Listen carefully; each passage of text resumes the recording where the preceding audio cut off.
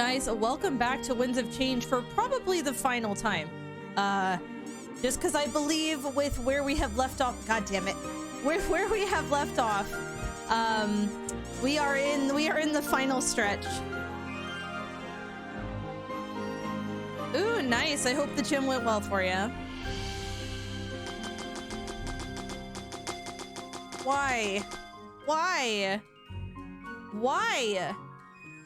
Your butt? Yeah. That's not what I wanted to click on, but okay. Wow, that ship is so... Of course. Why a pirate so... Well... Oh, I did not yes. mean for that to click. Okay, anyways. So, we have reached Act 4. And, we have some... I just played this yesterday and I already forget what I need to do. But, we need to go out to the world map. We need to go back to Rebel HQ. I'm really interested... Forget what these... Oh, intact, remaining as a tavern. Fortem is the Elder of Valenorth. Form a treaty with Alex. Grizz have his redemption. Oh yeah! Oh yeah, right. Spiritual energies to create, yep, artificial seers. Howl, yeah. Vivian and the Colosseum. And I denied Sobi to come with us. It's interesting, so there might be in the menu what these two mean, but we have shields and swords, and like, could it have been possible that I would have gotten all shields or all swords, depending on decisions, I guess. But yes, I need to go to the war table to witness some special scenes that I have unlocked, which it looks like Howl is the only one I don't, and I think Howl, I forget what they said, but there's somewhere I can talk to him in, I think it's, let me check. I think it's actually in, maybe Mazeo? Let me go to the city and see if there's anywhere that triggers it. But I don't know for sure. If I go to the church side, down, is there anywhere? Maybe. Oh, personal quarters. Right. No, not personal quarters, but the crew quarters, because I didn't have. Did I come back and talk? I guess I did come back and talk. It's fine. It's fine. Also, oops, all shields, right? Darius, hello. Eric, hello. How you beans doing? I'm like, my brain is trying to remember. Also, Twilight, hello. My brain is trying to remember what it said last night about where I need to go to have one last heart-to-heart with Howl.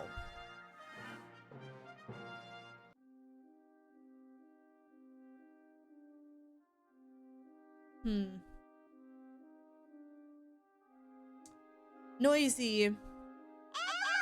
You would know. Also, Art's height. Noisy, you would know.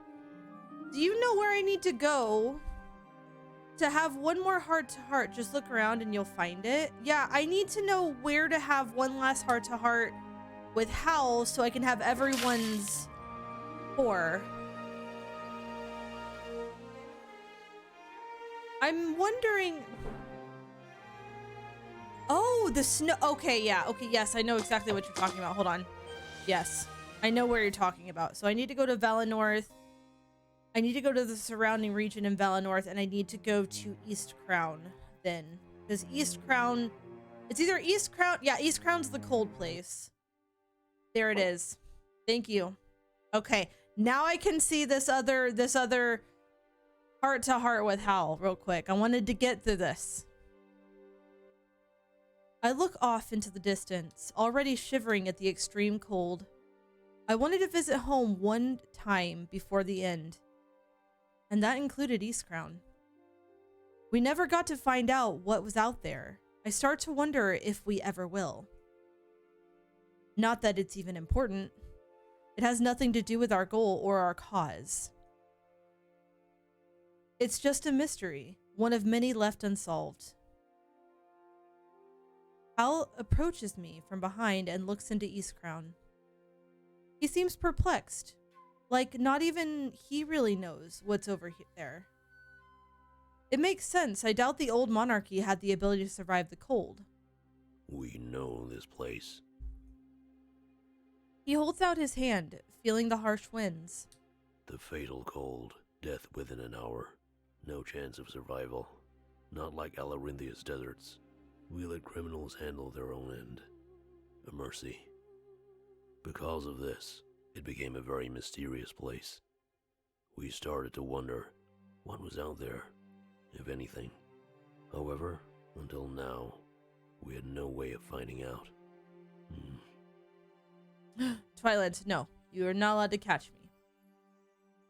Until now. This cold, we feel nothing.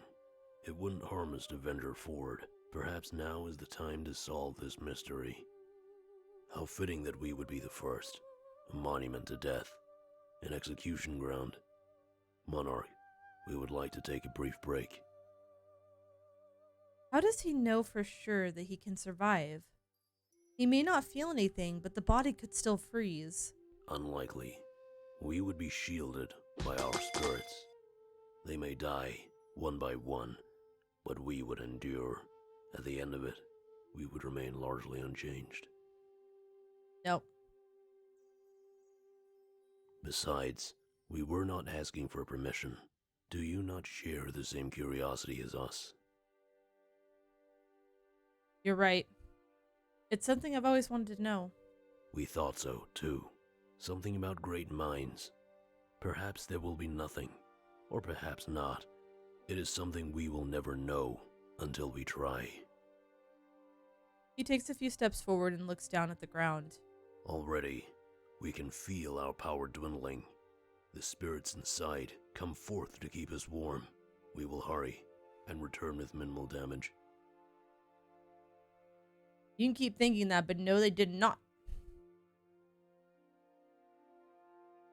He starts walking away, powered by his curiosity. I guess he couldn't resist solving a mystery of the world. I don't blame him. He was also uniquely qualified to do so. Just like how I'm the heir to the throne, I'm the only one. I guess he's just embracing his calling, much like I did. But Eastcrown, would there even be anything in there? I believe there's something important. Yeah, I believe there's something important. There must be something important inside Eastcrown. It was too mysterious. There had to be something there. And now we'd finally find that out. It was rather exciting. I hold those thoughts in my mind until Hal returns. He shows no sign of wear and walks as strong as ever. It's hard to get a read on his face. There's no emotion on display. We don't understand. For a while, there was nothing. But then, we saw something interesting. I ask him to elaborate, my curiosity taking control. Eastcrown is ice. There's no water anywhere. It doesn't make any sense. We saw a ship, crashed, broken, frozen among the ice. A ship sailing in ice. This is backwards. But we think that perhaps this is okay. Backwards, just like our thoughts. Now he's lost me. The future, or perhaps the past. This new outlook changes almost everything. Do not worry, Monarch. We were harmed in no way. As we said, spirits inside kept us warm. A self-sacrifice that helped us brave the cold. A noble end. We are lesser now, but only slightly, and it is an interesting feeling. What we saw in Eastcrown is of no real importance. However, it has conjured up a spark in our minds. A spark that we must discuss promptly in Mazio. There are some final matters to take care of before the end. Thanks for coming here, Monarch. If anything, it benefits us. I'm sorry if this wasn't what you expected, but that's not always a bad thing. Hey, I'm not here for just benefiting me. Why not? As long as he found some sort of benefit in this little trip. Before our final battle, everybody needed to be committed to the cause. One error, one slip up could cost us all our lives. We had to be resolute. But I wonder what he could want to talk about so suddenly. The future? Thinking backwards? Something was definitely bothering him. I'd have to do my duty as his leader to quell any worry before we launch our attack. House loyalty scene is now available. Okay, they're called loyalty scenes. My brain is... Oh, Ulrich. Ulrich is definitely my dream husband.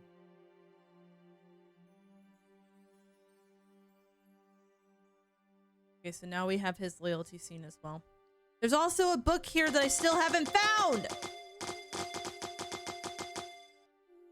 I don't know where it could be, and I remember like looking and searching and clicking and I couldn't fucking find it. Also, Agos, hello. Ryuji, hi, how are you? Whatever. Not important. At the end of the day, it's not important.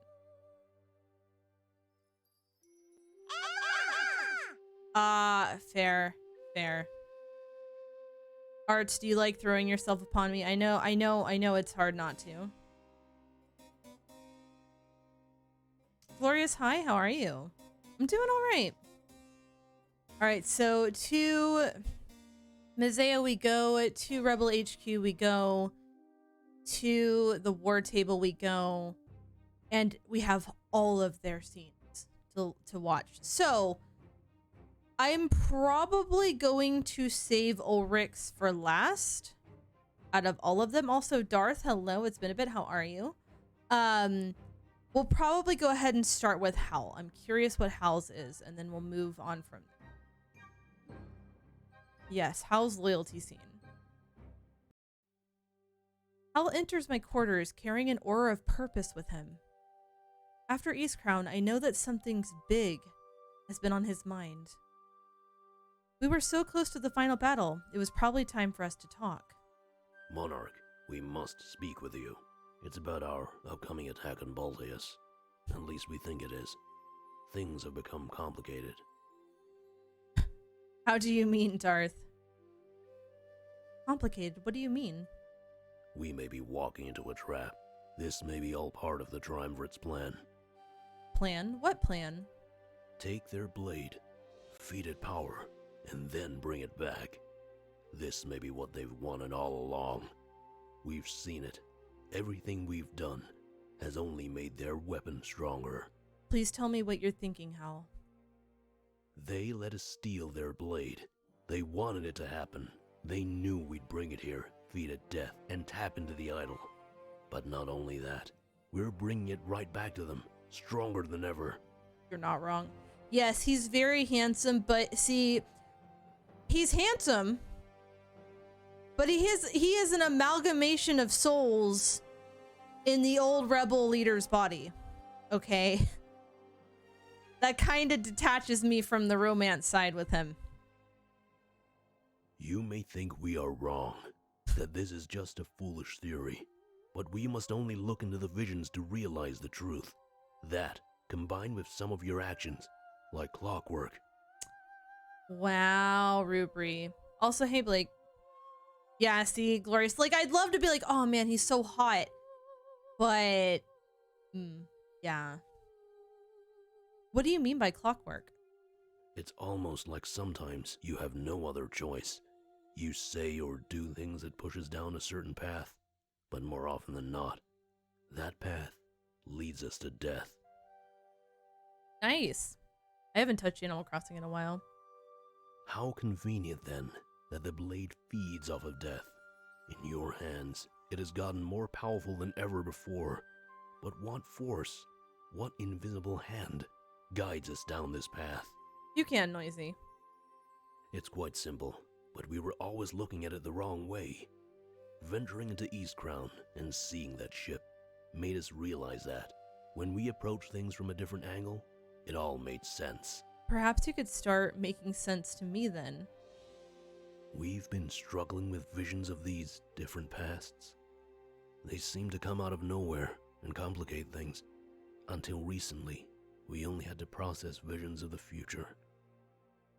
He crosses his arms. At least, that's what we thought. I take a step forward, interested to see where he's going with this. But now we realize we've never seen the future at all. It's impossible to see what has not yet been written, but it is easy to see what has already happened. Okay, that does make sense. Now he's lost me. These visions of different pasts aren't as out of place as we thought. You were told you had visions of the future and chose to believe that fact. But they are not visions of the future. They, too, are simply different pasts. What? The key to all of this is the Blade of Exodus. It's a constant in every vision, but the power within it varies, even when it shouldn't. There are inconsistencies. Even if we have a vision of the same situation, the power inside the blade is different.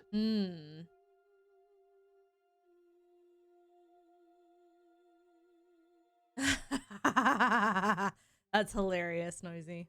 The Triumvirate has some sort of dominion over time. That much is clear. They possess the ability to grant their subjects eternal life, like Ulrich and Sovi. We need to operate under the assumption that this ability can be used in other ways.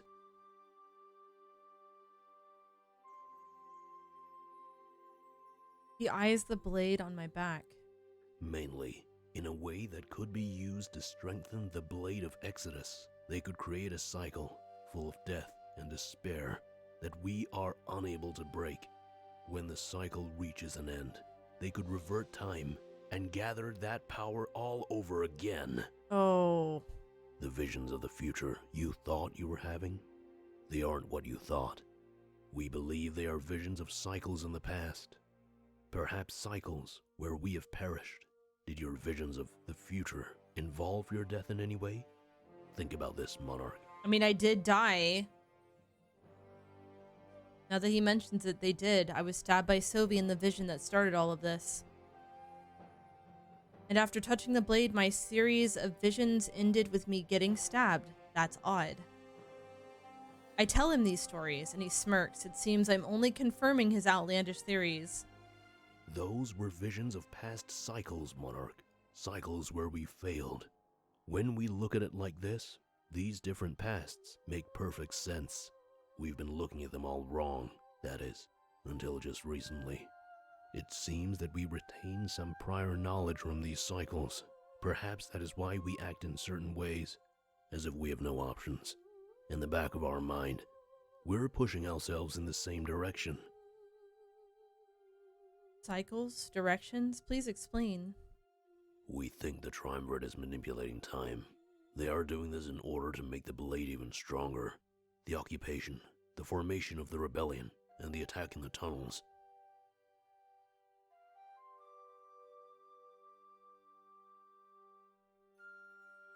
Oh yeah, Rubri? Also... Ooh! Hell yeah! Have you had a chance to try any of the cans yet?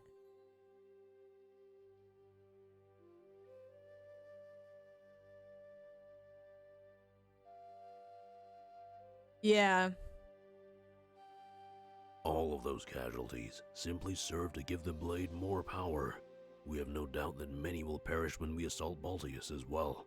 But when the time comes, they can simply make it happen all over again. Oof. That is my favorite flavor of the cans. This is almost too much to comprehend. It makes sense when you think about it, especially with these tunnels. Those suits of armor knew exactly how to fortify this place for your army. They must have retained their knowledge and adapted each and every time. Wow. But only one question remains unanswered. Why? Why do they want to make this blade even stronger? What is their endgame?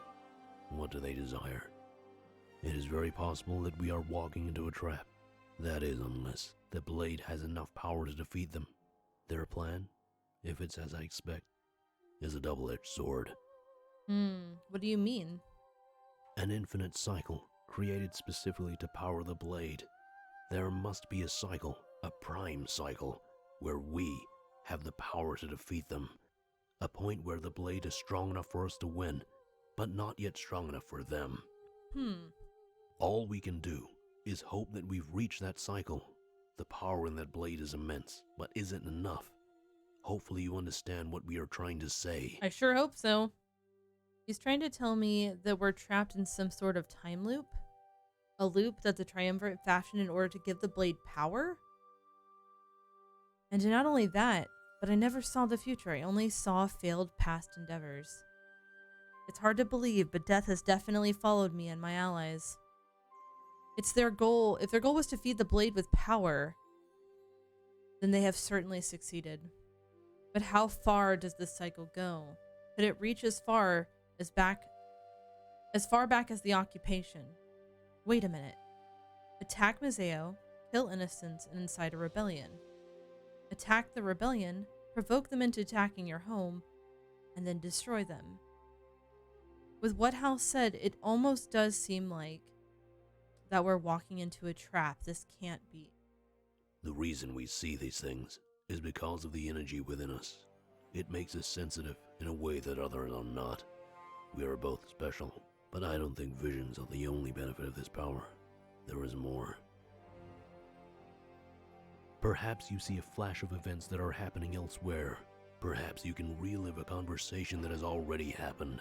These echoes of past cycles manifest themselves in many ways. But when we look at it this way, everything makes sense. Everything has an explanation, and nothing is left up in the air. The only question is, do you believe us? Do you think we are correct? I believe you, Hal. It makes everything seem more clear. Good. We knew you would see the truth of things. This was an impossible matter to discuss with anybody else. We are special. And now we finally understand the reason why. He turns to leave, but tilts his head back to address me one more time. I guess he wanted to leave no stone unturned before our attack on Balteus. The Triumvirate is up to something. That much is clear. If it aligns with our theory, at least you will be able to act. Getting caught off guard would damage us beyond repair. That is not something we want our monarch to endure. Be prepared for anything, for the enemy will stop at nothing. If you can do this, then perhaps our victory will be more likely. You have earned Hal's loyalty. With that said, he sees himself out of my room. That all came out of nowhere, and I'm not sure how to react. But one thing was clear. There was so much we didn't know. But would we learn the truth in Balteus? Or would we even make it that far? I don't know. I start to feel uneasy, even with all this new knowledge. Could we really have been fundamentally wrong about everything? As I go about my business, it's impossible to shake that thought out of my head. Ah, and that unlocks the fifth heart. Okay. Well, yeah. I can agree with you there, Noisy. Ryuji, are you enjoying story time? Alright, so now we will go with... You know what? Yeah, we'll go with Domic. Leometric just resubscribed for 46 months. What can I say about 46 months? Almost 4 goddamn years. I guess my Beyblade launch was pretty epic to see you're still spinning now. Love your face, doggo. I don't know what wines you blew in on, but you sure changed my life, Tilda. You're not allowed, Lumi. You're not allowed to be nice like that. Ah, you butt, Lumi. Thank you for the tier 3 for 46 goddamn months and almost 4 years. Though we've known each other longer than that, it has been such a wonderful change to my life. And you are partial to blame for how I've grown as a person, as a streamer. in general. So thank you so much for being my bestie, my partner in Scrum, for sharing a Discord with me, for sharing your streaming life with me, for helping me make more friends. There's too much to thank for, but just know I love and appreciate you. And I wouldn't change the last few years for the world. That's for damn certain. Wow, fuck you. How are you doing, Lumi? How's your No, you got cried too. So Lumi, how's your stuff going, by the way? Oh, Noisy, thank you for those good vibes. You're cutting your hair? Oh, that's fair, Lumi. I hope you can get it all done. Big cry. Yeah, it's crazy to think it's been such a long time. Aw, I love you too, Blake. I don't even know where I'd be without the doggo. Ah! Hush! Stripe, you're too kind. Stripe, thank you for the good vibes as well. You sweet beans. I'm gonna keep being emotional about this game, god damn it. Alright, so we're gonna now do Domek, which I do love me, Domek. Yes, Domek's loyalty scenes. Bullshit, Lumi! You know that that's not possible for me. Ow. How dare you? Bullshit. Not in my stream, you don't. Nuh-uh. Domek leads me to the town square of Mazeo. Wow. Because of our recent conversations, I know what's going on. He's taking me to the spot where he lost his mother during the occupation. It must be hard on him. I can see him shaking as we walk through the town. But if facing this painful memory helped him move on, it was my duty to assist him. In the coming storm, he needed to be resolute. Helping him would help all of us.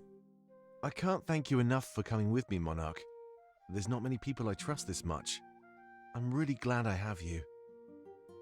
Until today, I've only had dreams about doing this, but now I'm strong enough. And honestly, it's all because of you. I give a little credit to my near-death experience, but not all of it. You've grown into a capable leader and led us all down the right path. So I'm taking these loyalty scenes as not only the obvious of we're doing this to kind of get everybody to their point of being okay with everything before they go into the final battle, but it's also a nice reflection of all we've been through and their pinnacle trust in me that I've given them over the course of the game. It's a very beautiful way that they've done this. He smiles and I smile back at him.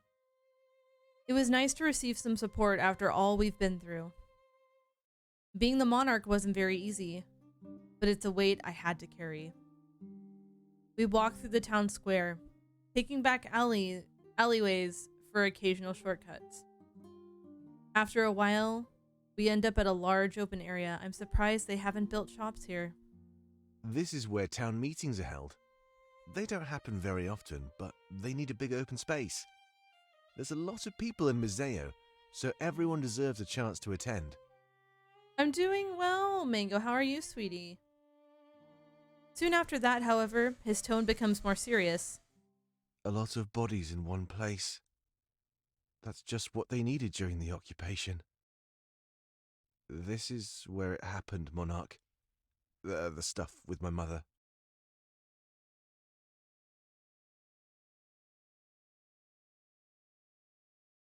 I nod at him, and we take steps closer towards the center. You may notice a crimson tint on the ground here. This is where they piled the bodies during the attack. So much blood. So much carnage. Permanently stained. Yeah, Lumi had some stuff he needed to take care of today, and so he and I switched today and tomorrow. I hope your journey home from work is a safe one, Mako. Just like the memories in my head. As hard as I try, I can't just scrub those off either. Every other night, I wake up in a cold sweat, crying. I feel the lingering touch of her hand against mine. Then, the moment she goes away, it makes me feel empty inside.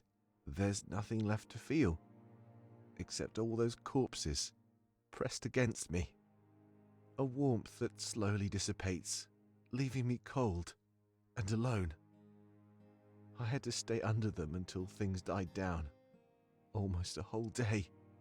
The moment I could, I got out and took her pendant along with me. Wow, Arts. It's all I have to remember her by, but perhaps that's why I can't let it go. How can you move on from something when you remind yourself of it every day? Just the thought, of course. But after all I've been through, at least it's a thought with merit. He holds up his hand and shows me the pendant he's holding. I've seen that a few times now. He seems to carry it with him everywhere. Of course, as he suggested, that also means he carries the memory along as well. Let's keep moving. I'll show you exactly where it happened. Just stay close to me, okay? This is hard.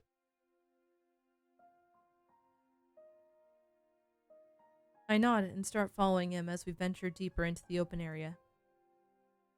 A podium rests at the center, likely where they'd hold these meetings from.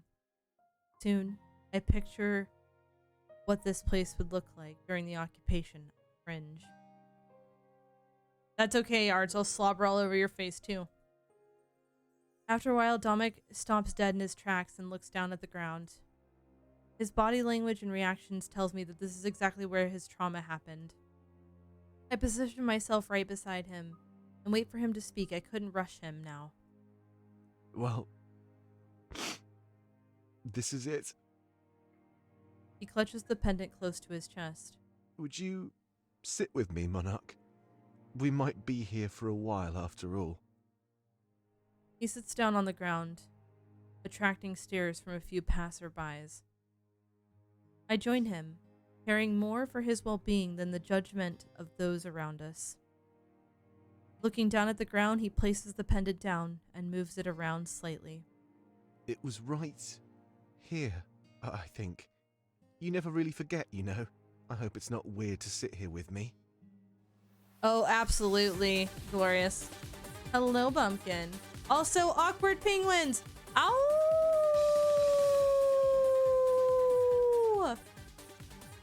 Also, it's Just Jay. Hello. Hi, Beans. Welcome on in. How is Phasmophobia? And Ferret with a spork.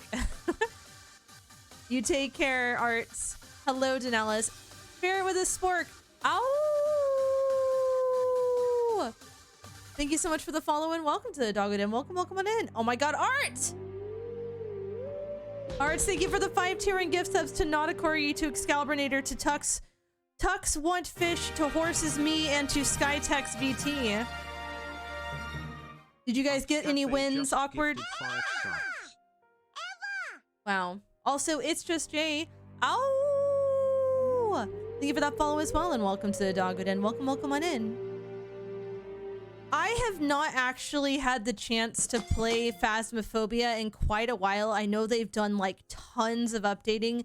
Used to play a ton of that game. I've had an absolute blast with it, but I know they've changed it a lot and I definitely want to play it again. But did you guys have good luck and guess the ghosts right? I've heard they've made it a lot more the ghosts a lot more aggressive and harder to evade. So I'm definitely curious to try out. But guys, if y'all have not heard of me, my name is Screaming Doggo. I am a variety streamer / screamer, and today we are in the final chapters of Winds of Change. This is a lovely visual novel with wonderful full voice acting, other than obviously what you read of your own character. Aw, hell yeah, let's go get them 5 dubs. This game is really good. It is definitely a chonky game, but there's so much and it's fantastic. Rusty, it's you and me both, Flash. You and me both. I'm doing all right, Dane. Dane, how are you? And Awkward Penguins. Oh! Thank you so much for that follow as well, and welcome to the Doggo Den. Welcome on in. So we're at a very emotional moment. I will warn you guys, by the way. So please be advised. We're at a really touching part right now. But guys, if you haven't already, please go give a heckin' follow to Awkward. I'm actually gonna go click and give a follow myself. Oh, your profile picture's so cute. Oh my lord. I look forward to checking out your stream.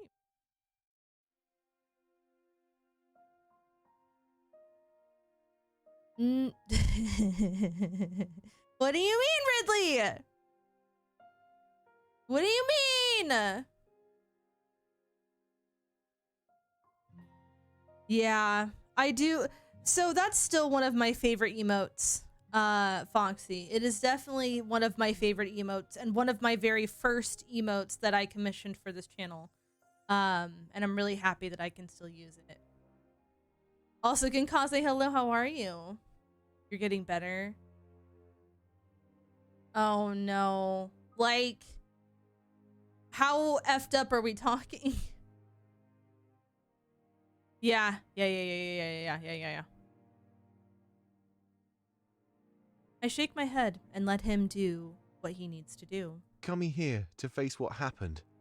I needed to do this. But now I'm not sure what to do next. I mean, with the pendant. Do I leave it behind? Just like my memories, or do I hold on? That was a good question, and I could tell it's bothering him.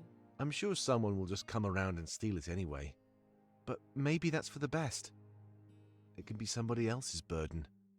I think I've grown tired of carrying it around for my entire life. However, I also don't want to regret doing this. I could be acting rashly in the face of our final battle. It wouldn't be the first time somebody has done that, you know. Yeah, feel free to do so, Daenerys.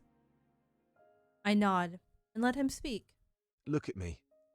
The world is at stake, and I'm worried about this. You know what? With everything you've done for us, I trust you. What do you think I should do, Monarch?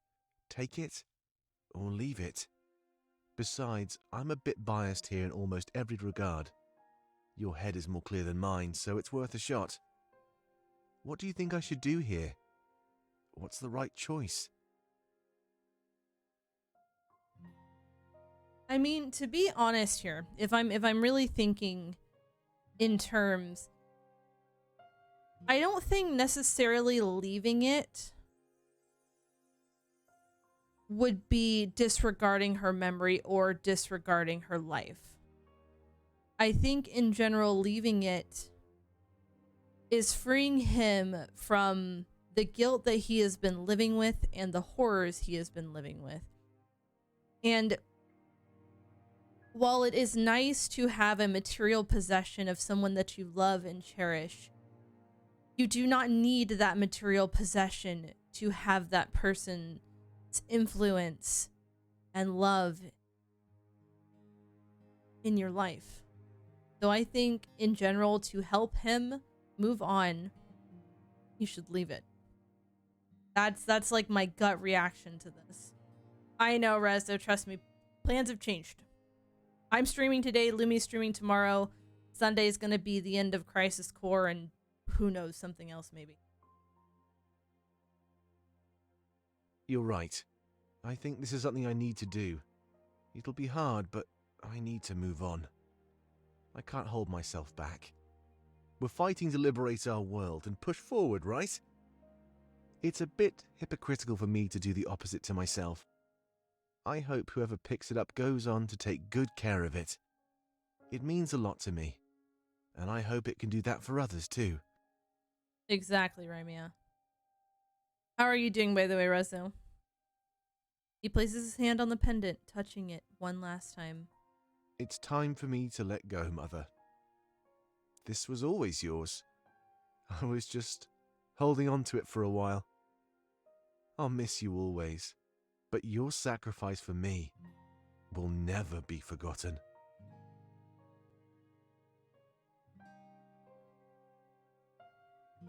I know how that feels, Noisy. I'm in the same boat.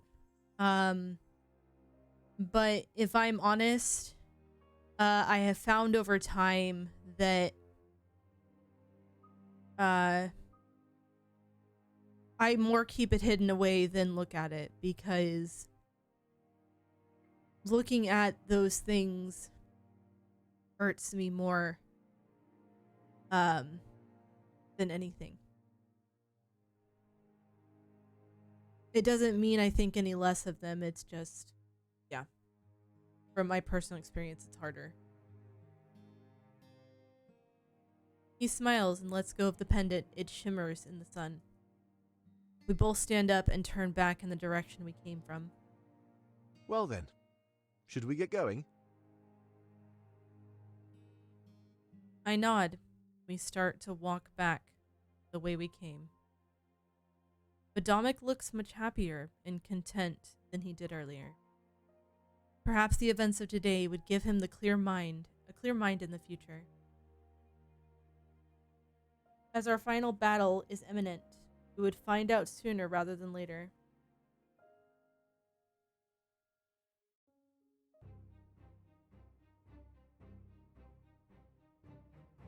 Alright, time for Pro. Pro's loyalty scene. Pro leads me to Mazeo's town square without saying much. I'm not sure what's going on, but he seems happier than usual. Things must be going well for him. I hope it's something good. It's okay. I'm sure you can hear it from time to time, but I'm brushing tears from my eyes. I'm I'm trying to not let it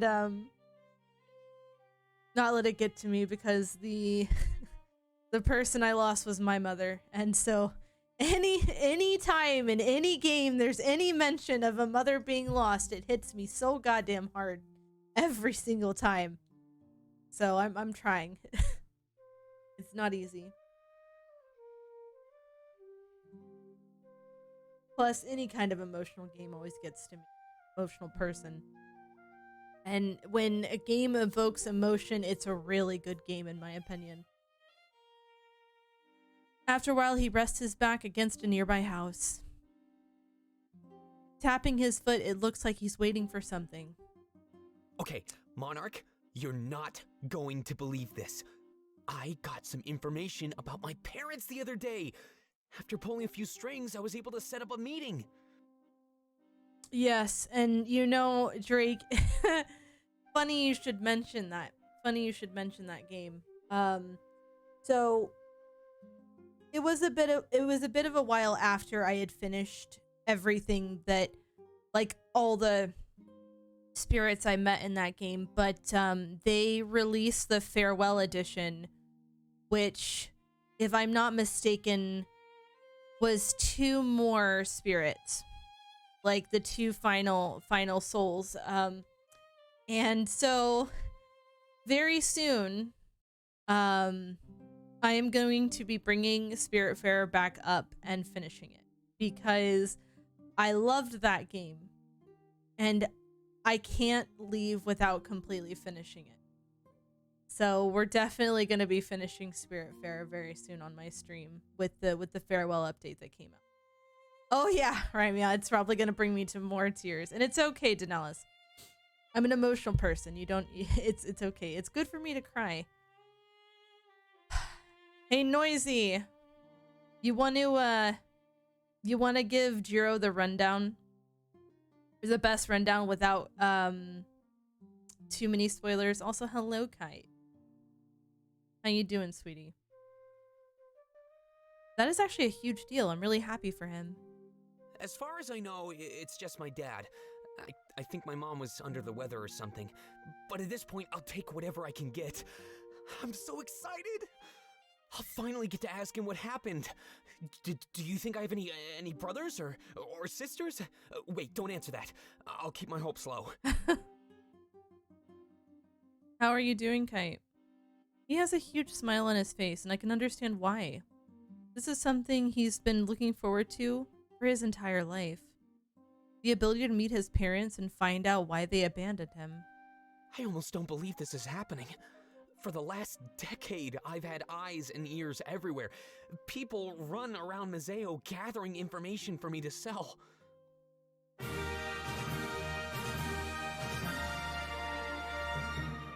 Gabriel Zoralia just resubscribed for 25 months. Arf, cute hoodie tilde. Yeah, you and me both. Also, Kite, I feel you on that. I'm glad you're doing all right, though, at least, despite being busy. Also, Gabriel! Gabriel, thank you for the tier 1 for 25 months, you sweet bean. How are you doing? Thank you so much for the love and support, and you're cute. But I appreciate that you like the hoodie. I prefer to do all the work myself, but anything extra is a huge benefit. I'm good at selling, so they provide the info, and then we share the profit. When we got back from Alarencia, one of them had a bunch of stuff to share. Pimp, hello, sweetie. How are you? Hope you're having an amazing day. What do you think of the game? Oh. So, here's the thing. The only reading you have to do, Kohai, is your own characters, like inner monologues and maybe some of the like description between characters, but all the characters that you talk to in this game are voice acted. It is such a lovely experience. Everyone is hot as hell. There's a lot of good story. There's a lot of emotion. It is something I would highly recommend checking out. Highly recommend checking.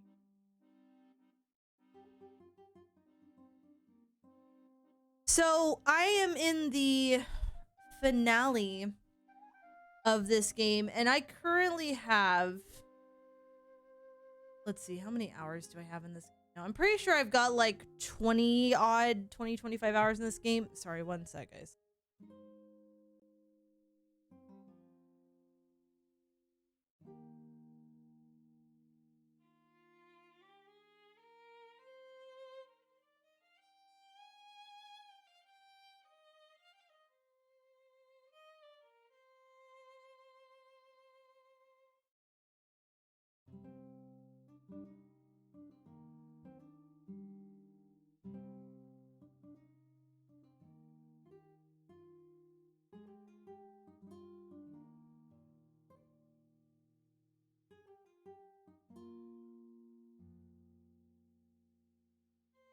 Sorry about that. My husband came in and had to ask a question. Also, Noisy, can you do me a favor and at Jiro, by the way? He wanted to know what the game was about. Dude, Kohai, it would be a dream. It would be a dream alone to just be a voice in a game. It would be a bigger dream to be a character that I voice in a game, like my actual character. And an even bigger dream if it was a visual novel that I was in with a bunch of friends. And it was all of our characters. Sorry, let me put that.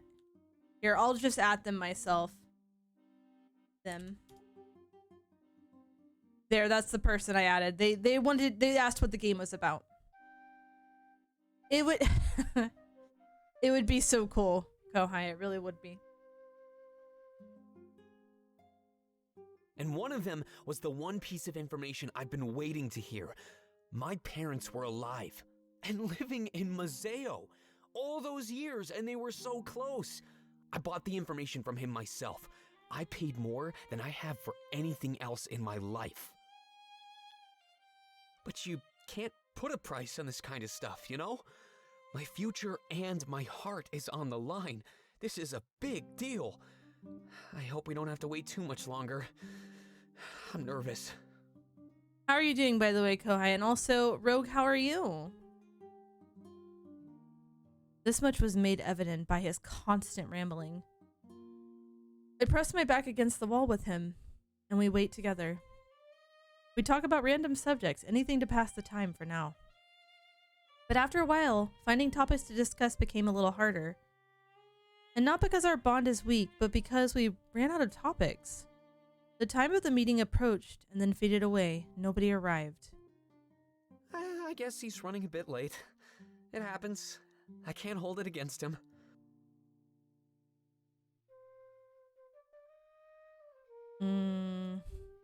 He smiles, and it's an incredibly nervous smile.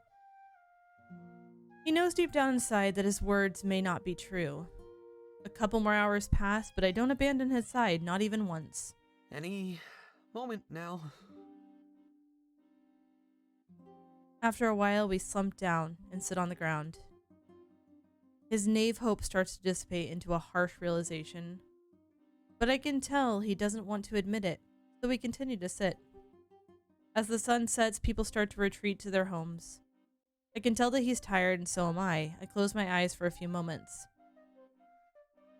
It wouldn't hurt to doze off a little bit. I just need to make sure I don't leave him.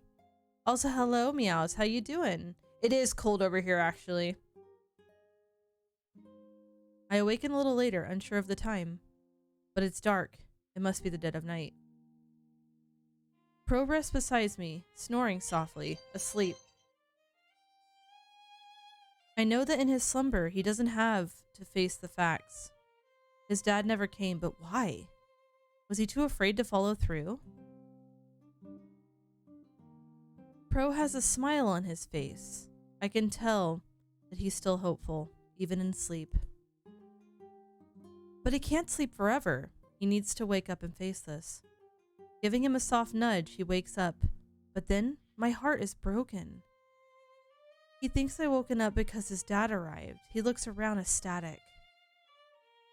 But then he realizes that it's just me and him. His ears fold back and he laughs, almost like he's not surprised. I knew that this would be hard for him to face. But he was abandoned again. I guess I should have expected this. How dare you, Sauce? Don't bat my snoot. He sighs and crosses his arms. You know, I thought I'd give them the option. They could come meet me when they were ready and willing.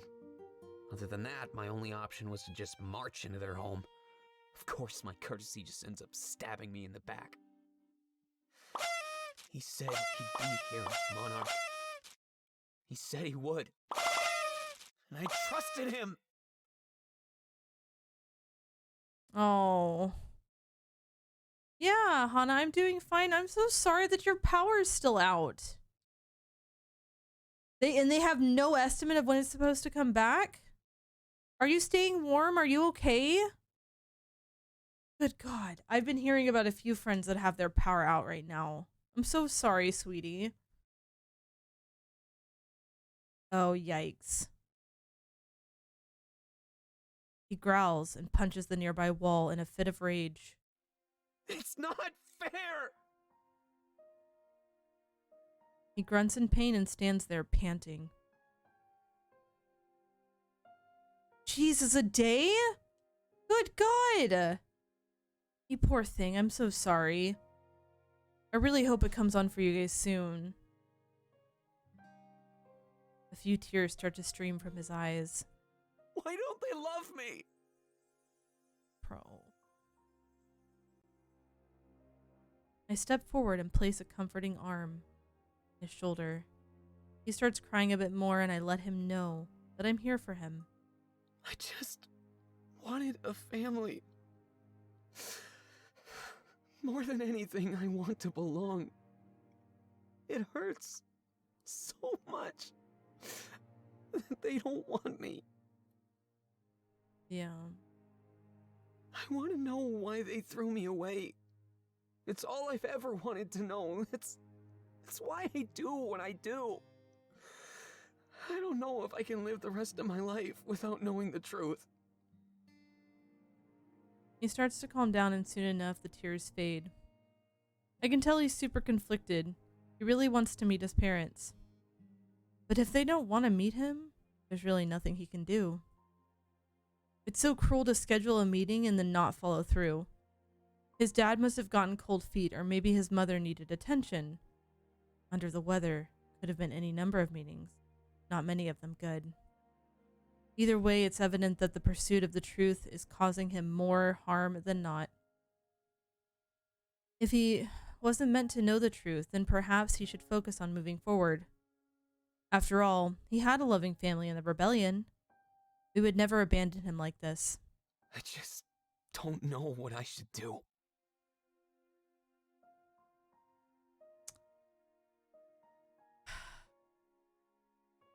This is a hard one because I want him to learn the truth. I want him to pursue, like, going to their house, but at the same time, after going as long as he has to not find out anything, and then at the point of being told that he will be able to meet with them and then get stood up. No, there's a point of no return, and it's past that point.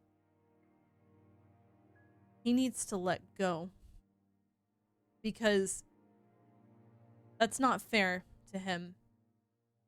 Especially considering, what if they didn't even tell him where they were, really? He's come so far. Also, welcome home, Dark. Is everything okay? No.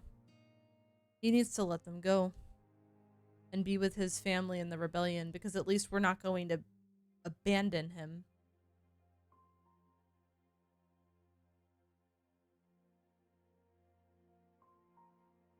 I tell him to let go of his parents. He has a true family and all of his allies. Blood isn't what makes you family. It's love, acceptance, and understanding. Damn right it is!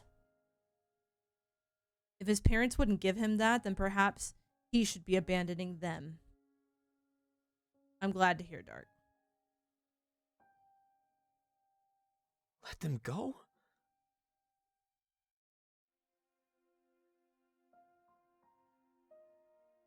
Yeah, I get that, Noisy. I do. Bumpkin, I'm hugging you. He seems surprised, like nobody has suggested this to him before. I know, you're right. I've tried, but it's really hard. What happened here today might change things, though. After everything I've tried, maybe this is the wake-up call I needed.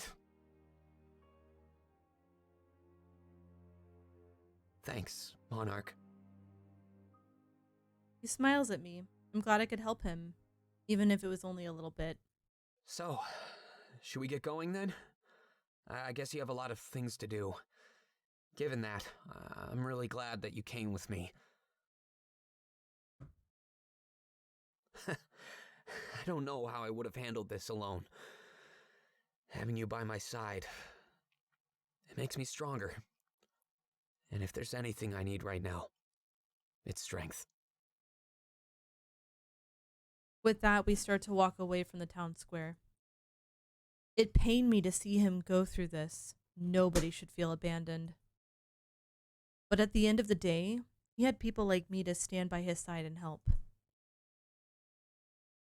So no matter what happened, he'd never be alone.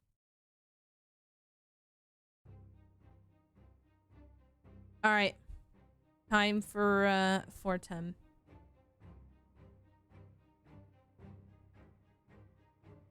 That makes perfect sense. All right, one sec, guys.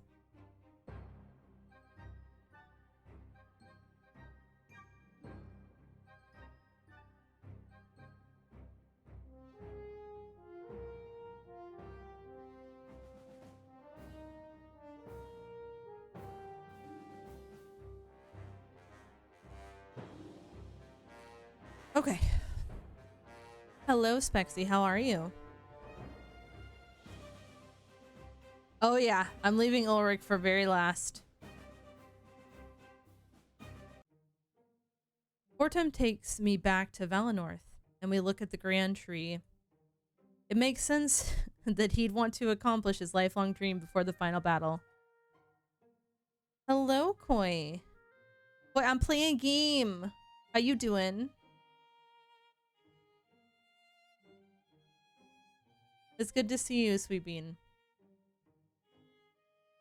With those metallic claws, he'd found a Mazeo.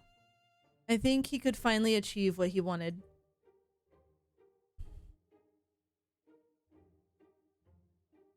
And of course, he wanted me to achieve it with him. I'm grateful that he chose me. But I'm also a little worried. Is this really something I could pull off, even with those tools? Well, I guess this is it. I can't leave for Balteus with any regrets. So I'm finally going to do it. I'll climb the Grand Tree. And with someone like you, no less. Think they'll talk about this in the history books? I mean, I don't think anybody else has done this before.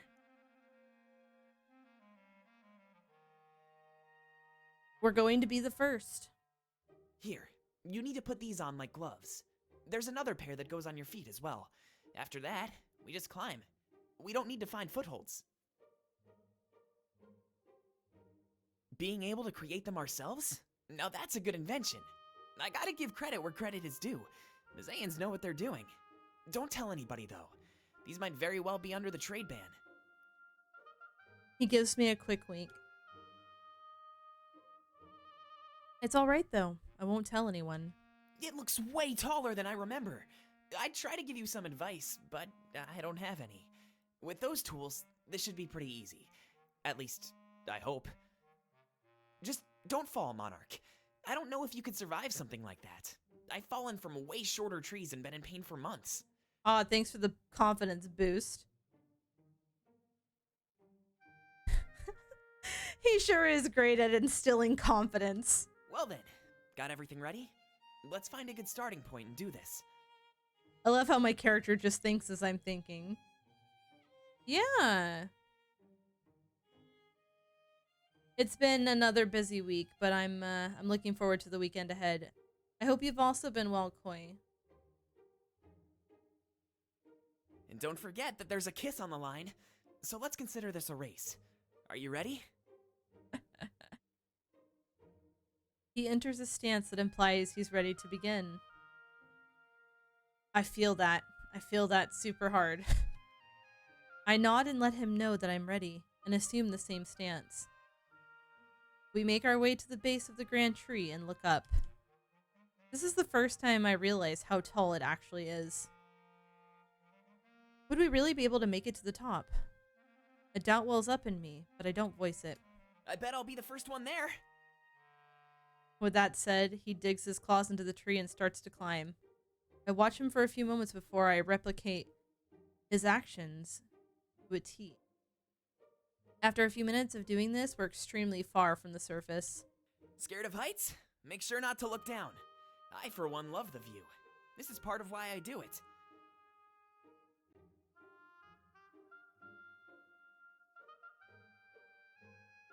Hell yeah, Koi, you got this. I'm proud to hear it. It sounds like you've been being very productive.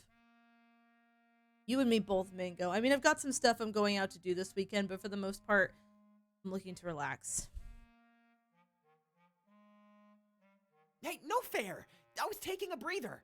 Didn't think you'd be the type to play dirty. He laughs.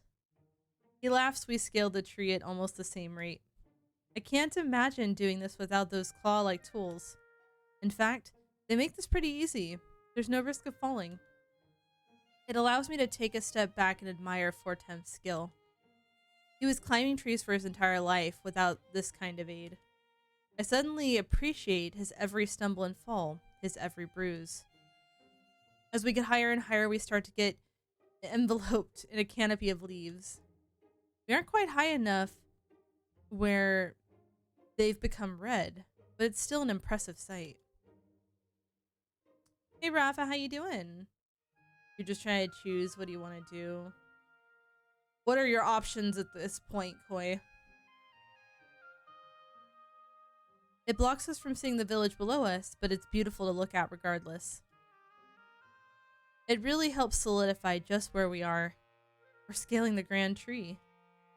Nobody has done this before, and it's been his dream for decades now. However, due to the challenges, the competitive spirit starts appearing within me. At this rate we're going, I could very well beat him to the top. In fact, if it was a race, that would pretty much be the point. But this was still his dream, and he might deserve the moment. As we near the top, what should I do? Oh, I'd absolutely let him win. I'd absolutely let him win. This has been his dream forever. Very roller coastery, Rafa. Probably be getting a certification in HVAC. Work on the AC units. Aw, damn. Do it, Koi. Absolutely. I decided to intentionally throw my progress. Fortem deserves to win. I feel like it's only fair. As we get higher, we reach the blood leaves on high. When we reach the final stretch, I fake a small stumble. Nothing to put myself in danger, just enough to cause a slight delay. After Fortem had gotten his far enough up, I get myself back on track. It's not much longer before we reach the top, but he's clearly victorious. He laughs as he sits on the massive branch, big enough to support both our weight. I follow him up there and sit beside him, taking a huge sigh of relief. We did it. I can't believe we did it, Monarch! And of course, I had a feeling that I'd win. Never think you can rise above the master. Okay, Fortem.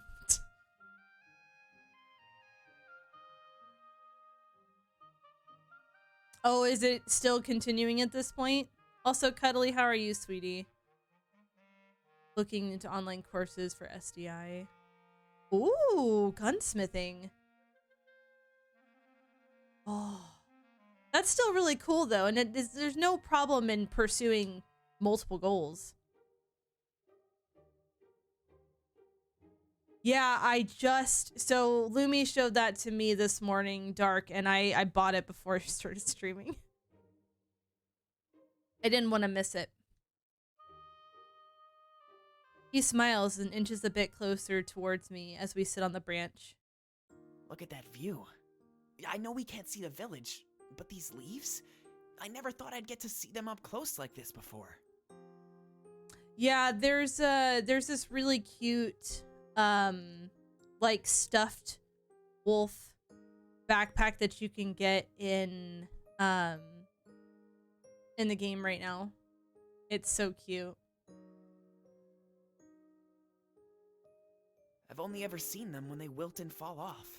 But being up here and seeing them fresh? Wow. I wish I could take some with me, but I know I can't. Oh, Dark, I appreciate that. That's very sweet. I like the character too, though. I think you might as well, Shripe. Also, I'm really excited for the other characters they've revealed that are coming out on the 11th. He runs his hands through some of the blood leaves, clearly in awe. You know, this doesn't feel like I thought it would. I thought it'd feel amazing, like I'd become a different person. But I feel just like I did before. I guess that's how things go, huh? Oh well, at least that's one more thing I can cross off my list. A bit anticlimactic, but I don't really know what I was expecting. Maybe it's like Eastcrown, just the allure of the unreachable. He inches a bit closer to me and rests his head on my shoulder. I can't see his face, but I can just tell that he's wearing the widest smile. You know, this is a bit different than that back alley in Mazeo. I'm glad that we have more privacy, now we could do this together. When we first left Valenorth, I had no idea we'd become this close to each other. Not that it's an unwelcome change. Trust me, I always thought about this. But back then, a scribe in training dating someone like you was frowned upon. Look how much has changed. The entire world is nothing like we thought it was. You know, I used to come to this tree and listen for the spirits. I thought that if I listened closely, they might talk to me, you know? But they didn't. And now I know what that silence truly meant. Oh, he's precious. He is super precious. All of us were held back by the Triumvirate. But now we're strong and unified in purpose. I know that together, there's nothing we can't do. And it's all the more special because I have you by my side. You're the woman I love. And there's nothing that can change that. I'm following you to the ends of the world, to the highest reaches of the skies. He's so sweet. And I'll have your hand the entire time. He slowly reaches down to my hand, intertwines his fingers with mine. Then he brings my hand up to his face and gives the top a soft kiss. I wish this moment could last forever. But that would be selfish of me. We have stuff to do. Thankfully, we'll always have this memory. It's perfect. Oh, it's so cute. He looks around the area one last time, admiring a view he may never see again. Well, should we get back down to the surface? I don't want to waste much time up here. We're busy and all that. It means a lot to me that we could share this moment. I'll never forget it. With that, he starts to climb back down. I follow after him and as we make our way to the surface. It feels weird to be down here after being up so high. So, what's next on the agenda? You know what? Never mind. You do you. I'll be around if you need me for any reason at all. He walks away with a big smile on his face. I guess a dream of his came true on that day. When we got to Balteus, he'd have no regrets.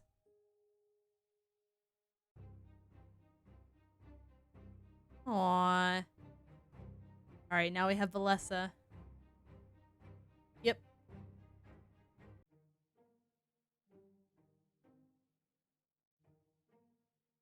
Yeah, I wanna play it. They didn't have the system for the OG Katamari. He is so cute, I know! Valessa leads me through Museo to some sort of hidden cove area. There's a large ship and it looks like some sort of dock, with no signs of life. Stashes of treasure lay about, and it's apparent that this place has been abandoned. After we returned, I got talking to the pirates. You know, to pick up any information on our parents. It turns out this is their base of operations. Their HQ. Huh. Kind of funny, isn't it? We both ended up having HQs in Museo. But, to be honest, that's where I'd like the similarities to end. The more I learn about them, the more I hate them. They kept running off to Museo and left us in Saelus's hands. Now that I think about it, he raised us more than they ever did. I guess they were more interested in this life of piracy. It's awful. She looks around the cove, taking in the environment. I wanted to come here with you to face the truth. Our parents were bad people.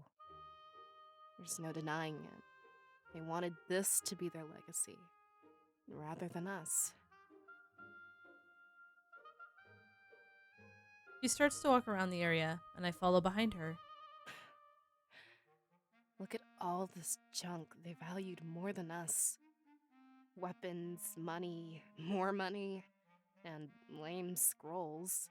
Maps to some far-off treasure and riches, I'm sure. Picking up a handful of coins, she threw them into the nearby water. Sorry for going off like that.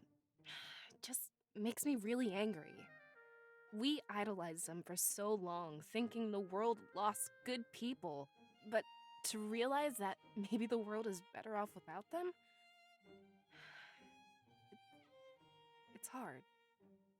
Anyway, thanks for coming along with me. I just thought it would be good to do this together. I don't know how Fortin would handle it, if I'm honest. She turns to face me with a hint of a smile on her face. You know, I realized I'm different from all of these rebels. They've been living oppressed in the shadow of the Triumvirate. But it was never the Triumvirate that held me back. It was always myself. I wanted to be a person who can make my parents proud. I wanted to do what society demanded of me. I wanted to be perfect. But this is a real wake-up call. Nobody is perfect. We're all flawed at heart. Yeah, perfect doesn't exist.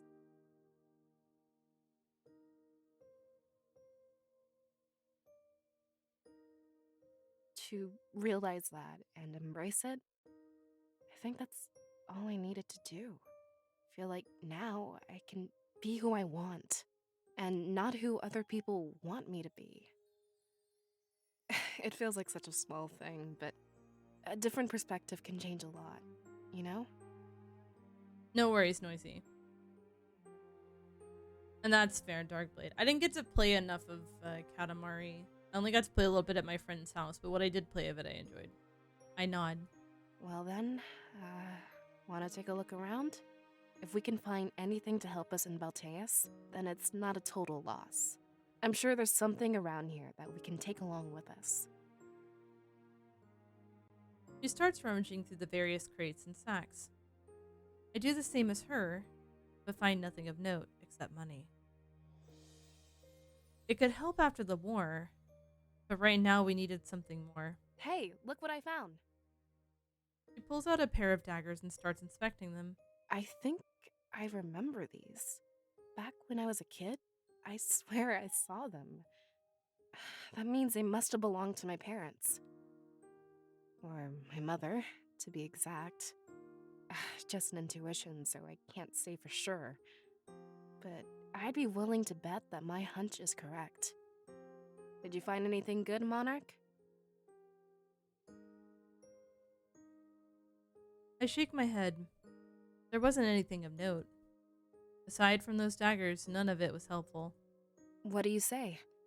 Should I keep them? Might come in handy when we attack Balteus. Well, that was a good question, actually. She came here to move on from her parents. Taking their stuff could just be a constant reminder. On the other hand, however, maybe she could make them her own. It was hard to tell whether or not this would help or hinder her in the future. But with our final battle almost upon us, I'm afraid that I couldn't afford a mistake.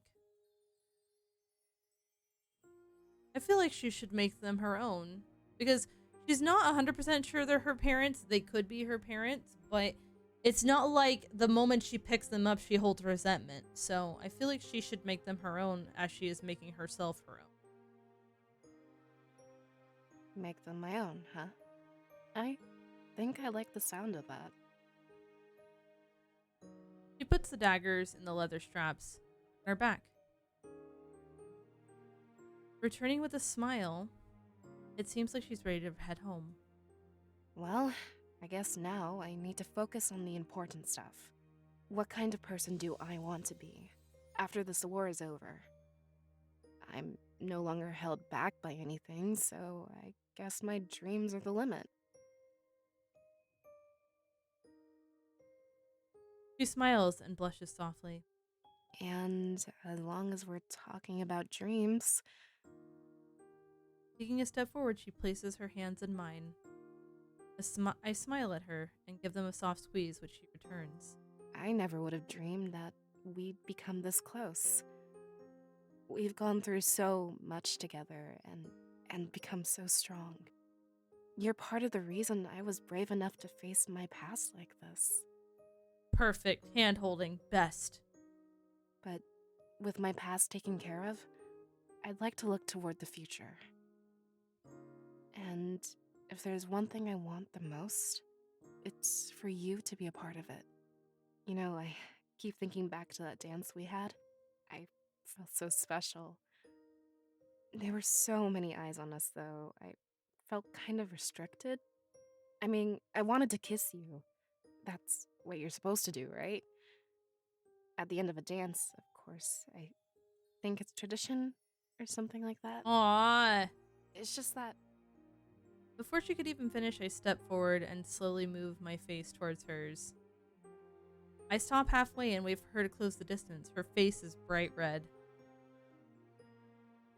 When our lips touch together, it feels as if the world has stopped moving. This was our moment, just for the two of us. Shadow Wolf! Oh! Shadow Wolf Freeders, welcome on in. How was your stream? What were you up to? Hello, hello. How was the Outer Worlds? Did you have a fun time? I hope you had a good time. Guys, welcome on in. If you have not heard of me, my name is Screaming Doggo. I'm a variety streamer / streamer, and today we are on the finale of Winds of Change. Been super loving this game. We're at a very sweet moment right now. But yes, guys, welcome on in. If y'all have not checked out Shadow Wolf, go give that bean some heckin' love and a follow. Yes, welcome on in. I hope you had a wonderful time with the Outer Wilds. Or Outer Worlds, sorry. I move my head back and let my hands find their way to her sides. She stammers and looks around the cove, clearly embarrassed and shy. I guess that does it then. All this time, and I only had to ask. I'm glad to finally know how you feel for sure. So cute!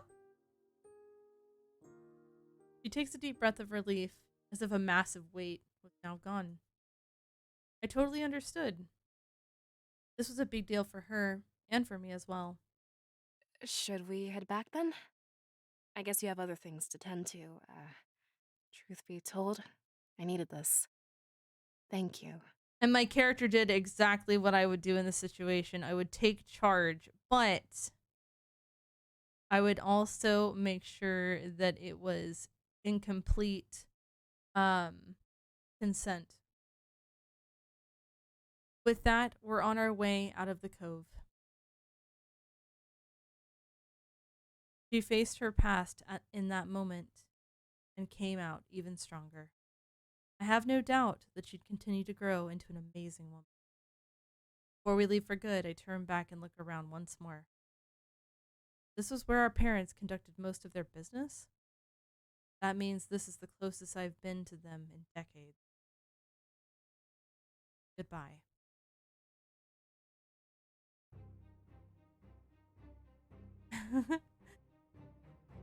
Noisy. All right, and last but not least, we saved our boy Ulrich.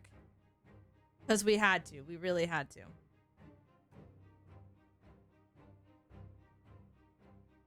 View Ulrich's loyalty scene. I stand alone in my room, swinging the blade from side to side. Everything feels different than it did back at the start of my journey. When I first touched the blade, I could barely even hold on to it. But now I'm starting to master it. I'm able to make it my own. However, just as I think that, the blade disappears from my hand. Fucking Ulrich, god damn it. Also, hello, Cece. What an adorable name. Cece, hello, how are you? Ulrich laughs, and I turn around. I didn't even notice him come in. This son of a bitch.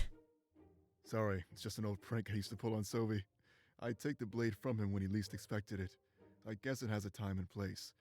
Sorry if I startled you.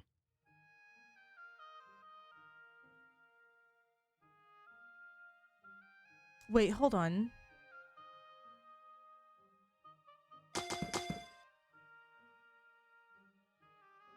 Wait. Is this the same Cece I know? Wait. Cece! Excuse me, Miss Rebrand over here. Hello? Hey! When did this happen? Wait. When did this happen? You're a sea otter now? I need to see this. Hold on. I'm sorry. Hold on. What? You need to send me this new look. You need to send me this new look, Cece. I want to see it. Oh, nice. You need to, oh my gosh. Okay. I want to know the story and I want to see the model. You were a, God. I know it wasn't just a moth. But yeah, you were, it was either part moth, but it was a gorgeous moth. I'm so curious. I'm so curious. He swings the blade a few times before handing it back to me. Ooh, one of my favorite games there, Pokemon Sapphire. Actually, my second favorite game. Hello, Drawkill. Welcome on in. Yeah, it was a fae. Luna Moth Fae. I'm curious to hear the story of the change. I really am. Yes. You can if you want, you can send it in chat, but also I would love it DM'd so I can actually take a better look at it later. I shake my head. He didn't startle me. It was actually kind of funny. I came here because I assumed you wanted answers. Learning I was the Grand Inquisitor must have been a shock. I'm glad you have a clear head. You could tell that I've changed. I nod. But you deserve to know what I was like before I changed. In order to hide from my past, I haven't exactly been honest. But I wasn't lying to you. It was more like I was lying to myself. In a way, it sort of makes sense. I just decide to let him talk. He approaches me and sits down on the bed. I sit beside him. There was a man named Ulrich in Alarinthian legend. He pledged to change the nation, just like I always have. The barbaric way of running things was too much for him to bear. A lot of the specific details have been lost to time, but it goes like this. He was young, and his parents wanted the same thing, so they fought for it. They died in the arena, and Ulrich couldn't handle it. He ran away from the nation. But he pledged to return one day, and change Alarinthia for good. The ideals passed on to him by his parents still live on to this day. That's likely what inspired Vivian to launch his own insurrection. Of course, the story that's handed down is never really the truth. To put it bluntly, I'm the same Ulrich. It's been so long, it's hard to believe. I'm sure you had your suspicions, so I just came here to confirm them for you. It actually is a bit hard to believe, but I let him continue. My parents hated the way the nation was run. They passed that hatred down onto me as I grew up. But they got older. Before too long, they were decrepit. They could never change anything. Send me those storms. I love thunderstorms. I want that. So the burden was passed on to me, a rising star in the Colosseum. I never fought for leadership, just regular tournaments, but I never lost. One day, I guess the Triumvirate noticed how strong I was. They approached me.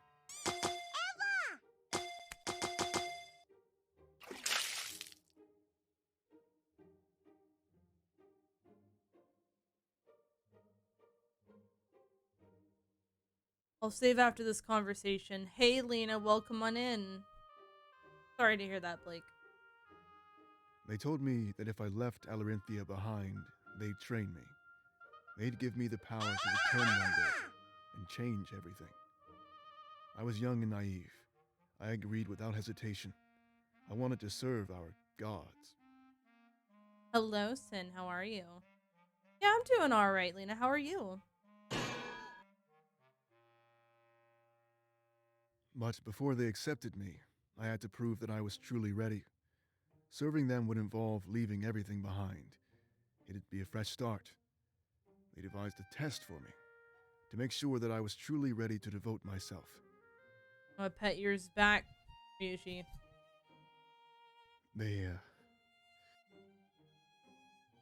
He gulps, like he's afraid to tell me what happens next. Ow! You gremlins. Hey, Charge, how are you? They made me kill my parents. Ulrich! But I thought they died.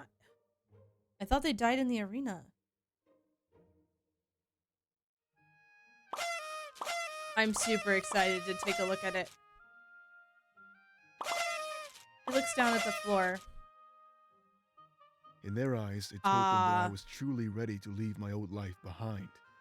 Because I was young and stupid, it made a twisted kind of sense in my head. I did what they told me to. But as they died, I told them I was making their dream a reality. I was caught and exiled into the desert. That's how I became a Sixer. I survived the trials, was branded with this tattoo, and showed my worth. Their test was over. They took me over to Balteus and made me their servant. I served them by weeding out insurrections and ensuring they remained in power. After what seemed like an eternity, they came up with the idea of giving me an apprentice. That's when I met Sobi. They preyed on his weakness and naivety much like they did mine.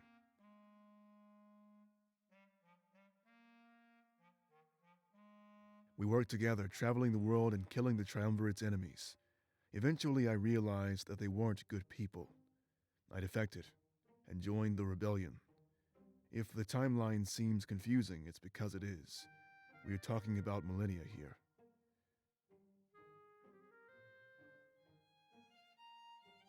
Also, Sky, hi! Sky, how are you? It's been a while.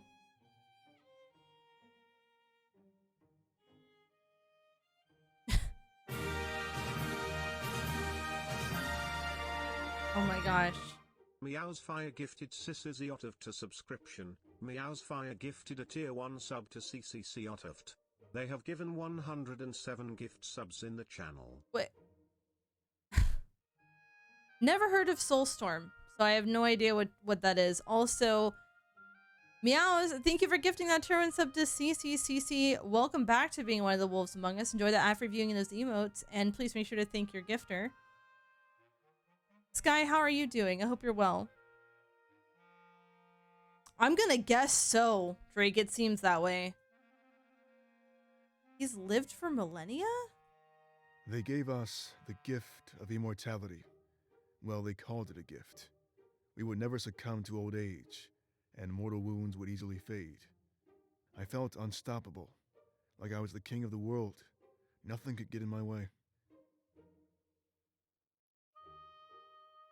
I'm doing all right. This game has been an incredibly emotional roller coaster, Sky. I've been loving every second of it, and we're nearing the finale, but good God, it's been a beautiful journey. I would definitely highly recommend it. But I'm glad you're well. He shrugs, clearly embarrassed at admitting such a fact. But after a while, I realized it was a curse. It's crazy how much your perspective can shift so fast.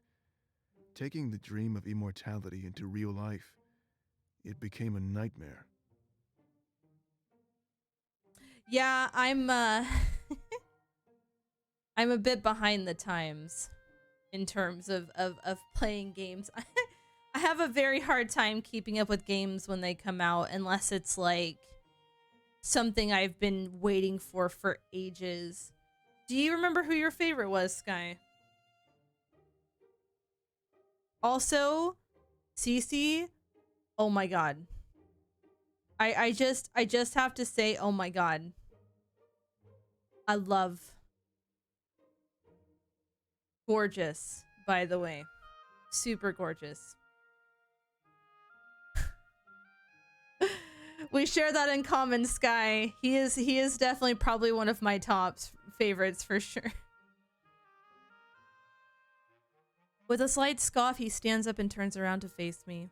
They knew what they were doing. They were creating slaves. Using that blade, they gave us what they deemed eternal life. I know we can use the blade too, but we can't reverse it. Oh. That should have been the first sign. I thought we did this willingly, but we really had no choice. It was all or nothing, an ultimatum. The biggest red flag. Honestly, you know, Cece, seeing those who have been having their debuts recently or their updates, changes, what have you, it makes it feel like my debut is taking so long to get here. I can't wait. But we're almost a month away. Yep, so they're both immortal, which is, oh boy. I've had this curse for far too long. It's made me a bad person. I no longer seek love, because everybody I love is just lost to time. I no longer seek happiness, because it's never permanent. Never. Well, no wonder he doesn't like getting attached to people. Constantly watching them die. Also, I have sat up and hydrate. Thank you, Charge. These fleeting emotions may mean a lot to you, but not me. It's an endless cycle of building myself up only to be cut back down. I thought I'd be like this until the world rotted away. Until I met you, that is. Aww.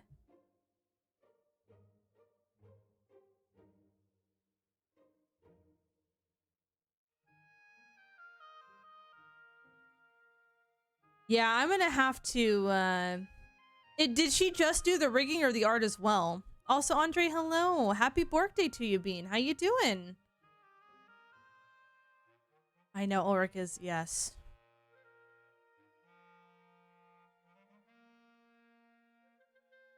Because, gosh, that work is amazing. That work is absolutely amazing. And I might someday be in the market. Cough, cough, cough, cough. Ah. That's fair. That's fair. He reaches out and holds my hands, squeezing them softly. Someone who can use the blade. Someone who can lift the curse. And after all we've been through, even someone I can grow old with. Please use that blade and give me my life back. I don't want to belong to them. Oh, I'm gonna cry. Oh, she's adorable. She's adorable. Mango, I love Fortem. Fortem is a precious babu that I want to protect. That's fair charge. Of the writings for the other ones. Fair. I think I want to belong to you. Oh, ah! Ah! Those words, my heart! Ah! Ah! I could remove the curse the Triumvirate put on him? That would be good. But then he'd be weak and vulnerable. No doubt the source of his strength is partly due to his immortality. If I remove it, it perished during our attack on Balteus and easily. It would be removing his biggest advantage, and I'm not sure what to do. He looks at me, awaiting my response. I don't know what to say next.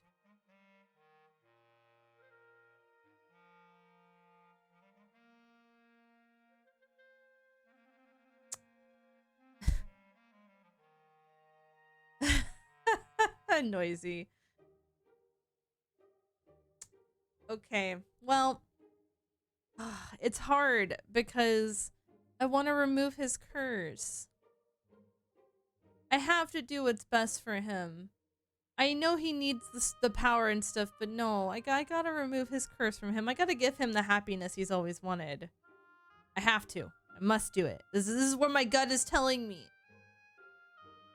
I tell him I'll remove the curse. His face lights up like I've never seen before. He takes a few steps forward and plants a soft kiss on my cheek. Thank you. So much. I grab the blade and try to figure out what to do.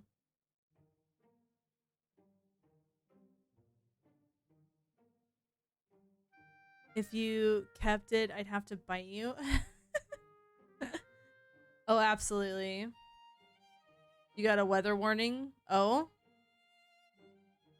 One thing was for sure, he'd soon have his life back.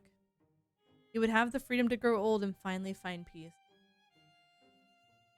And before he leaves my room, I make sure that his dream becomes a reality.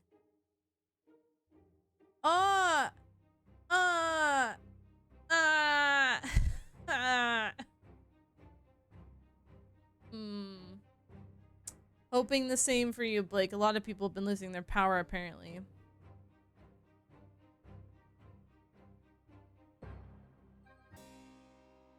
Alright, it's time for Balteus. It's time for our end. Traveling to Balteus is the point of no return. Make sure you have completed all the content you desire, which I have. There will be no coming back as Act 5 is the finale. Yes.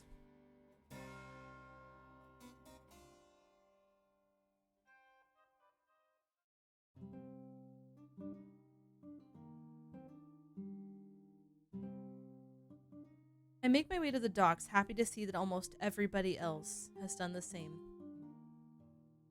Our forces line the entire area. Dozens of ships are ours to command. We stand a real chance. Making my way down the docks, I notice all of our forces talking amongst themselves. This is the unity that our world needed, the unity that we were fighting for. Though not everybody saw eye to eye, they could all coexist with one another. There would be no more oppression for those who thought differently than our rulers. Also, guys, give me just a brief moment. I have run out of hydration. I need to go get more, because I imagine there's going to be quite a bit more talking as we lead into the end, and I do not want to go parched. I will be right back.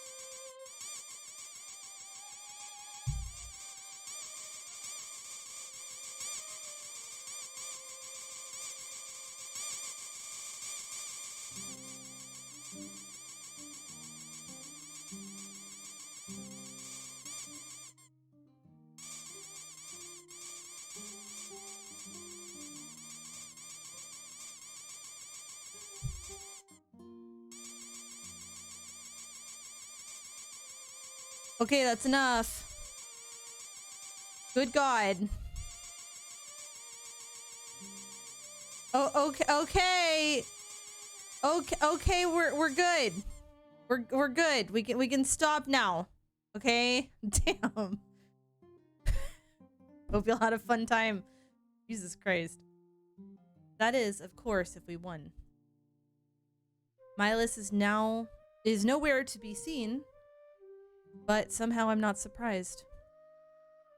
He came to Elrinthia and back, and for that, I was grateful. It was time for him to rest and focus on what to do next. Staying true to my word, Sovi was nowhere to be seen. It's probably for the best. Letting him help us was too risky. But part of me wonders if I'd ever see him again after this. As I continue down the docks, eyes start to fixate on me. Not just me, but the blade upon my back as well. They all knew who I was. At this moment, I feel the weight resting on my shoulders, but I stand strong. This was a burden that I was ready to carry. No, this was a burden that I was born to carry. I smile at them as I walk by, and they do so in turn. As I walk, I eventually run into Howl. He's overseeing everybody's efforts, making sure it goes smoothly. That was a lot to transport. We need weapons, food, and drink.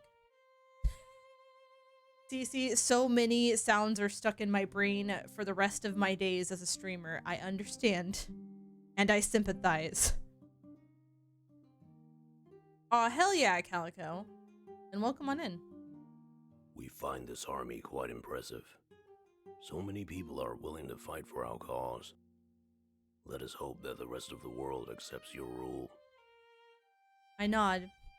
That would be our next challenge. Actually, I meant to do a save anyway, so we'll just save really quick.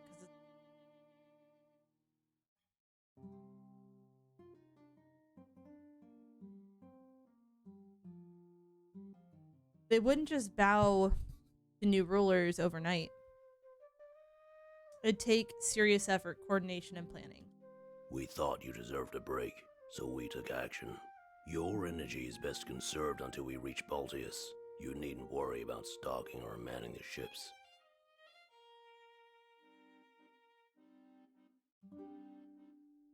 Also, Knickknack, hello. I'm doing alright, MMX. How are you?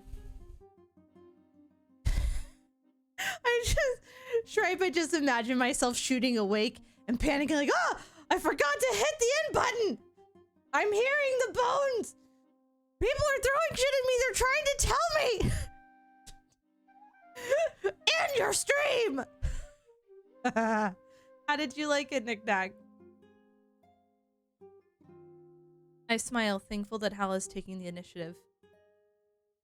I definitely need to use the voyage as time to prepare. I wasn't as skilled with this blade as I could be. I needed to practice. By the way, we made sure we're all in the same boat. You and your closest comrades, together in these final moments. We thought it fitting, since this is the end of our long journey. That would be a nightmare, Stripe. It really would. And I'm sorry, MMX. I really do hope things start to look up for you soon. I'm looking forward to it. The plan is for me to see it tomorrow, Knickknack. Since I switched days with Lumi, I'm going to be off tomorrow stream-wise. Yeah, having my friends close by would be a big help. This was a stressful time, and my comrades gave me a sense of comfort. There's no other group of people I'd rather have by my side as we reach the end. We think it may be time to board the ship, Monarch. Leading by example is a good idea. Too many people just standing around. If we show that we're ready to leave, they might take it as a sign to hurry up. Noisy. I nod and we start making our way towards the boat. Our vessel is the same one we used to get to Alarenthia. It's a bit bigger than the rest and would work as a mobile HQ. When I get to the deck, I turn around and look at the docks. Everyone is saying their final goodbyes since we might not make it back. I give them all the time they need and slowly watch as they board our fleet. Actually, I might not make it back either. That thought fills me with fright. Taking one last look at Mizaean soil, I say goodbye under my breath. What happens next would change the course of Alestian history forever. I turn around to face the deck and crew. The atmosphere seems tense. Dominic and Hal almost immediately group together. They're inspecting parchments. It looks important. As they're locked in discussion, they don't seem to be arguing with one another. It's almost. We're in the final act. As I walk towards them, I see what's happening. I'm immediately interrupted by my comrades. Happy to see me aboard. There's a quick exchange of hugs and pleasantries. They seem excited. Perhaps they really are, or perhaps they're putting on an act to hide how frightened they are. Either way, it's best to make the most of any happy moment. This was the calm before the storm. One final storm. Hey there, Monarch. Glad to see you made it here. I'm happy we're all in the same boat. Yeah, it makes me feel way better. If I was stuck with other people, I'd be worried, but in this situation, I'm not. I'm perfectly comfortable. I'm just doing my best to hang in there. This whole life at sea thing really isn't my style. I can't wait to get back and settle down for good. Poor Pro. Pro, I sympathize you with motion sickness. I am not in enjoyment of that. Knock on wood, Pro. Don't get arrogant before the final battle. This is a huge gamble. You need to give it your all. Me? Arrogant? Never. Anyway, I need to take my mind off of this water stuff. How about we go sit in the crew quarters and play some cards?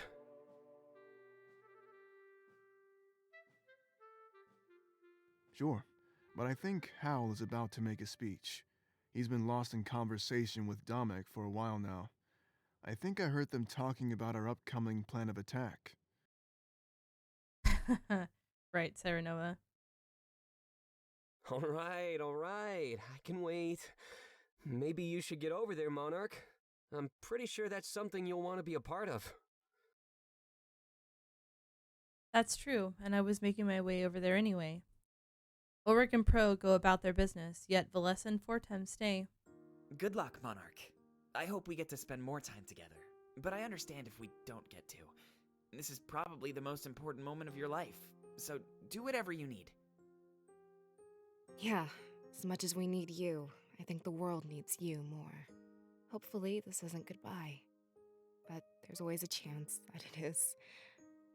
Since we're going to Balteus, we need to treat that as a real option. God damn. It's true, as grim as it made the conversation feel. Before I could respond, they both stepped forward and hugged me at the same time.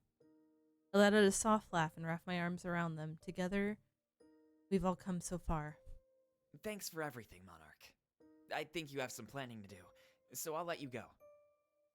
Yeah, just know that I'll never forget our time together. If we play our cards right, then we can have more of that after the war. I know things have been crazy, but with you two by my side, it's been easier. I would kiss them both if I could. With a hug broken, we nod at one another with big smiles. I'm sure we'd see each other again, so I don't let it get me down. There was no way we'd get to the end of this without crossing paths again. Yes, that level, tongue and all. I make my way over to Dominic and Hal, scanning my surroundings as I do. Our pirate allies run the ship, making last-minute preparations and adjustments.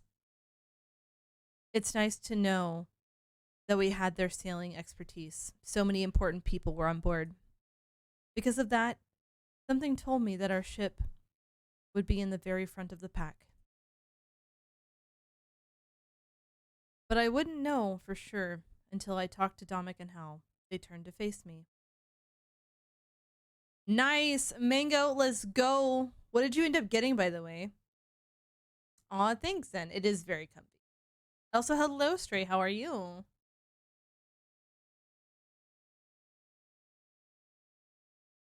I can tell that they're stressed out. It's apparent on their faces. I asked them what's up.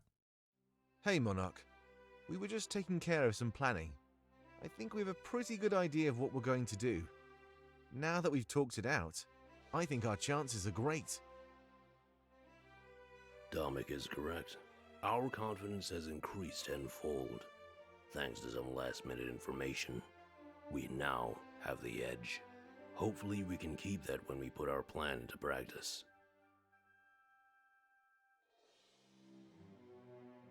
They glance at the scrolls that they're holding. I notice Grizz's signature on them, as well as the Mazaean seal. He worked for the Triumvirate too, so I'm sure his intel would be valuable. We would like to tell everybody what we're planning. If we stand at the head of the ship, we'll have a better platform to speak. They might want to hear from you too, Monarch, so be prepared. You got it! How are you doing, by the way, Zen? How was the rest of your stream? Oh my god, Sirenova. I stand back and watch as he takes slow steps towards the head of the ship. I didn't even know what they were planning, though I'd be learning at the same time. However, due to the fact that they were working together, I knew we were in good hands. Alex watches him pass by, and I can tell that he's tired of waiting around. It wouldn't be much longer before we set sail, so I hope we could wait a bit longer. Once the pirates start preparing the ship to leave, their shouts would drown everyone. After a few more moments, he reaches the top of the head of the ship and clears his throat. Gathering the attention of everybody nearby, he mounts a crate to get higher around. A silence overtakes the entire ship, but he has no problem rising to overcome it. Here we stand, on the eve of our final attack. We know that many of you are wondering what is going to happen. We can share a bit of information, but the rest must wait until later. Have you tried either of them yet, by the way? Mango? I'm actually currently enjoying some of the strawberry bubblegum right now, since it's kind of later in the day and I shouldn't be having another one since I had I had my energy one earlier. Not yet. Oh, they're both fantastic. And that shaker, I love it. It's gorgeous. I have one too. I'm actually enjoying mine from a metal shaker right now that Rogue has, and oh, they're so good. We should arrive in Baltius just as the sun is rising. When we do, we'll meet in a central location for one final meeting. It's important to get everybody up to speed before taking any big steps. Our first big step, however, is to secure the Grand Library. Holding the owner hostage, we'll station ourselves there as a new HQ. If you're wondering why we've chosen that location, our reasoning is twofold. We've learned that the Honor Guard cannot set foot inside the property. There's some sort of warden effect, presumably so the owner can be alone. We're not sure why they require this, but we know they're important to our enemy. That is part of our second reason.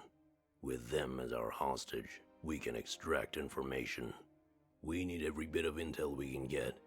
Anything to help us in our next step, the final attack.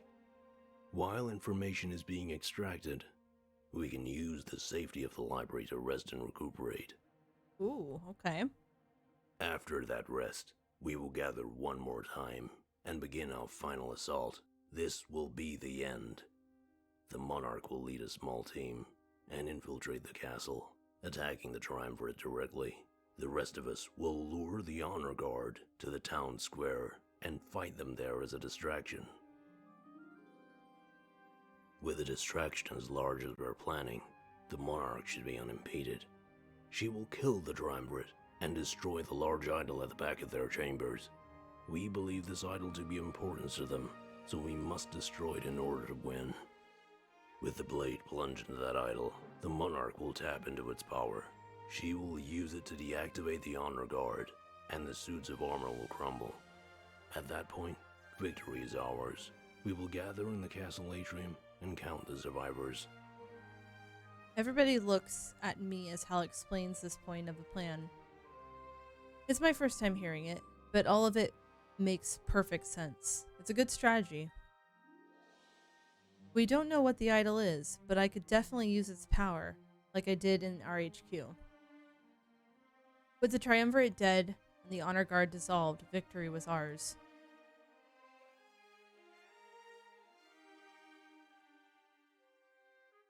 We still have to worry about Halen and Shane, but I'm sure they'll pop up somewhere. I feel confident. Giving everybody a nod, they turn their attention back to Domek's platform. As soon as we arrive, we will share this plan with everybody else.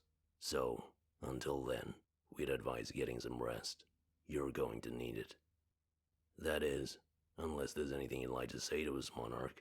Also, I noticed they said Domek, but it's Hal that's currently talking. All eyes are on me once again, and I take a few steps forward. Hal jumps off of the crate, leaving me a platform to stand on.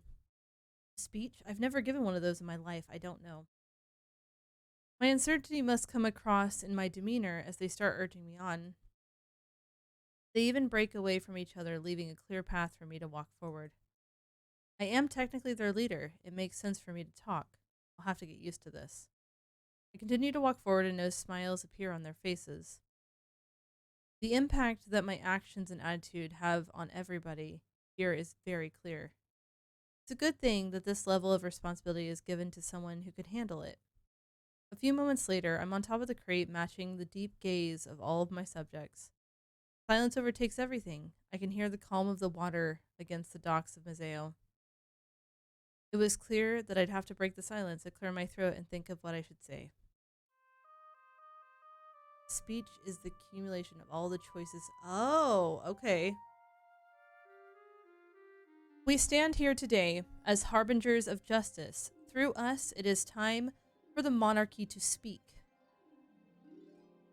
And it is time for our enemy to realize that they are wrong. Never again will our homes be seized. They start to mutter amongst themselves, nodding in agreement with everything I say.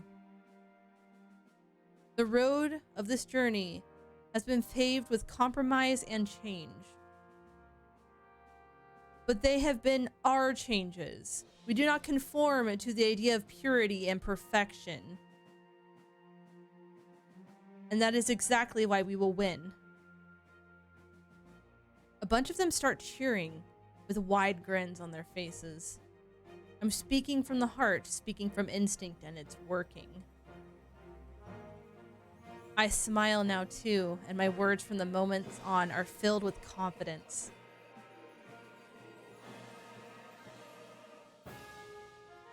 Finishing this game, Pol. Also, are you also scared of Thunder, Ryuji?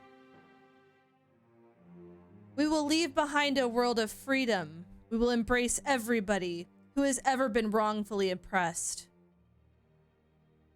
Put simply, we will give hope to those who have found their own ones was stolen. Due to the Triumvirate's rule, that number is far too high, but it ends now. No longer will victims find themselves blinded by revenge. No longer will servants find themselves lost to a quest for redemption. The crowd is roaring with applause, cheering on my every word. You take care and charge rest well. I know they want more, so I try to think of what I should say next. We have more power than any group of people who have ever spoken up against the Triumvirate. With visions just like my own, we have an army of seers willing to fight for us. Able to see the future and every move the enemy can make. We will be unstoppable. I grab the blade from my back and slowly unsheath it. But most importantly, we have this. Holding the blade out, they explode with even more applause. I held a symbol that almost guaranteed our victory and our freedom. Nobody has ever had or ever will have a better chance of taking them down. Using this blade, I will secure a future that would make the monarchy proud. When this is all over, we will live in a united world. We will stand together, strong. Everybody will have a voice, and together we will find harmony. We will find peace. I put the blade back in its scabbard, signaling that I'm almost done speaking. Raising my fist in the air, I give out one last shout, one last call of unify our cause. For the monarchy! With a wide smile and met with a large round of applause, I jump off the crate. Taking it as a sign that we were ready to depart, the pirates start preparing to set sail. I know, right, Bumpkin? I should probably meet with Dominic and Hal one last time before deciding what to do. As I approach them, I notice they look happier than I've ever seen. I never saw myself as a public speaker, so I'm quite surprised at what happened. Doubts of my efficacy were still there, but seeing my comrades smile helped that worry dissipate. Eloquently put, Monarch. Better than my own speeches, I have to admit. I could see just how much everybody looks up to you. It was quite impressive, we must say. You're going to make a fine leader. We're sure of it. The greatest asset of any ruler is the ability to inspire hope. And I'd say we have that in droves now.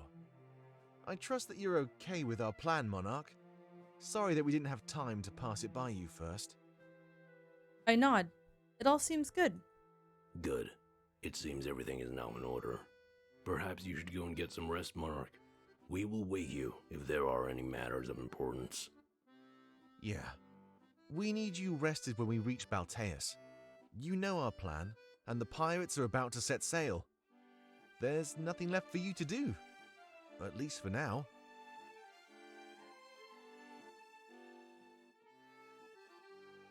Oh, really? I guess he was right. Until we arrive, things were out of my hands. After thanking them for the opportunity, I make my way to the crew quarters. I value the opportunity to rest, but given the circumstances, that rest won't come.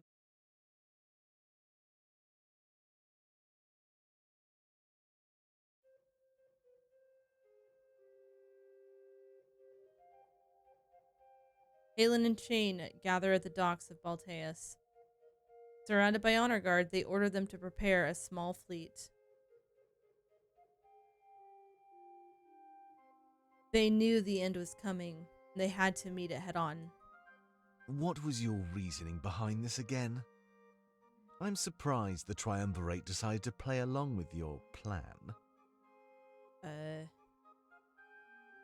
That's what we... Oh, I guess you can't see it all, but that's my current.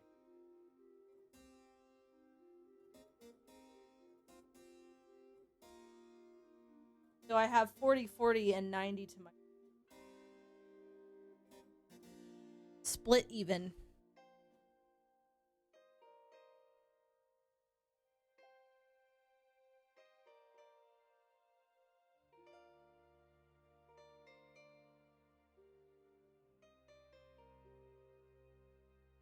Yep.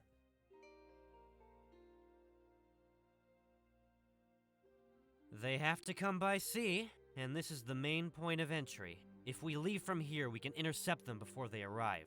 The plan is to thin out their numbers as early as possible. Really?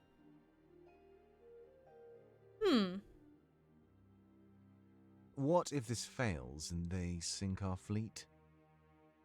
Scared of dying, are you? No, that's not what I meant. It's a valid concern, Shane. Well, in my case, I don't really have anything left to lose. Let me lead this charge myself, Halen. You can go back to the castle. You'll be needed there for a second line of defense, if they make it that far.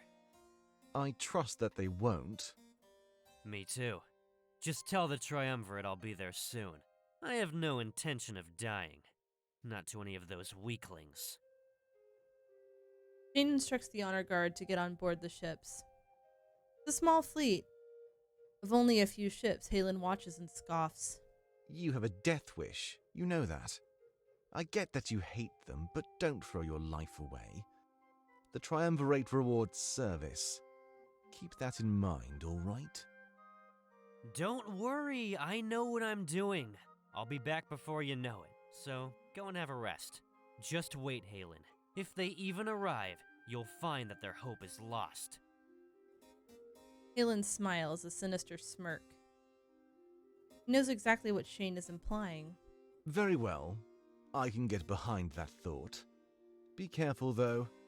You're a good apprentice, Shane. I trust that you and the Honor Guard will do some real damage. Yeah, that's the idea. I'll see you back at the castle. Sure. Halen starts to walk away, but quickly turns around. You know, Sovi never let me do stuff like this. As his apprentice, he shut down almost every plan I ever had. I have to be better than him, though. I'm trusting you with a lot here. Don't worry, I promise not to let you down. The rebellion ends today. You have my word, Master. Halen nods and starts making his way back to the castle. Shane remains, muttering to himself with trembling fists. And it all starts with that little figurehead of theirs. It's almost time, Ceres. You'll be joining Domek soon enough. Just wait till the shock on your face when you see Domek is alive, bitch!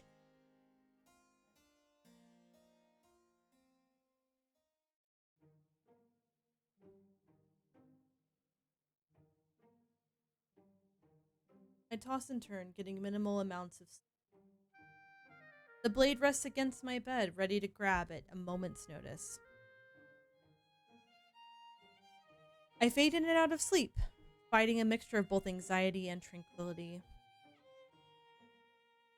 Just when I'm about to fall asleep, a negative thought jolts me back awake.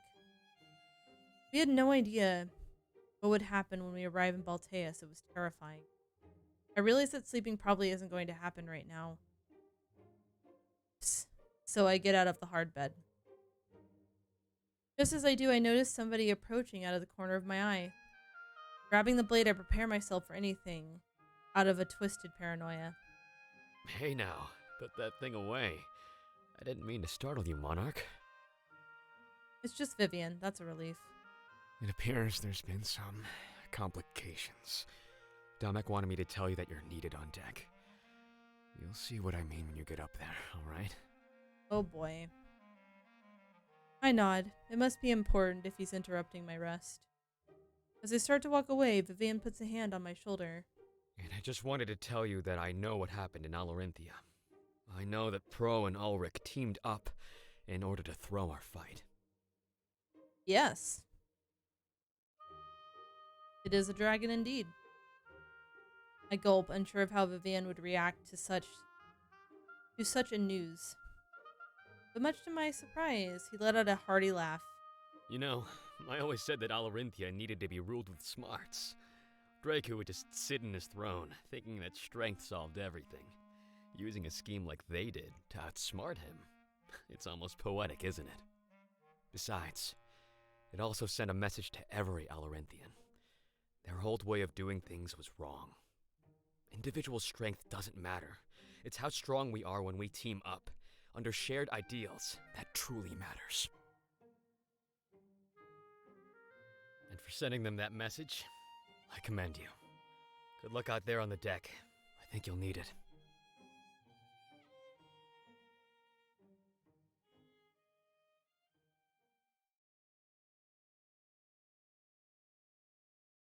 He released his grip on my shoulder. For a moment, I was scared things would go south. I'm glad that he's so accepting of what transpired. Dropping the issue from my mind, I head up to the deck. I had no idea why Dominic needed me, but that thought was frightening. Slowly ascending the steps, my mind is plagued with unfortunate possibilities. As soon as I arrive on the deck, I see exactly why I was needed. Off in the distance, we're met by a fleet of ships belonging to the Triumvirate. They're far, but not far enough away that the sheen of the honor guard is concealed. Nala, hello, how are you? Welcome on in.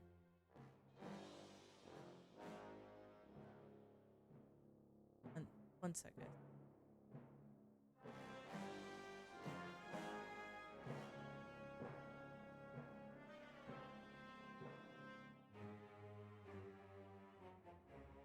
Dominic and Hal immediately run over. I can see the panic on their faces. It was clear that battle would be imminent. I meet them halfway to see what their plan is. We have no plan. Perhaps this is time for Dominic to shine. A master strategist. Is that not what your people say? Hal, this is no time to be petty. We need to put our heads together and figure this out. Let's see. It's a small fleet, maybe only half the size of ours. Naval warfare was not something the monarchy practiced. We lived in peace, Dominic. Our world was not discordant like this one. We exchange glances. Dominic seems uncertain, a little worried. He strikes a pose of thought, and it's a while before he breaks the silence. Okay, I'll do it. We know this battle is lost if the Monarch doesn't make it ashore. So our goal should be securing the safety of this boat and the lives of those on board. This is when we need to rely on everyone's strengths. We need the pirates to take action. He waves over Alex. Alex, we need you to order your forces to charge. This is precisely why I wanted to form a treaty, for battle at sea. I need you to occupy the forces. Distract them while we slip by. Slip by? They'll notice you right away. Baltian ships are equipped with projectile weaponry. One or two good shots and you'll be underwater in minutes. That's what I'm counting on. Huh? Yeah, they need to think that we're dead, so we can have a sneak attack. We're going to let them sink this ship. Oh. Poor Alex. Also, Dive Bomb, hello. How are you? Are you crazy? I have a plan, Alex. Everybody, listen up. We'll time it so we're close by when they hit us. As we sink, we can hop over to their ship and hijack it. Using their own projectile weapons, we'll start sinking them one by one. Their attention will be divided. They'll be getting attacked from multiple sides. We can use that to our advantage. They won't be able to retaliate through the chaos. Aha. Right, of course. Should I send the order right now? Yeah, we need to do this immediately. There's no room for error. This is the end. Yes, sir. Alex runs off and climbs the netting of the ship. I look over at the other ships. The pirates start doing the same. It's almost like they have an entire language to communicate over long distances. That was an impressive sight to see. However, seeing Dominic think on his feet was equally impressive. With a sigh and a smile, confidence overtakes the panic from moments before. Dominic, we must say, that was pretty impressive. Hopefully now you realize that visions only hold you back. Huh? Look at what happened back in the Rebel HQ. You relied on a vision. You tried to fulfill some prophecy. In a way, that is limiting. You plan your strategy around certainties. But there are no certainties in war. Assume that the enemy is a counter for your every action. In this case, we should also plan for a scenario where the enemy prevails. Aw, heck yeah, I do really enjoy the Rainbow Candy. I'm glad you're enjoying it, Mango. Dominic shakes his head. They won't. Simply because we can't afford it. Any losses at this point would mean the end of our cause. Trust in the pirates, Howl. Trust in all of us. We can do this. Hal simply nods. Moments later, the pirates launch their assault. We all lose our balance as the ship takes a sharp turn, moving in a new direction.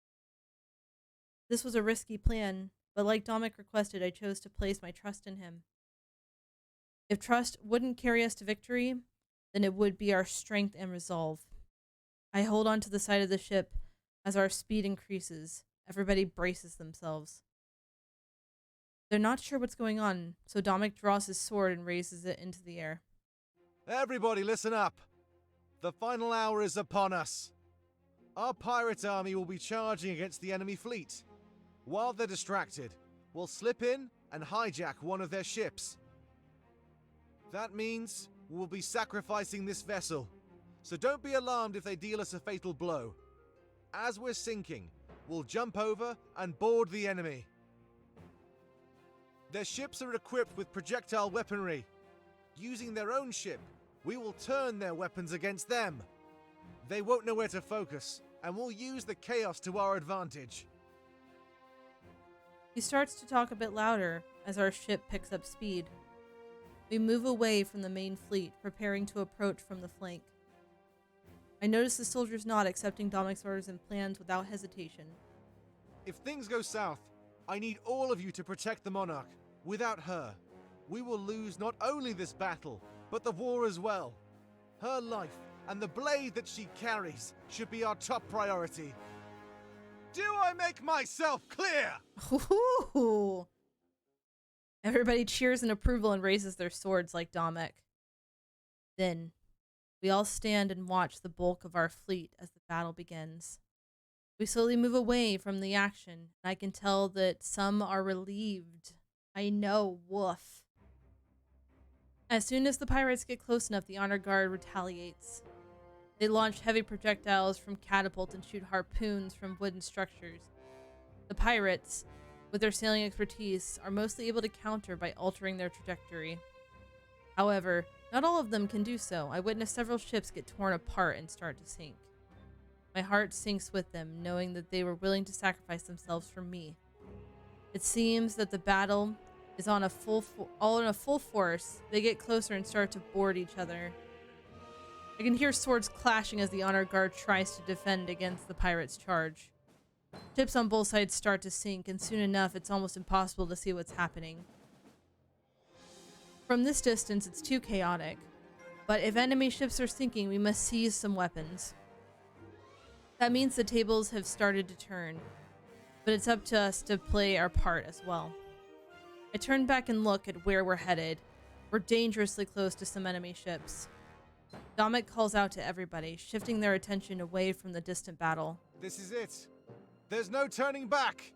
Everybody, brace yourselves to charge.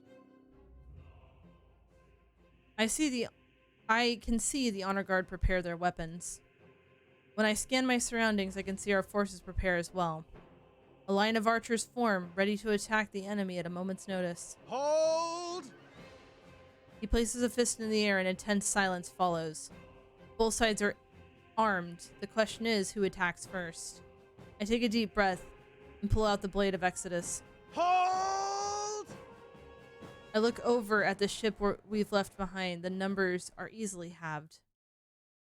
But this goes for the enemy as well. This was clearly the turning point. What happened next would decide the fate of our entire cause.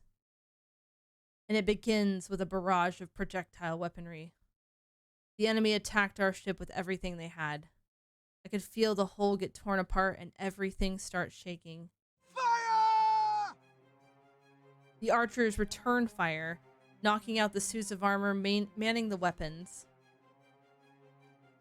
I look back at the wheel of the ship and Alex spins it, turning us towards the enemy vessel.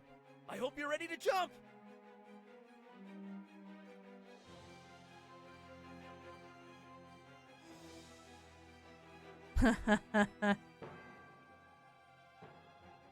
Dominic nods, and then a moment later, everything erupts into chaos. Our forces jump to the enemy ship after a long running start. They land safely and start decimating the honor guard. See you on the other side, Monarch! With a smirk, he follows our soldiers jumping across to the enemy ship. Landing with a roll, he immediately starts fighting, displaying impressive skill. I didn't get to see him fight in RHQ or in Alarenthia. It's quite the sight. He dodges the enemy attacks with ease and retaliates with expertise. Taking out multiple suits of armor with a single swing, he clearly holds his own. I turn around and order the remaining soldiers to charge. I save myself for last. But before I jump, I notice that Alex is still at the wheel. I shout his name and tell him to get across as soon as possible. The ship has already started to sink. The water rises at my feet.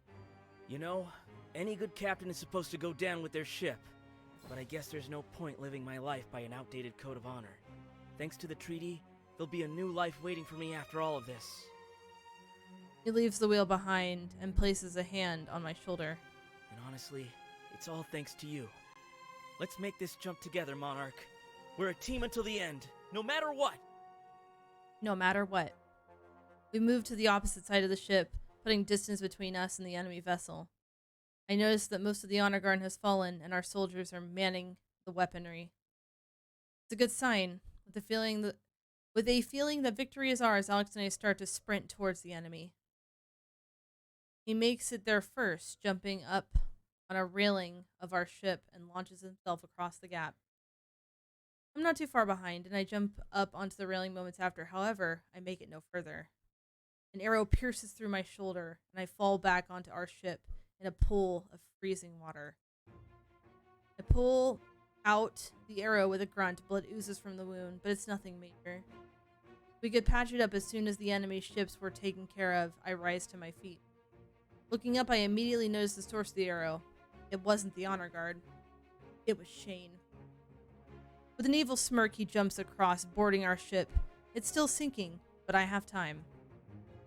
If I can take care of him fast enough, then I'd be able to carry out the plan as originally intended. Instead of coming for me, he runs towards the wheel, steering our ship away from the chaos. That wasn't good. My time was limited. If we were both sinking and making the distance greater, he must know exactly what he's doing. Part of me wonders if we played into some sort of trap. I look at my allies, as they seem to be doing a good enough job as they enact our plan. My fists shake as I grip the blade of Exodus. Shane scoffs as he watches. I shout at him in anger and despair. I call him a traitor and condemn him. He almost killed Domik. He caused irreparable damage to my family. A traitor? Not from where I'm standing. Domik abandoned me, and it's all because of you. He's a selfish fool. All he cares about is that stupid sword. That's what you were made to believe. I keep walking towards him, and the ship shakes violently. Water keeps spilling on the deck, and I'm standing almost ankle deep. I had a plan. We had a plan, and he threw it all away. The moment you walked through that door, he let you replace me.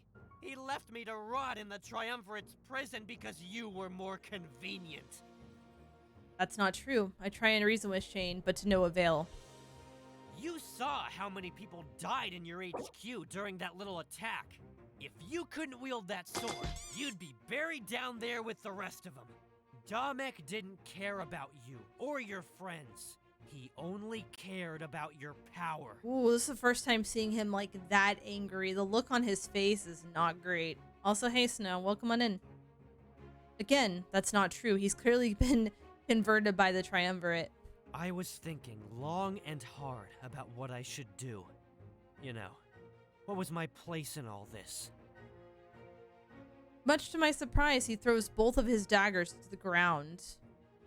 And I realized that if I served the Triumvirate, I'd receive the same power. It seemed fitting. End Domik's rebellion with the same thing he was relying on. Wow. Yes, I do really like the hoodie. It works so well with this model. He smirks, and I can tell that the man Domik cared about was already dead. I wish he could be here to see this. But you'll tell him the story, won't you? A moment later, he charges at me unarmed.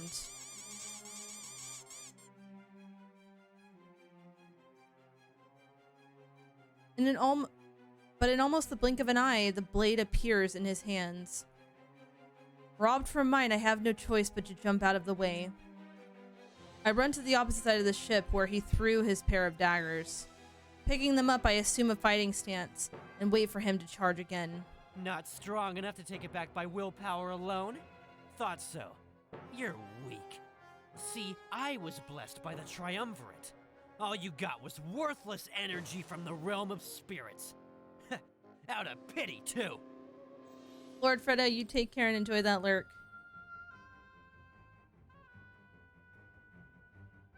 Yeah. Yeah. He doesn't seem to know about the monarchy, or the true nature of the power within me. Big surprise, the Triumvirate lost Sylvie when he found out. I should use this to my advantage.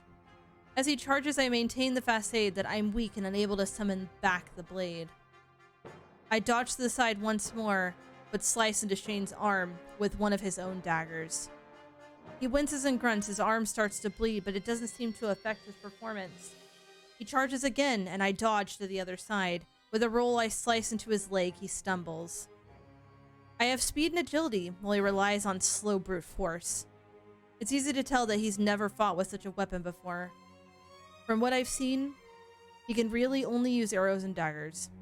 Is that all you got? I won't be able to keep this up the same strategy forever. I need to change it up while I think of how to end this. He charges once more, but this time I meet him head on.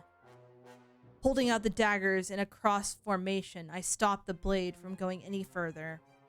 We struggle, both at almost equal strength, trembling as we try to overpower the other. I tell Shane that Domik is still alive. The spirit willed it because his cause was righteous. Impossible! He'd never comply if I told him to look for himself, so there's no way I can prove it. However, he seems to let up a little bit, and I'm able to overpower him some more. I push him away and tell him that it's all true. He's on the wrong side of this war. No, you're the one on the wrong side. The rebellion is small and insignificant. Hundreds standing in a world of millions. Even if you win, they won't respect your power. They're happy living under the Triumvirate's rule. Revenge won't solve anything. Just back down. We circle around each other, both holding out our weapons. I was hurt by the occupation and I wanted to fight, but I realized I was being greedy. And there was no point. It's not my happiness, my satisfaction that matters. It's the world's. It seems we've reached a stalemate, both trying to talk each other down. And I wouldn't yield, and something told me that he wouldn't either. His views had been twisted, and he thinks mine have as well. We charge at each other and meet in the middle once more. The waters rise, and I can tell that time is minimal. We're sinking fast. Returning to the same deadlock as before, I need to do something. I'd need to summon the blade back when he'd least expect it. My time is limited, and it honestly seems like Shane is beyond saving. Enjoy the lurk, Drawkill. But the question is, what do I do when it's back in my grasp?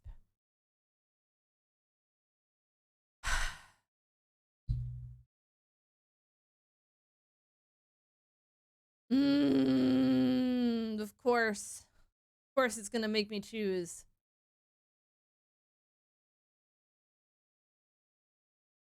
This is a really hard decision. Because on one hand,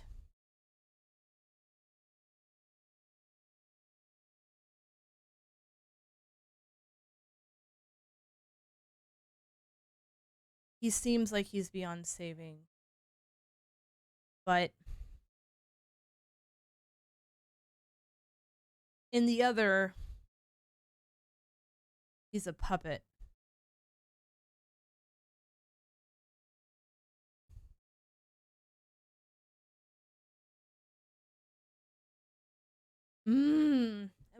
And I want to believe that if he saw Domik alive, he'd wake up.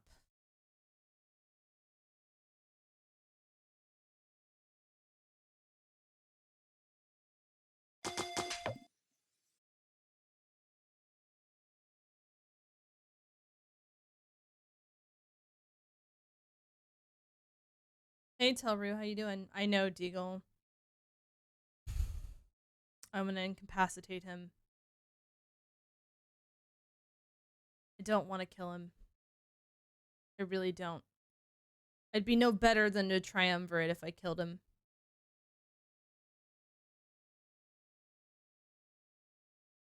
He didn't deserve to die. That much was clear. There had to be a chance that he'd see reason in the future. If I went on to win this war, maybe he'd see things differently. You took everything from me! As his anger and rage empower him, I start to tremble even more. It takes a lot to resist the strength of a man wielding the blade of Exodus. I do my best to buy time until I find the right opportunity. I can test Shane's words. You were born with everything I worked so hard to achieve! They were my family, my friends, and you took them all away! Yep. As he starts to get more desperate and angry, I decide to take action. I let him overpower me, and I step to the side, dodging his next swing. I know his voice is... he's in pain. I hate you! But immediately after, and much to his surprise, I phase the blade back into my hands. While he's caught off guard, I raise the blade in the air and smash the base against his head. He screams and stumbles back, knocked into a daze. I step forward and do the same thing again. I'm careful not to go too far, and I stop the moment I find enough time to make my escape. He slumps down on the ground, almost knocked unconscious. I can hear him cry and whimper. There was no way to know if he'd make it out of this alive, but at least I'm gonna say he had a chance. They had a chance. Tomek. Yep. That was enough of a distraction. I had to get moving. Looking back to Shane, it's crushing how far he seems to have fallen. When I saw Dominic again, it would be wise not to even tell him what happened. I jumped in the water and immediately start swimming towards the ship my comrades are on. But soon after jumping in, the freezing water makes my limbs feel stiff and my chest heavy.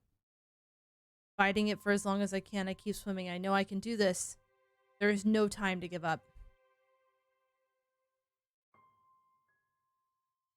Yeah, especially after hearing that, there's no way. There's no way killing him would have been a good idea. When my vision fades back in, I can feel that I'm being dragged. What happened? My body is covered in snow and I'm shivering. I must have passed out back in the water. I shake my head and whoever is carrying me seems to notice. They put me down and sigh. Oh, you're awake. This is good. When we found you in the water, we were starting to worry. We must ask what happened. And as we checked, you were right behind us. I tell Hal exactly what happened. However, I tell him to keep it a secret.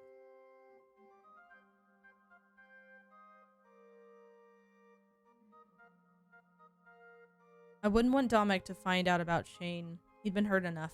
Interesting. Do not worry. We will keep your secret. It is unfortunate how strong the Triumvirate's thrall can be. If we win, at least no more good men will fall under their command. We've set up camp at a nearby shack. Follow us, please. I'll make sure to give you an update on everything once you're safe. A lot has happened while you were out, so there is much to talk about. Normally a statement like that would fill me with fear under these circumstances, but Hal says it was such a calm demeanor that I'm led to believe everybody is fine. Holding that optimism in my head, I smile as we make our way towards the shack he mentioned. As soon as we arrive, I make my way to the shack and lean against it. We barely even arrived in Balteus and everything was already chaotic. I don't know what I was expecting, so it's not exactly a surprise either. Glorious, you'd have a good rest.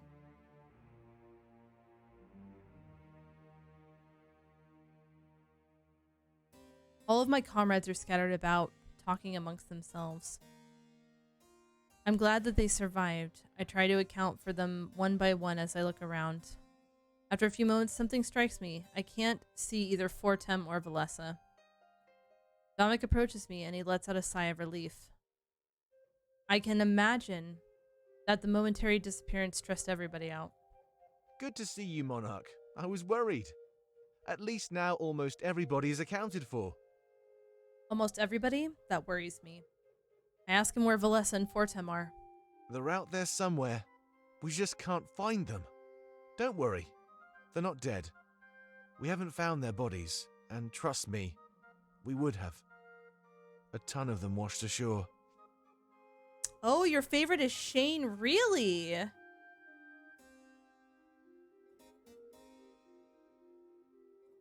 Wow. I'm just thankful that you didn't fall during the battle at sea. We're just going to wait around the shack until everybody turns up. You should probably use this time to relax. I know you couldn't before. Relax while my best friends are missing? That was a tall order. I told Dominic that I might not be able to. Look, it's not a good idea to resort to negative thinking. We stand on the verge of victory. This is a time to be hopeful. I'll go and look for them personally, okay? You should go and relax. I nod and thank him as I turn away. Scanning the area once more, I see who I can find. A few of the comrades I can find slowly gather around me. Hey, good to see that you're still among the living. That was pretty intense, wasn't it? Sure scared me, at least. I'm not one for sailing or fighting, so combining both? Yikes. Yeah, Pro was scared. Thankfully, I have strength for two. He cowered in the corner while I did all of the hard work. Did not. Sure. They share a quick laugh. But soon after that, I can tell that something is wrong. Is there something that I'm not being told about all of this? Hey, Sunny, how you doing?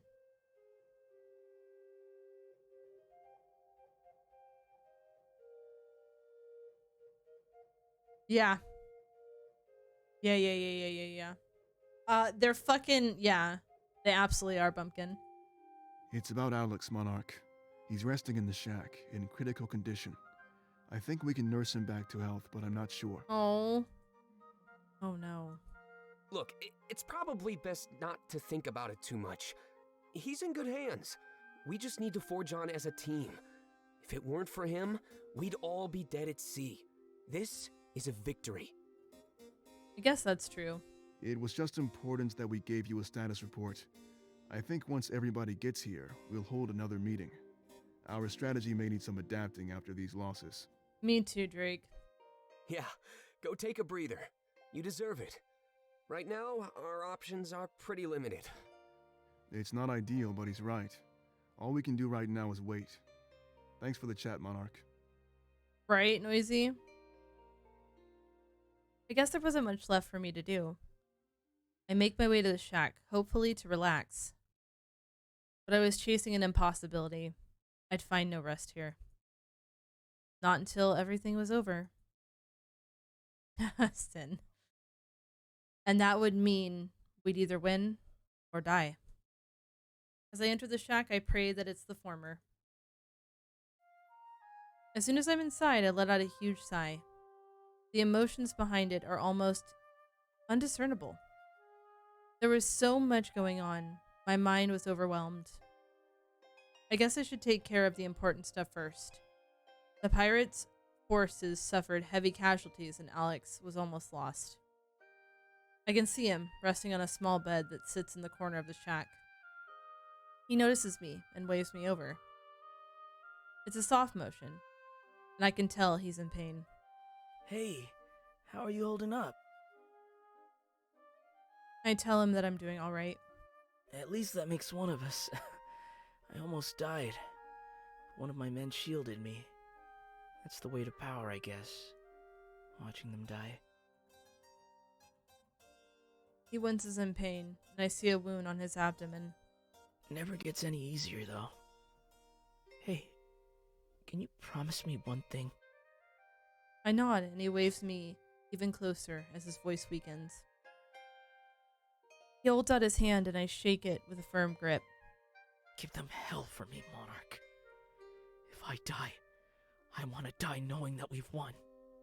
Show them no quarter. They don't deserve it. Oh, don't worry, Alex, I will. I nod and then release the grip on his hand. He dozes off into slumber and I decide to leave him be. Rest would be important right now. He shouldn't force anything. After standing up, I look down at him.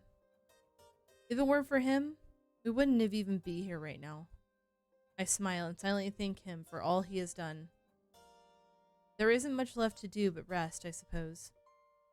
I move to the corner and press my back against the wall once more.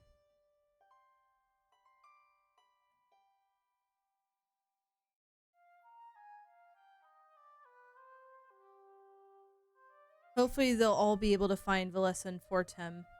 I couldn't lose them now. I'll rest in here for a while and gather my bearings. This is not the time for freaking out.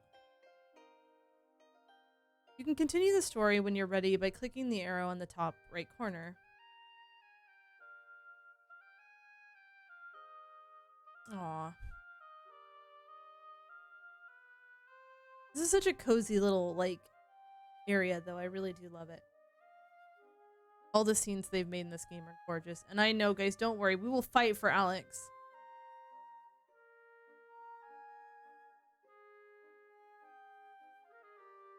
Yes. After a few hours of waiting, I almost can't handle it anymore. It's impossible for me to rest when my friends could be in danger. Making my way to the exit, I cross my fingers, hoping that things are okay. Just as I'm about to leave, the door is swung open, catching me off guard.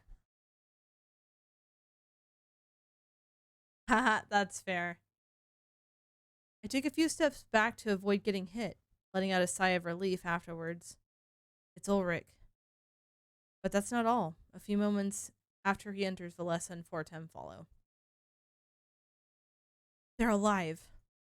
What a huge relief this was. All the worry had taken its toll. We hug each other with big smiles on our faces. For a while there, I was scared of what might have happened. Thankfully, they're okay. I could rest easy as we move forward with everything. Alright, I'm gonna save.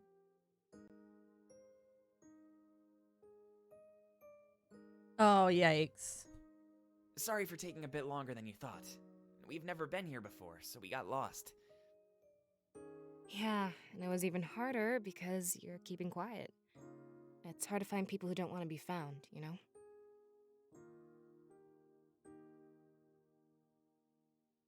I release the hug and tell them that everything is fine. I was worried, but I knew that they were capable of surviving. I can't believe how cold this place is. Yeah, Oh, hopefully we can change that. The triumvirate seems neglectful, but why?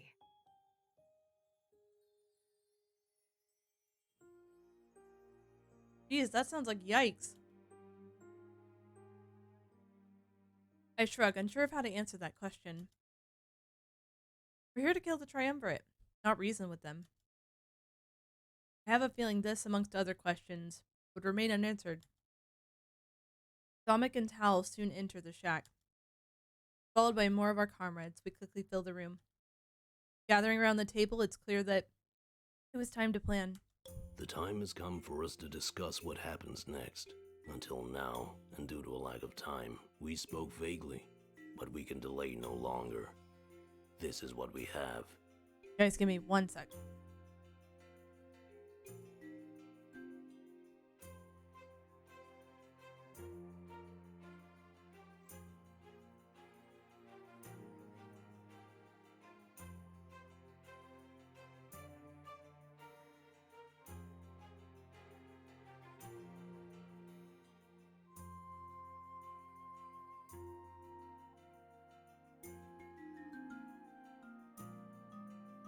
We will need to push through the town square to start things off.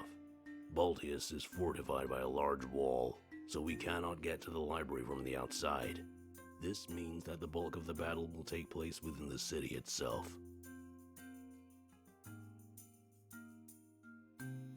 However, We want to get to the library with as little resistance as possible. This is why we will have our created seers go in and cause a distraction.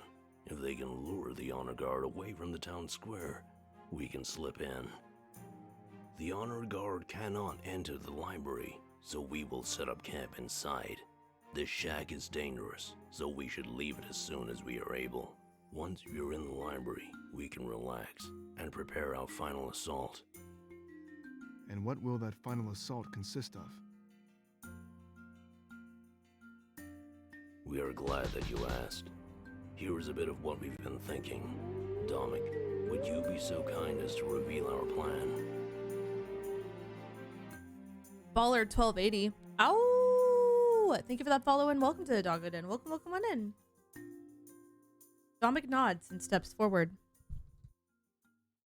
Placing a scroll on the table, he promptly unfolds it. I can see that it's a map of Balteus, the entire city. Everybody gathers around the table, putting aside any other business. If the strategy at sea was any indication, I know this operation is in good hands. They certainly seem to know what they're doing. I can feel our morale rising. He starts to speak with certainty and confidence. It's impressive. They must have been planning this for a while. We all watch intently, curious to see what kind of strategy they have. This is the main area of the city. Our goal is to ensure that the monarch has a clear path to the castle. That way she can slip inside and kill the triumvirate with minimal effort.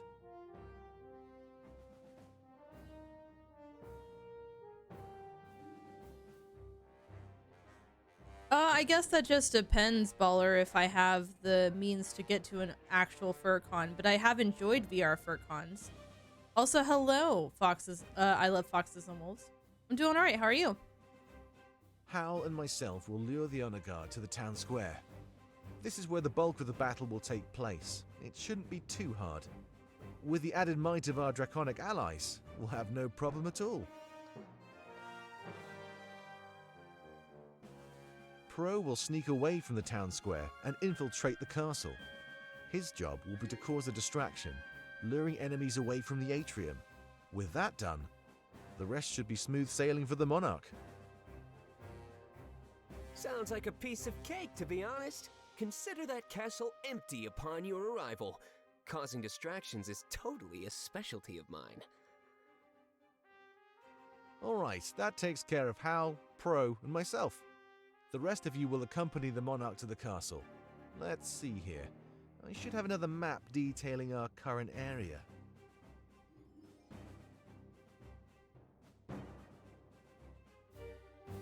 The only way to approach the Triumvirate's castle is directly from the front. That is, unless you know a secret or two. This involves a hidden mountain pass. Oh, nice. I hope work wasn't too bad for you and that your ride gets there soon. Using this pass, you can go around Balteus. It'll be much easier than sneaking through the city. Joining you will be Ulrich, Fortame, and Valessa. How did you learn about this trail, Dominic? Can you be certain that it's not a trap? Yeah, I'm certain. It came from Grizz's files. If there's anyone I trust about this nation, it's him. Heyo, Bowser, how you doing? Alright, fair enough. So the four of us will take the trail to the castle. Not all the way, I'm afraid. I'll need some of you to split up on the way. There's another map here, just a second. That's awesome. Glad to hear. You should emerge from the mountain pass right beside the castle. Because of all the distractions, your path inside should be clear, but I need Fortane to do something special for us first. Also, Bowser20231. Oh! Thank you for that follow and welcome to the Doggo Den. Welcome on in. Me? Special? What do you need me to do? I'll have you climb the castle, scaling the outside walls. Your job will be to get inside and ring the bell of retreat. If you can find it, It should make the honor guard stand down. Wait, seriously? All of them? Yeah, all of them. I'm putting a lot of trust in you here. Do you think you can do this for us? Of course! Climbing is my specialty. I'll have that bell ringing in no time. Good. The rest of you will enter the castle from the front. Again, your path should be clear if all goes as planned. If not, well, you'll have to fight your way through.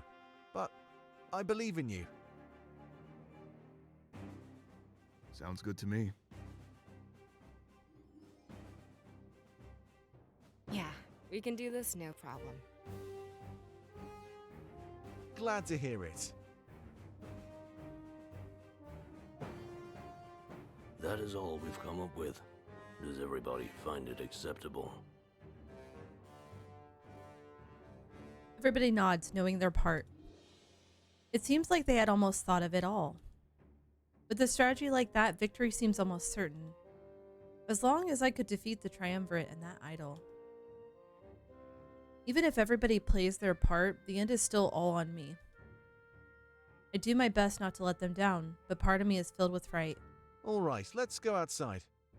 We'll head to the Grand Library as a group. If we can get in there without trouble, the rest will be easy. The created seers should make it pretty easy for us. They'll lure the honor guard away from the town square. If they can do that, then we can slip in pretty much undetected. Hopefully, they could survive the task. This operation would be divided into 2 phases then. Take the Grand Library, then take the Triumvirate's castle. With everything planned and out in the open, we exit the shack. Hope fills the air. For the first time in a while, we could do this. I smile at my comrades as we head outside one by one.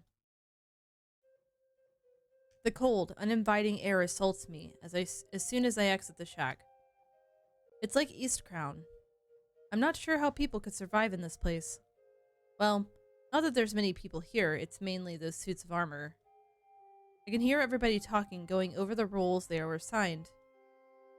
If everybody did what they were supposed to do, then we'd win this for sure. Of course, as long as I could destroy the Triumvirate and the idol they're housing. Sneak into the castle and lure everybody away from the main atrium. Seems pretty easy to me. The Monarch will have no resistance at all. And if I can ring that bell, then everybody will be safe. All those years of climbing has finally paid off. This is gonna be great. Ulrich is quick to interject, putting any arrogance to rest before it can blossom. Look, none of that is going to happen if we can't take the Grand Library. We need to establish a foothold, a safe place to retreat to if things go south. Yeah, I'm kind of a little late to that party, Para, but I've been enjoying it a lot. They all nod and stop the discussion they were having. It's true though, without Haven, we're out in the open, completely unsafe.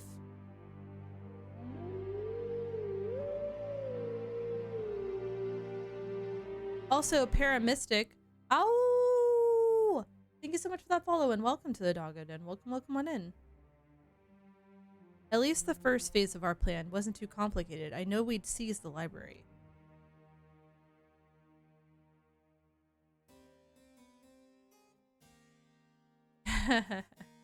It's because this game's been out for a while and a lot of streamers jump on it when it's new.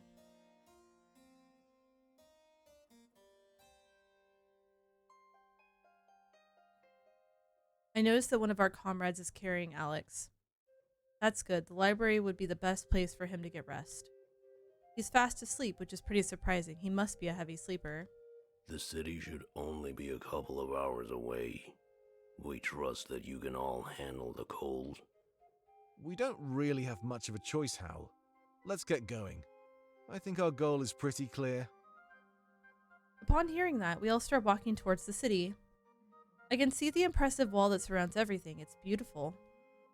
However, I can't see anything past it. I have no idea what Balteus looks like. We walk through thick layers of snow, and my legs start to tire out. but I'm not in a position where I have any choice. Pushing forward is mandatory. After what feels like a small eternity, we finally arrive at the gates leading into Balteus. Also, hello, home dog. Welcome on in. They do. They do look very soft, Para. The town gates and the walls are an amazing sight. Intricate details are carved into the stone. It's a work of art.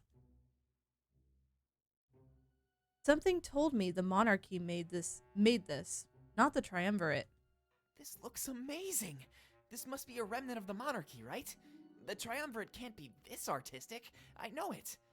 How you doing, home dog? Correct. This looks just as we remember it. However, Balteus wasn't always this cold. Something bad has happened to the nation. That's good. I'm glad to hear. Oh, I see. Like what? We're not sure. However, it is probably due to the triumvirate. It pains us to see how much they've defiled our former home. We used to live in Balteus. It housed the throne and our ruler. To see it reduced to a frozen wasteland, it is almost too much to bear. Let us head inside. We need to see what else has changed over the years. Also, home dog 43. Ow!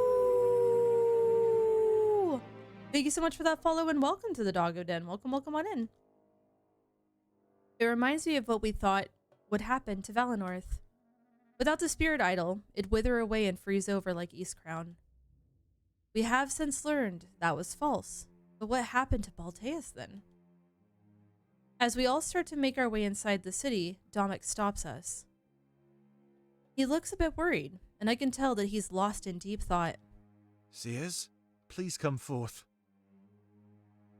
A few moments later, a group of our seers step forward. We don't have much time to waste. As soon as we get inside, you need to get to work. Lure the Honor Guard away from our path. Understood? Of course. Your path to the library will be clear. After the fighting dies down, we will come and join you. It should be easy, so don't expect us to be too far behind. Yes, of course. Thank you very much. Let's see, is there anything else to cover? He turns back to face the rest of the group. Gulping, it's clear that he's fraught with anxiety. Look, we're about to do something that's never been done before. We're seizing territory from the Triumvirate, right under their noses. Much like they did to Mazeo. We're about to occupy Balteus. But that does not mean we are like them. We do what we do in order to gain our freedom. They occupied Mazeo, wanting to oppress us even further. We all exchange glances and nod at one another. I want you to all remember that as we press forward, war can blur the lines between good and evil. But I know where we stand. If you know that too, then there's nothing that can stop you. You are heroes.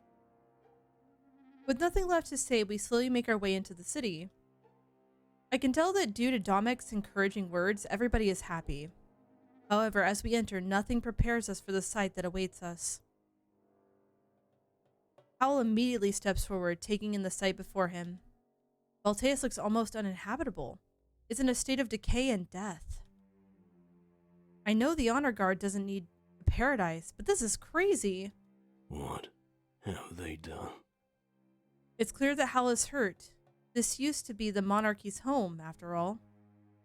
Hopefully, there would be a way to reverse all of this. It isn't right. This is, well, I certainly didn't expect this. I'm guessing it didn't look like this in your time? No. Balteus was a paradise. This is unacceptable, Domik. We must find a way to fix it. Of course. There's no way I'll let this stand. It's a bit of a shock, but our plan remains unchanged. Secure the Grand Library, then kill the Triumvirate. Cuddly, thank you for that posture and hydrate. I will do so.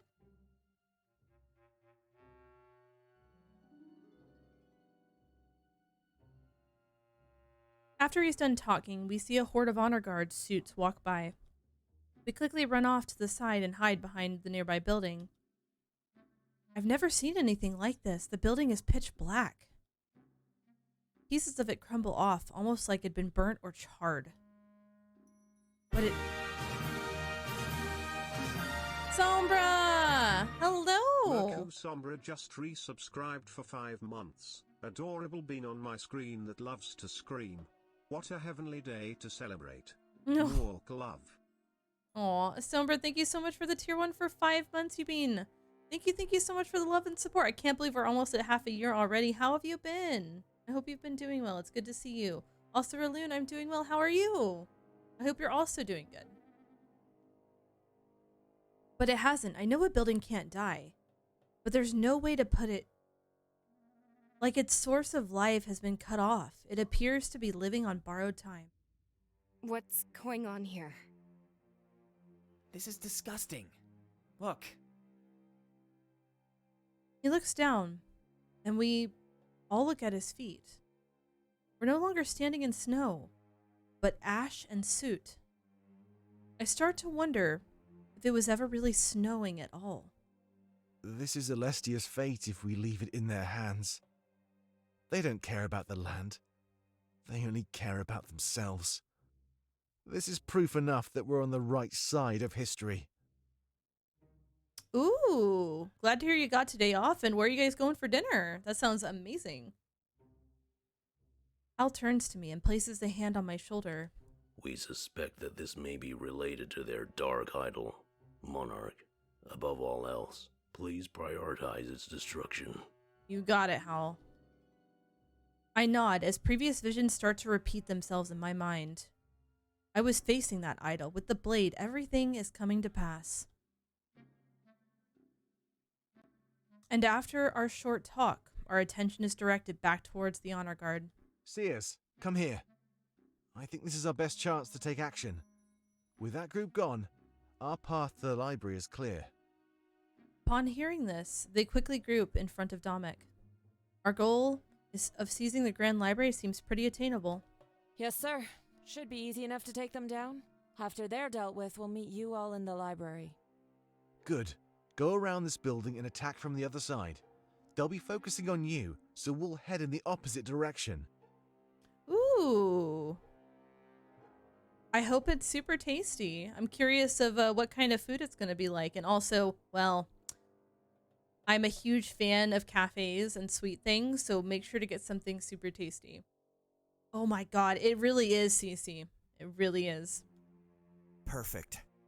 Then we'll meet up at the library.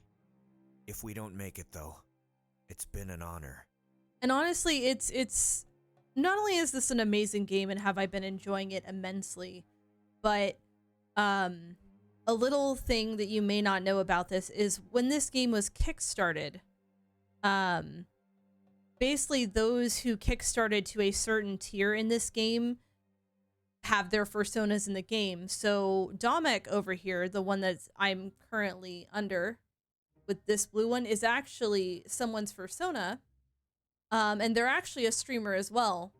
It's actually quite cool that some people's characters are in this game. After exchanging a nod, both groups part ways. The created seer prepares to distract the honor guard. Domek points to a nearby road, signaling where he should run. The Grand Library is right over there. We'll run on my mark, so just hold on. It is, and I'll be quite honest. If I had known about this Kickstarter at the time, or if I had caught on, I probably would have dropped the money to have my character in this game. Like, this is incredibly cool, and it would be supporting a fantastic game anyway. So it's like it just would have been like a double win. After speaking, he immediately places a finger against his mouth. It's clear that we need to remain silent while the seers carry out their goal. We wait there in an intense silence, waiting to hear the clashing of swords. Oh gosh, someday it's a dream, Mary. It would be absolutely fantastic. Though, speaking of that, actually, it's not a game of this caliber, but Doggo will be streaming something in the future where she does indeed have herself in that game. We all stare at each other in unease. We know that when they start to fight, some of them may die. It pains me that sacrifice was necessary in order to obtain our goal. But I know that their sacrifice would never be forgotten. My heart sinks as soon as I hear them start to fight. I hear screaming and steel against steel. My instincts tell me to run immediately, but Domek has yet to move. I can see him wince every time the skirmish gets a little louder. But soon enough, he makes the call, and we're all running. Now, go! Maybe one day, Mary, but no, I'll actually have a little sprite in a game. Don't worry, I'll show you guys when the time comes. Agreed, Bumpkin, agreed. In our haste, we still make sure to be as silent as possible. The Grand Library isn't too far away. In fact, I can see it now. It stands tall and seems to be the one building that's not falling apart. As soon as we arrived there, we all let out a big sigh of relief. We can still hear the fighting, but it's more distant than before. Through the screams, it's impossible to tell which side is winning. What's going on back there? I don't know. Let's just hope it's going well. Doesn't sound that way. For the honor guard, maybe. Hurry up. We need to get inside. Shouldn't we wait for the Seers? At this rate, it might not be much longer. No, they can meet us inside. We can't risk running into more suits. That was just one group. I'm sure there's more. Right. They start to ascend the stairs, but Hal stops them. Wait. The library seems fine. Why does it not decay like the rest? Everybody turns to face him, but nobody knows. Domek takes the stairs back down and faces Hal. I don't know, but I think this is a good sign. It means we can control or limit what's happening. Knowing this, we might be able to fix Balteus. Or perhaps it's a bad sign, Domek. Maybe our enemy has the power to harm Alestia itself. How do you think we can stand up against such a foe?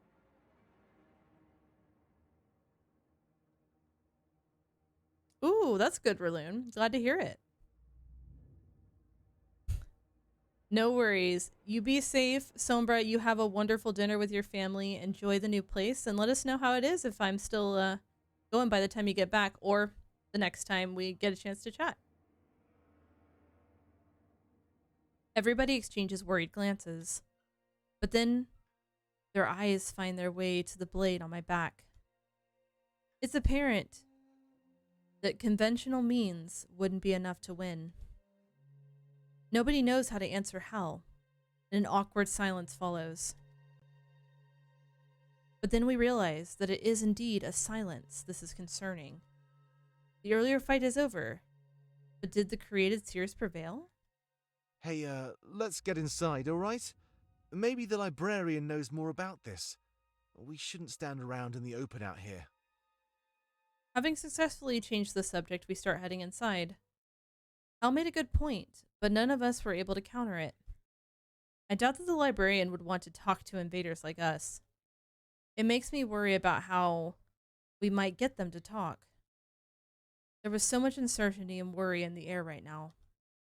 As we enter the library, I hope that our forces lived through their fight. When we enter the library, I'm taken aback by what I see. Dust filled the air, and it seemed like the place had seen better days. The only sign that somebody had been here is that the books remain clean. Whoever has been taking care of this place only cares about the literature. I guess it's acceptable, since that would be the main job of a librarian. But it just seems odd all the time in the world, and it's still quite dirty. There's some kind of weird apparatus in the back of the library. I've never seen anything like it before. It's almost awe-inspiring. My comrades all look around, sharing got the same look of awe. This is amazing. I've never seen so many books in one place before. I wonder what they're all about. Should we take a look? Maybe not. We're here for a reason, remember? Let's find the owner and see what they can tell us. Hal steps forward, objecting before anyone else can speak. Actually, there's a chance that the books could tell us even more. The Triumvirate must keep them away from the mainland for a reason. What do you mean? The monarchy vanished in the blink of an eye. This we know for sure. People can be erased, but not culture. Signs of our time here would have remained. So, you're saying...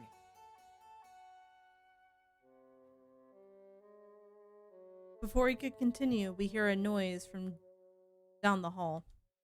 We know the honor guard can't enter, so it must be a proprietor. Knowing that we need to take them hostage, we assume hostage stances? Looking into the past is one of the best ways to learn. If we don't become better people, then we'll repeat the same mistakes. How fitting, then, that the old monarchy would focus only on the future.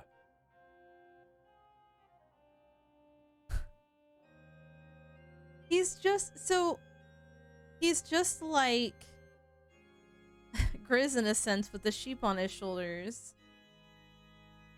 We all exchange glances, slightly confused. They wanted to guide themselves to the perfect future. If it was possible to get there, then no cost would be too high. In the name of a better world, they embraced corruption. After a few steps forward, the mysterious man comes into view. Too often do we condemn others in our self-serving journeys. A bright future for the monarchy would have meant death for innocent worlds. The Triumvirate chose to step in, as they have countless times before, to maintain balance.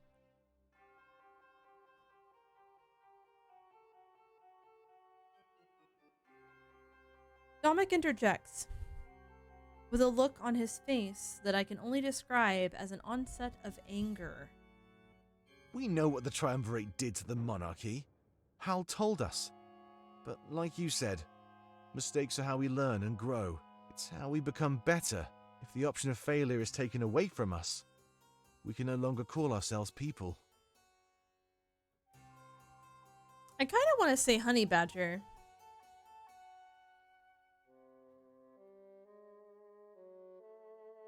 They can hide behind whatever reason they want, but they're wrong to control us.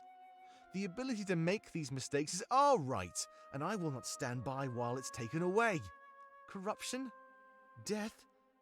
Nobody wants these, but without them, we might as well not exist at all. Yeah, that's fair, Noisy. And oh no, Ryushi, how? Everybody nods and cheers Dominic on. The mysterious man shrugs and keeps walking forward. Restrain this man. I expect to see the man put up a fight, but he doesn't. You will experience no resistance from me, but on the other hand, you'll find no help either. Do what you must, but keep the library intact. He gets on his knees and holds out his wrists. Hal makes quick work of restraining him. Who are you? You know far more than most. The man shakes his head. Just a hoarder of knowledge. A man who preserves the past rather than erasing it. In exchange, the Triumvirate gives me life and shelter. Another one of their victims, you mean? Eternal life in exchange for servitude? Despicable. What atrocities did you commit in their name? I created this library, a simple glimpse into the past. Everything the monarchy ever wrote is on these shelves. That was my job. Preserve the old history while creating a new one. And what new history did you create? I wrote about the Triumvirate and spread it everywhere. I made them seem like gods, like they were the creators of this world. As new life began on Alestia, they found my writing and believed every word. Hal scoffed. as anger boils within him. But before he can do anything, Pro interrupts. Algus Veyer.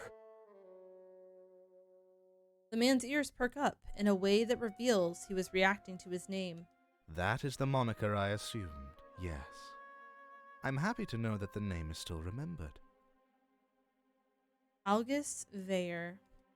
The man revered as the greatest historian. I can't believe that he too was a tool of the Triumvirate. So everything the people believe is a lie that you created. Why would you need to go to such extremes? This is insane. I mean, he serves the Triumvirate. The Triumvirate wants to be known as these godly beings who brought life into the world and everyone should be grateful for. So, of course, they would go to such extremes to literally poison the people's minds by abusing their control over the quote-unquote greatest historian. Yep, exactly. Galaxy's widest spin, what's wrong? How you doing? Look at how you and your friends reacted to learning the truth. It brought you here, prepared to kill those who gave you life. The people must never know the true cost of their creation. Spin? That's fair. Hopefully it's at least a good spin. Wow. Flash on my jacket and everything. I was making dinner. Ooh. Yikes. Hopefully it didn't hurt. Yuji. I don't believe this. Hal, get him out of our sight.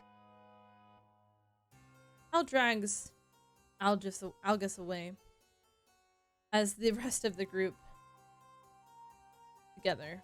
Well, at least he didn't put up much of a fight.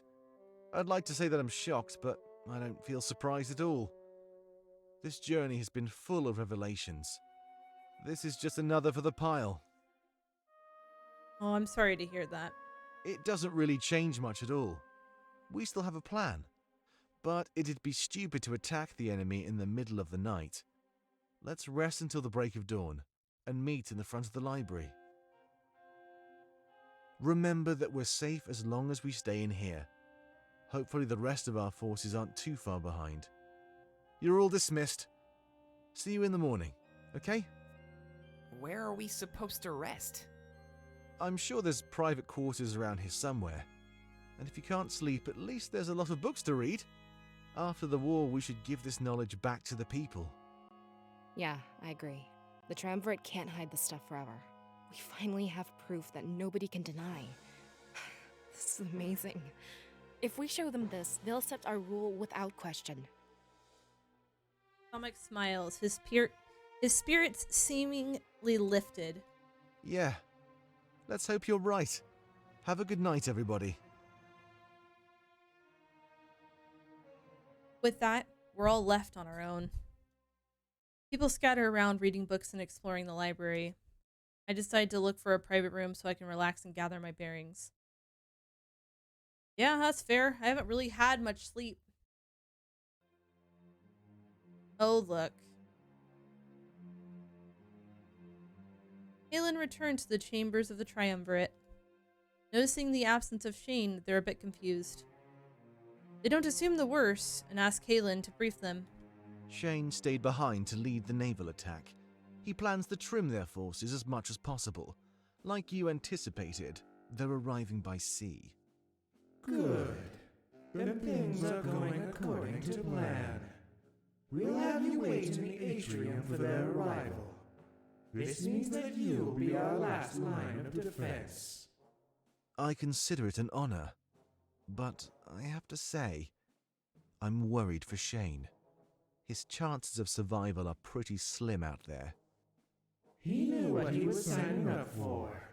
If he killed even one of the rebels, then he was successful. Focus on protecting this castle, Haylen. That's more important. Yes, of course. I'll make sure no one passes the atrium. If they try, they'll fall as quickly as they enter. Thank you, Haylen. It's important that they have a false sense of security. Don't give them too much resistance until it's absolutely necessary. If they think they're going to win, they're more prone to slipping up. It's up to you to figure out when that moment is and take advantage of it. Even if it takes your life, you ought to prevent them from entering our chambers. Mila kneels, complying without hesitation. Yes, of course. My life for the Triumvirate. I'll fortify straight away and wait for their arrival. Phelan strides out of their chambers, with a sense of purpose.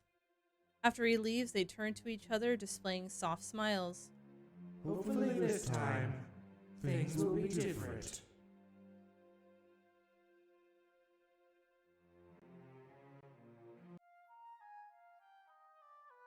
Ooh, what a nice little private chamber. After finding a private room, I pace around it in circles. I've had nothing but bad luck when it comes to getting rest. Ever since we left Museo, I've been too worried to fall asleep. I tried reading books, but none of them are able to capture my interest. Pacing the room, I basically succumbed to the anxiety assaulting my mind. However, and thankfully, a knock at my door soon returns me to lucidity. As soon as I open it, Hal enters. He takes a deep breath, sounding both annoyed and relieved. I don't blame him. He's gone through so much in such a short time. We finally put the librarian to rest. Algus right. He certainly likes to talk a lot. Answers in the form of riddles. He simply stalls for time. Bumpkin. It is rather peculiar, however, that he didn't resist. He won't help us kill the Triumvirate, but he won't stop us either. As we locked him up, he mentioned his true allegiance was to history. Whether we win or lose, it will still be his job to write about the aftermath. So no matter what happens, there will be a new history to record. An interesting habit. Living through others rather than yourself. He looks around the room, a hint of sadness on his face. There must not be much else to do in such a lonely place. We feel sorry for him, but there is really nothing we can do. He gave us shelter in exchange for silence. I ask Hal how we know if we can trust him or not. We don't, but it does not matter. He's locked up and unable to contact anybody outside. Any chance he had to intervene has already passed on. I mean, it doesn't help that his looks and voice are just yes. But that is my judgment clouded by the fact that it's a whole bunch of souls in an old rebel leader's body, and I'm just like, man, he is, but he's not. You know? Our foothold is established. We've successfully taken Baltian soil, Monarch. While not our main goal, this is a major victory for all of us.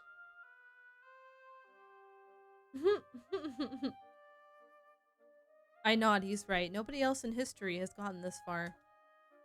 We stood a real chance of winning here. It felt amazing. I thank him for the status report and for checking up on me. Of course, we wanted to make sure you were comfortable. We can imagine that rest is hard to find under these circumstances. Might we suggest spending some time with your friends before the dawn? He's right. If I can't sleep, then it's probably the next best idea. But I wonder if our bonds are strong enough to warrant some time together.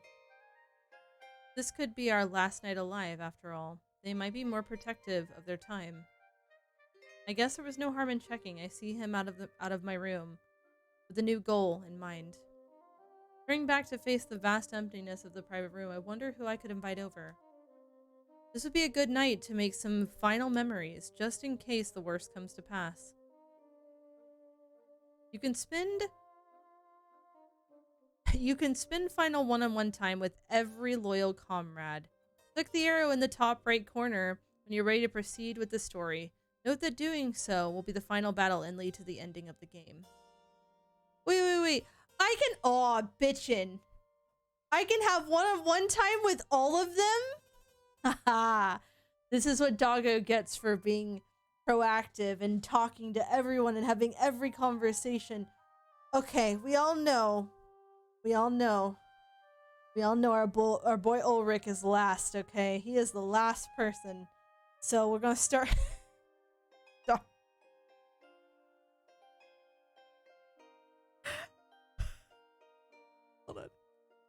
Oh shit. I pressed the wrong button.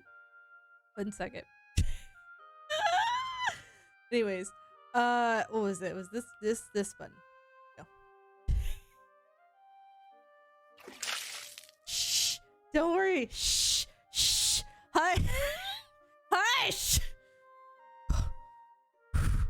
Shut up. Shut up. Oh boy. Okay. Also, hello, Foxtrot. How you doing? Shut up. Okay. I'll first. Final time with Hal. I'm doing well, Foxtrot. Glad you're doing good. Except Hal, because it's a bunch of people. It's weird. As I'm browsing random books, I hear a knock on my door. It's Howl. I let him in and ask him how things are going. I don't know why I asked. It's clear what the answer was. They all worry. They fear that death will come for them. An understandable fear, however. This is the end of our journey. We will face more danger than ever before as we move forward. Algus, however, isn't making things any easier. He plants seeds of doubt in many of our soldiers, Monarch. Words are a writer's greatest weapon. A gag would be effective. I mean, then go for it. Gag them.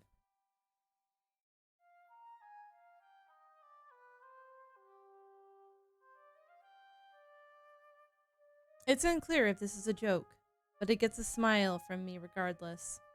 He says that we are the true enemy, the monarchy. He says that if you knew the truth of our people, you would run. You would no longer fight for us, as we endangered innocent worlds. It is not true, however. His mind has been twisted beyond repair, but many soldiers are starting to doubt. What if he is telling the truth? Could they save their lives by switching sides in the final moments? This is unacceptable. We couldn't afford any turncoats. The monarchy made mistakes, as any group of people do. Like Dominic said, mistakes are how we learn and grow. Bad choices, while bad, are our right as people to make.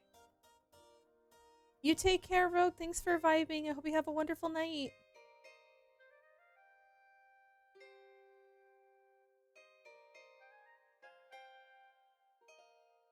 Thank you, Noisy. They cast us aside in a prison, taking away our ability to choose.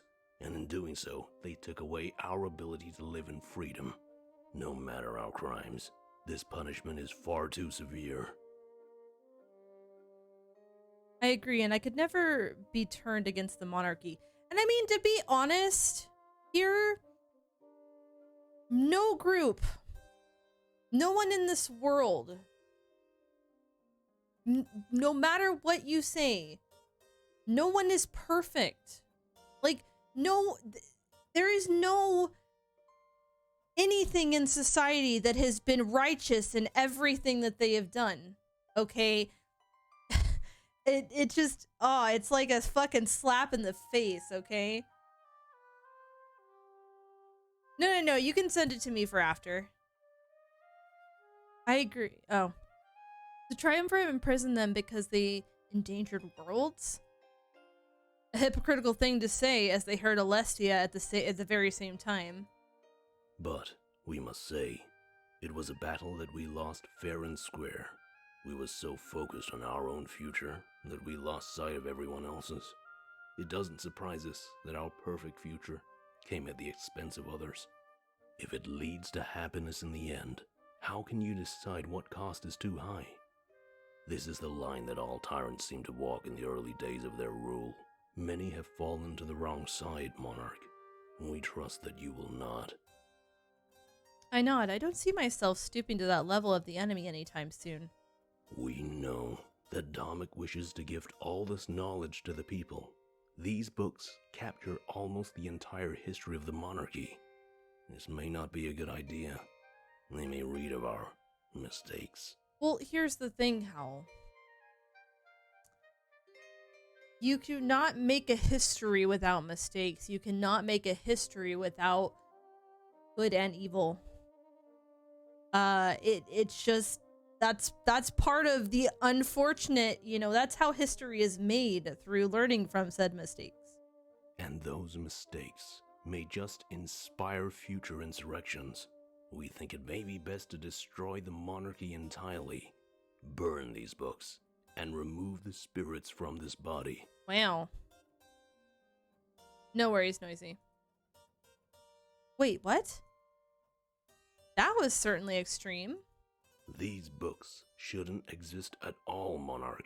We don't know why the Triumvirate keeps them lying around. If our oppression was their goal, then they should have destroyed them. Right now, they exist as a testament to our imprisonment. As long as they remain intact, they will be only a harmful memory. They should be destroyed.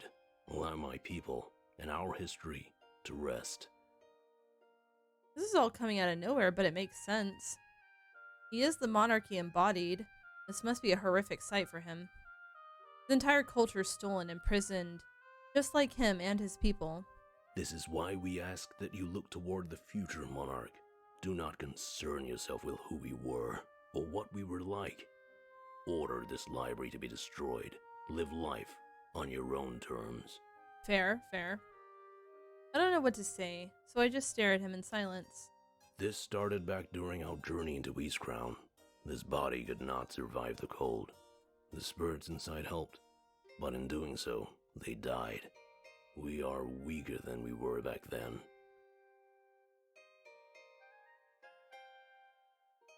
Weaker, but more in tune with everything around us. Almost like a weight was lifted from our shoulders.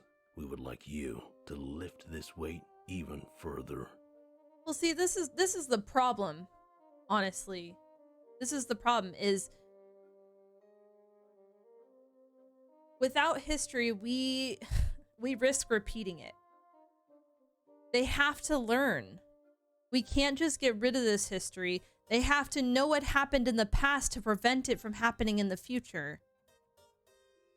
Because what's stopping it from history from repeating itself if it's gone and they don't know that it happened to begin with, and what needs to be done to prevent it from happening again? Please, use that blade. Absorb the souls inside of us. Leave one behind. And let us feel what it is like to be alive. After the weight is gone from our shoulders, lift it from the world. Exactly. Exactly. He looks around the room to the various books scattered about. You must absorb these souls and destroy the books. Only then will the monarchy be truly removed from history, as our mind will be better for it. So too will the world itself. I don't know how to respond to what he's asking of me. He wants me to commit mass genocide against the monarchy? This is all happening so fast, I'm unsure of how I should respond. You would not be killing us. We have long since been dead. It would be an act of mercy upon a group of oppressed people. We can no longer live. The Triumvirate stole that right from us.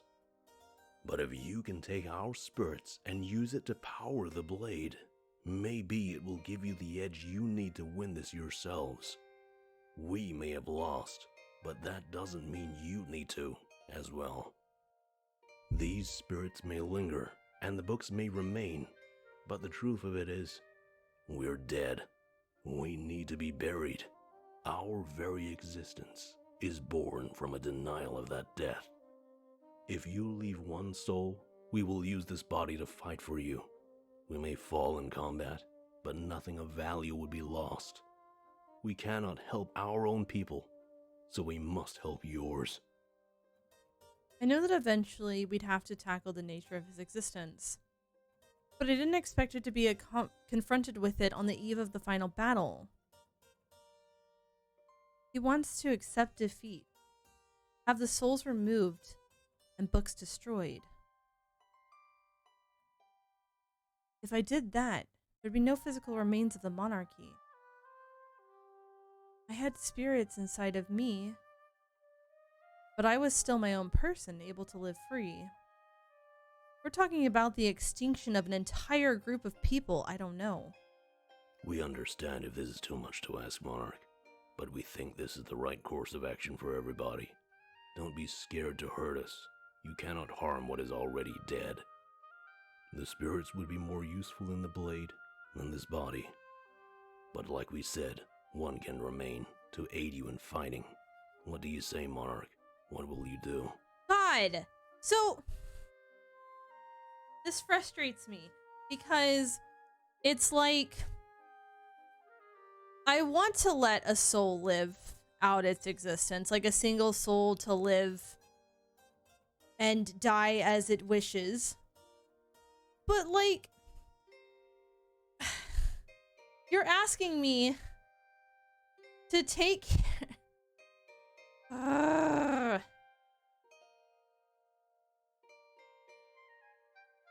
right? It's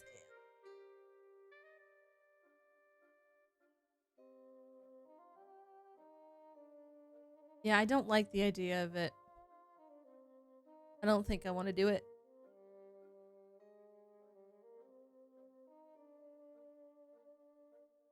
Oh. The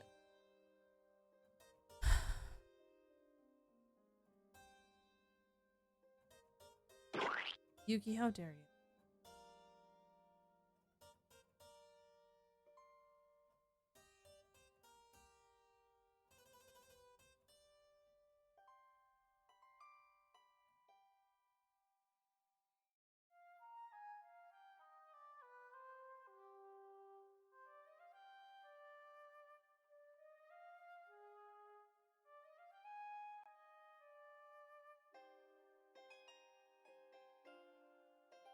Wow, thanks you.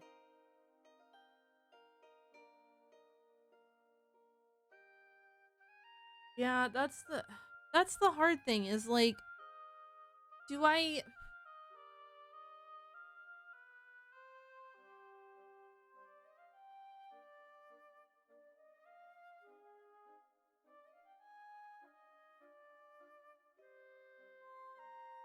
But I guess the question is, if I take all the souls except for one and empower the blade,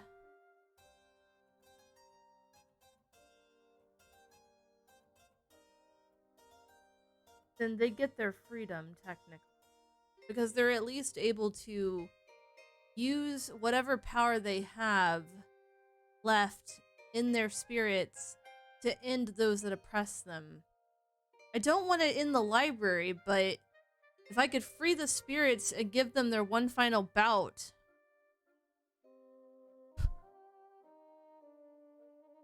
Oh my god, shut up, Galaxies. Shut up!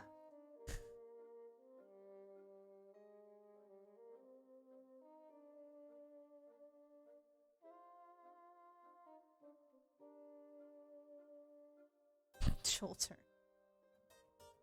Yeah, I think as this one, I think keeping them in his body would be just as, you know, yeah, I'm gonna honor their wish. I agree to grant him his request.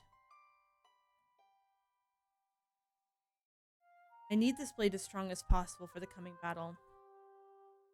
His people may be lost, but they can still help us win this war. Thank you, Monarch. Do not worry about the books. We will talk to Dominic. But know that you made the right choice, and rest easy. That's fair, Noisy. With a nod, I take out the blade and hold it to his chest. It responds to my will, so I do my best to envision Howl's request. Leave one soul to inhabit the body and use the rest to power the blade. I close my eyes and try my hardest to make his dream a reality. After a while, he takes a deep breath, and he seems a bit different. The blade didn't seem to activate, but I guess it did what I needed to. Thank you. You did the right thing. Hello, Flare. If you'll excuse us, we have more to take care of. The final battle looms. There is much for all of us to do. I nod and see him out of my room. I didn't expect to settle this one-on-one. Maybe part of me wanted the input of others. However, I think things turned out for the best. If we maintained this secrecy, nobody would ever know. I helped him. He helped me. I was stronger than ever before. How you doing, Flair? Let's see here. Next is Domek. Yes.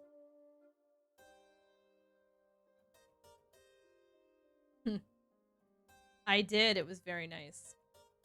I hadn't had a chance to really say anything because I was busy with work, but I did enjoy it. My choice made him pissed. Oh, I imagine so. I invite Domek over to my private room, and he looks around, astonished.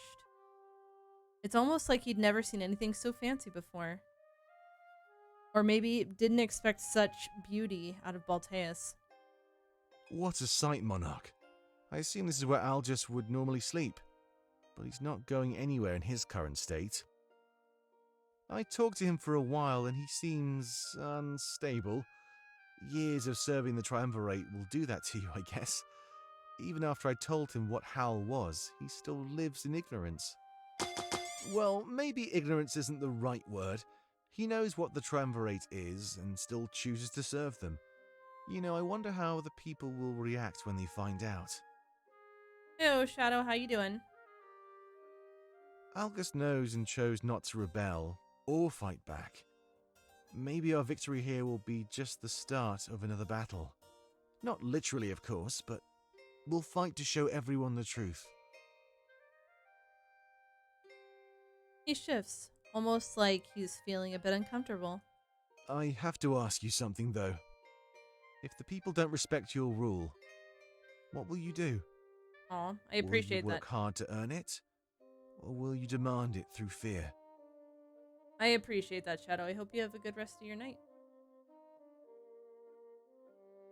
Oh, at this point? Okay.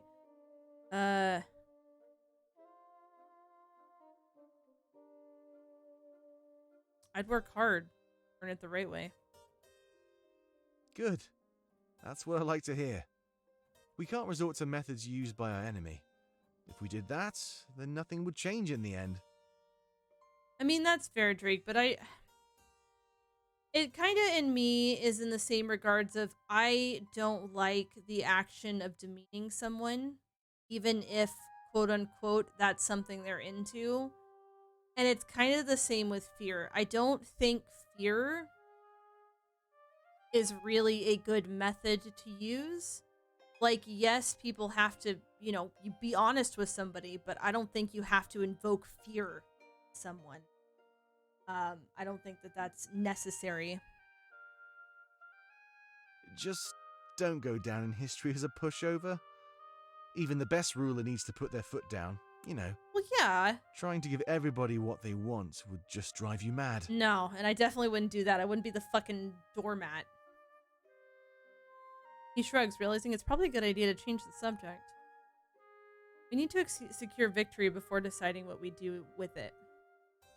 It's clear that he wants to avoid talking about the upcoming battle. It just makes me wonder who the Triumvirate really is. They aren't gods. I doubt they made the Blade of Exodus. There's a chance that they're just like us, using power to achieve their goals. And they say that power corrupts. You've heard that, right? What if they were just like us in the past? What'll happen next? Will we just go on to become tyrants that the people despise? I shake my head. We wouldn't stoop so low. Nobody starts their journey at the peak power, Monarch. The Triumvirate wasn't born into this role. They fought for it. It's even likely they took down foes of their own too. But what foe would that be?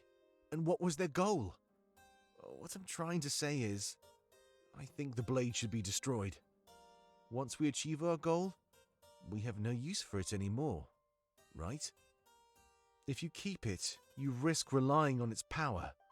And I don't want to see what that does to you, Monarch. Not if it's even anything close to what it's done to our enemies. I don't see any reason to keep it around after the war is over. So tell me, if you get the chance to destroy it, will you? Well, yeah, I didn't want to keep it. Good. There's no place for a weapon like that in this world. I feel like whoever wields it will be led down a dark path. I just hate to see that happen to you. I really would. He looks away from me. I just want to know what kind of hands the world will be left in. I'm just asking you these questions because I'm scared, you know? I might not survive the battle. I might not live to see your reign. That much was true. Even my survival wasn't guaranteed. I'd hate to lose each other, after how far we've come. But we're about to fight the Triumvirate, so it's a real possibility. All we really can do is launch the final attack with no regrets at all. And now I have my fair share of regrets, that much is certain. But with your help, I'd like to put some of them to rest. I wanted to do so back in Alarinthia, but I was scared. Back in Alarinthia? What does he mean?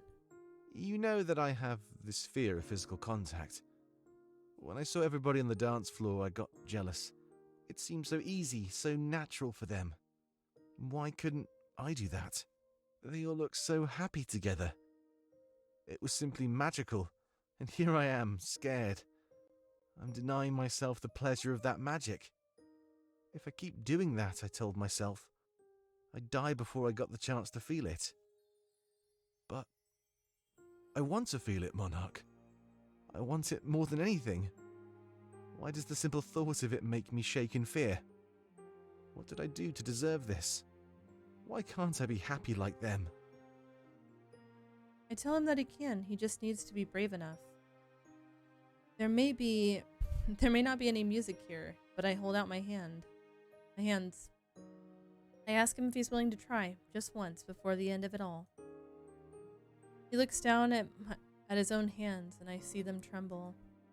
I know he's scared, but I tell him that I'm terrified as well.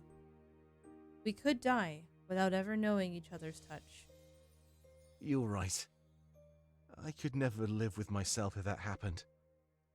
I want to know what it feels like, just in case I never get the chance again. So, here we are, back in Alarinthia. That music playing in our ears. Bumpkin. I smile with a nod, and he places his hands in mine. He's shaking and scared. His eyes tear up, but he's smiling. Without saying a word, I pull him close and hold him tight. I let him tame his emotions on his own. It takes a while, but his shaking slowly subsides. He's crying, but I can tell that it's not out of fright. We sway from side to side, as if we were dancing. Our bodies are in sync, and the melody that neither of us can hear. It's a beautiful moment, and it belongs to the two of us, and it will forever. I love you.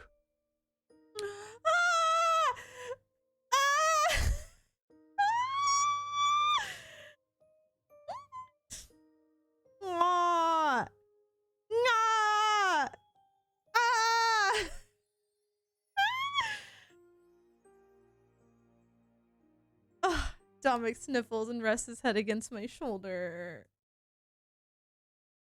I said that I loved him too, and he holds me even closer to my body. We stay like this until he's ready to leave. I've never seen him so. If he survives, then we've spent our time together. We'll spend our lives together in similar happiness. This is the pledge I make to him as I see him off to prepare for the end. Oh my god!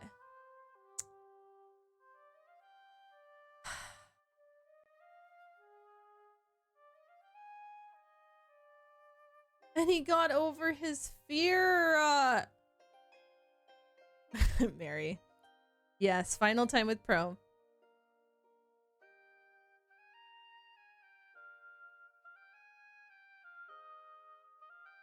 Thank you for the heads up, Lex. How you doing? I invite Pro over to to my room to spend some final time together. He has this dangerous task of infiltrating the Triumvirate's castle. There's no telling what would happen, but I could tell he was scared. So, I guess this is it, huh? You know, I always thought that I'd be ready, but now that we're here, I feel such apprehension. I know the layout of their castle based on past reconnaissance, but when we stole the Blade of Exodus, they weren't expecting us. They know we're here now. For us, this will be a purely uphill battle. He's right. We could no longer use the elements of surprise. We had our strength and our smarts, but would it be enough? Look at me, freaking out. I don't mean to bring down your morale. Let's change the subject, all right? Is there any wine in this place? Oh my god, Noisy. He looks around the room and is quickly let down. Of course there isn't. You know, I thought it'd be a given. August is all alone, with nothing but his books and imagination. If there's any type of person who'd live off of wine, it'd be him. It's a lonely life being a writer. It really is. You pour so much emotion into it that you almost run out. Everyone thinks you're giving them the cold shoulder, but you're not. Writing is art. Nobody questions the secluded painter, you know? But the second you close yourself off to write, you're troubled. So many people see it as a joke of a career choice. I almost let that get me down when I was younger. They told me that a writer could never make a decent living. I could have easily given up. But instead, I created a legacy. He let out a loud sigh. And that's what scares me. Even when I give up the swindling life, that won't be enough. Everyone will remember me for who I was, not who I am. And let's be honest, I'm not one of the good guys. I stole secrets, sold them, and ruined people's lives. Look what I did to the rebellion. That's unforgivable. He looks away from me and shakes his head. I think I might die during the attack, Monarch. There's no place for me in your new peaceful world. Even if I change, the harm I did will always haunt me. Yep, exactly. He turns away, and I see him tremble a little in fright. I want to help you make this world a better place, Monarch. But you don't understand how many people I've wronged in the past. If they seek revenge, they might just target you and all of my friends. And I don't want anybody to get hurt because I was a bad person. I could turn a new leaf, sure, but that doesn't mean my enemies will. If I stay by your side, you and all of our friends will always be targets. I mean, I'm pretty much sure I'd already be a target anyway. I put my hand on his shoulder and help him turn around. So what if his enemies try to give us hell? We can handle it. If the rulers of the world can't take us down, how could anyone else? You're right. We're all one big family, in this together until the end. I just fear that the end is closer than we think. I don't know what I'd do if I lost any of you during the final battle. I lost my family once.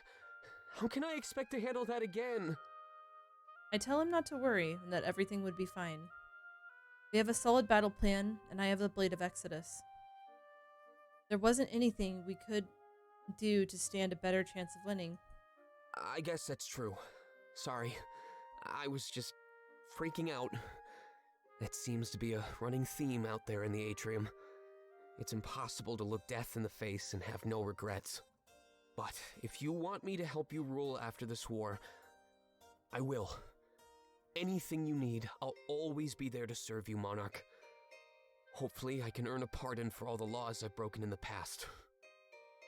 That would be easy. He's already done a lot to help us. He was responsible for the Alaranthian alliance, hands down.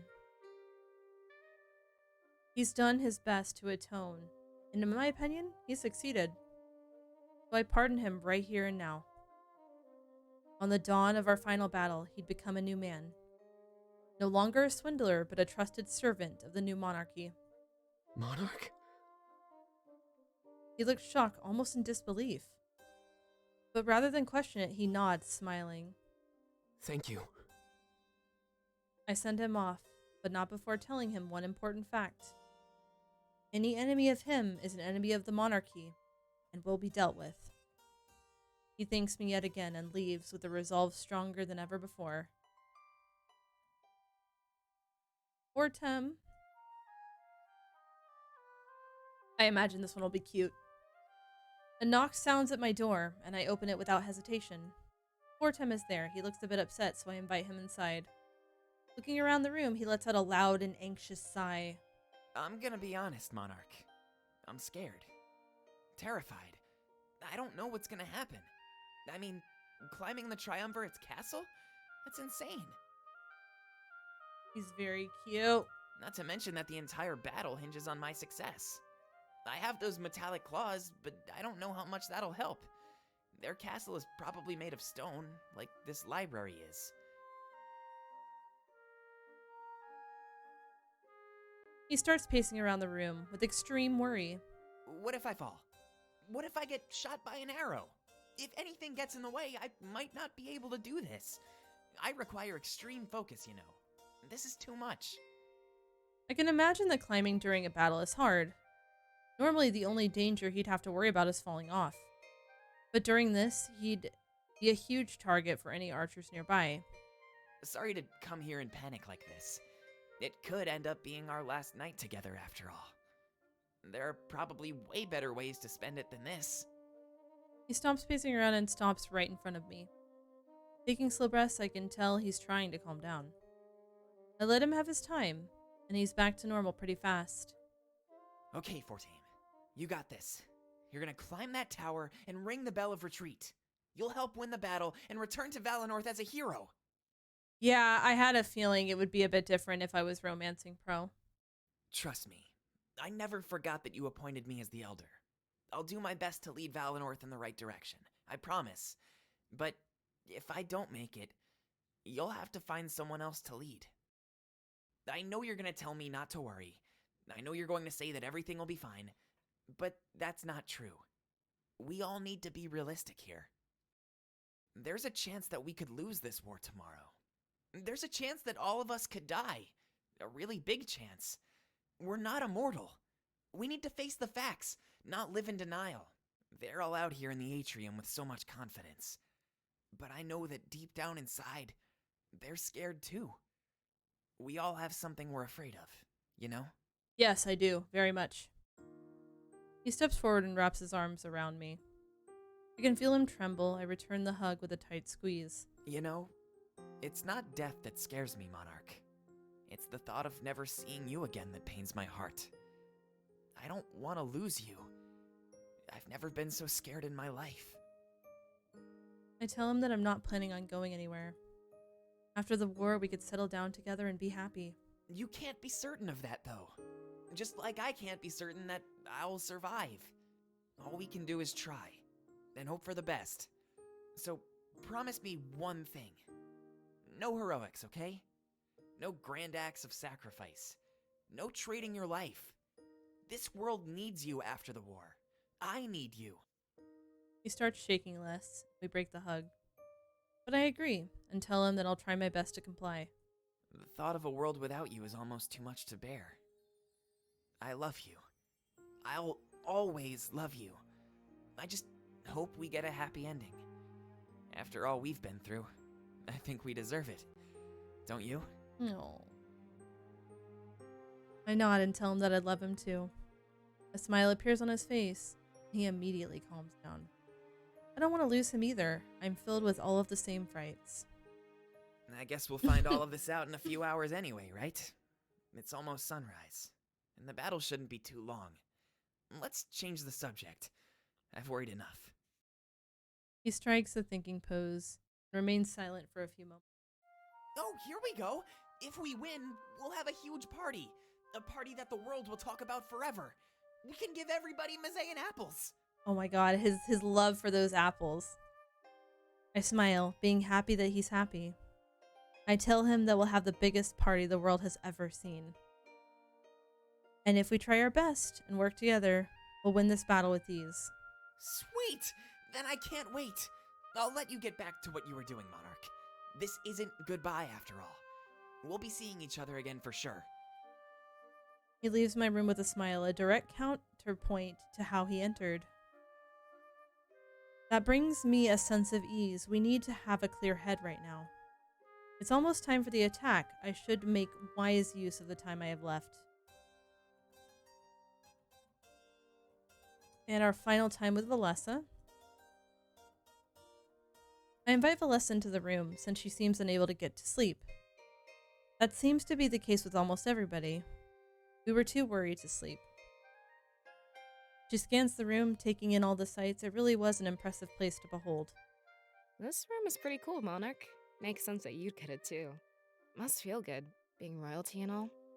I'm pretty confident. After hearing Domic's plan, I get to follow you to the castle too, so that makes me happy. You can trust me to have your back if anything bad happens. Let's hope it doesn't come to that. I've been practicing with those daggers I got from Mazeo, actually. They took some getting used to, but I think I can hold my own. Not that those suits of armor require much to take down. It's true, they were pretty weak. The Triumvirate focuses on quantity, not quality. Hopefully, that would be their downfall as we proceeded. To be honest, I'm really scared that we might not survive. I mean, victory usually comes at a cost, but what will we pay? If I make it out of this without my friends, I'll just feel so hollow. I want to help fix Mazeo, but I don't want to do it alone. It's up to us to help undo the damage inflicted by our parents. With you on this throne, I think we could do it pretty easily. She seems really fixated on helping Mazeo, almost obligated even. It makes sense since she feels that our families are responsible for a lot. When I took the throne, I'm sure I'd be able to help her out. It's a good cause. I really need to stop thinking so far ahead. This is the eve of our final battle. I should focus on that. Getting lost in thought on the battlefield would be the death of me.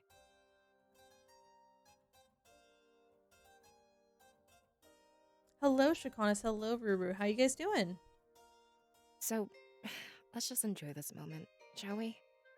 This might be the last time we're able to hang out. I hate to tarnish it by freaking out and acting stupid. I tell her that it's fine. I enjoy her company regardless. Besides, I'm sharing a lot of the same worry. We're in this together. When we met up to launch the attack, we'd have no idea what came next. Well, at least I don't feel so alone anymore. Fortum is always so carefree, no matter what happens. Talking to him, you'd never guess that we could all die here. I'll save after this conversation home. Also, that's awesome, Ruru. I'm glad to hear it. Need to play more classic. Before I stop being so gloomy, can you promise me one thing? It'll make me feel a lot better, and morale is what we need right now. I nod, but it's really dependent on what the favor entails. If I do end up dying out there, can you help repair Mazeo? I just want to see a happy nation. It's gone through so much. Our parents heard it, so we should be the ones who mend it. I nod. That's definitely something I could do for her. That's it. That is, if I survived. But I don't display such doubt right now. It's best that I try to look strong and resolute for all of my allies. Good. Then we can move on to better things. You know, I've been thinking about how far we've come.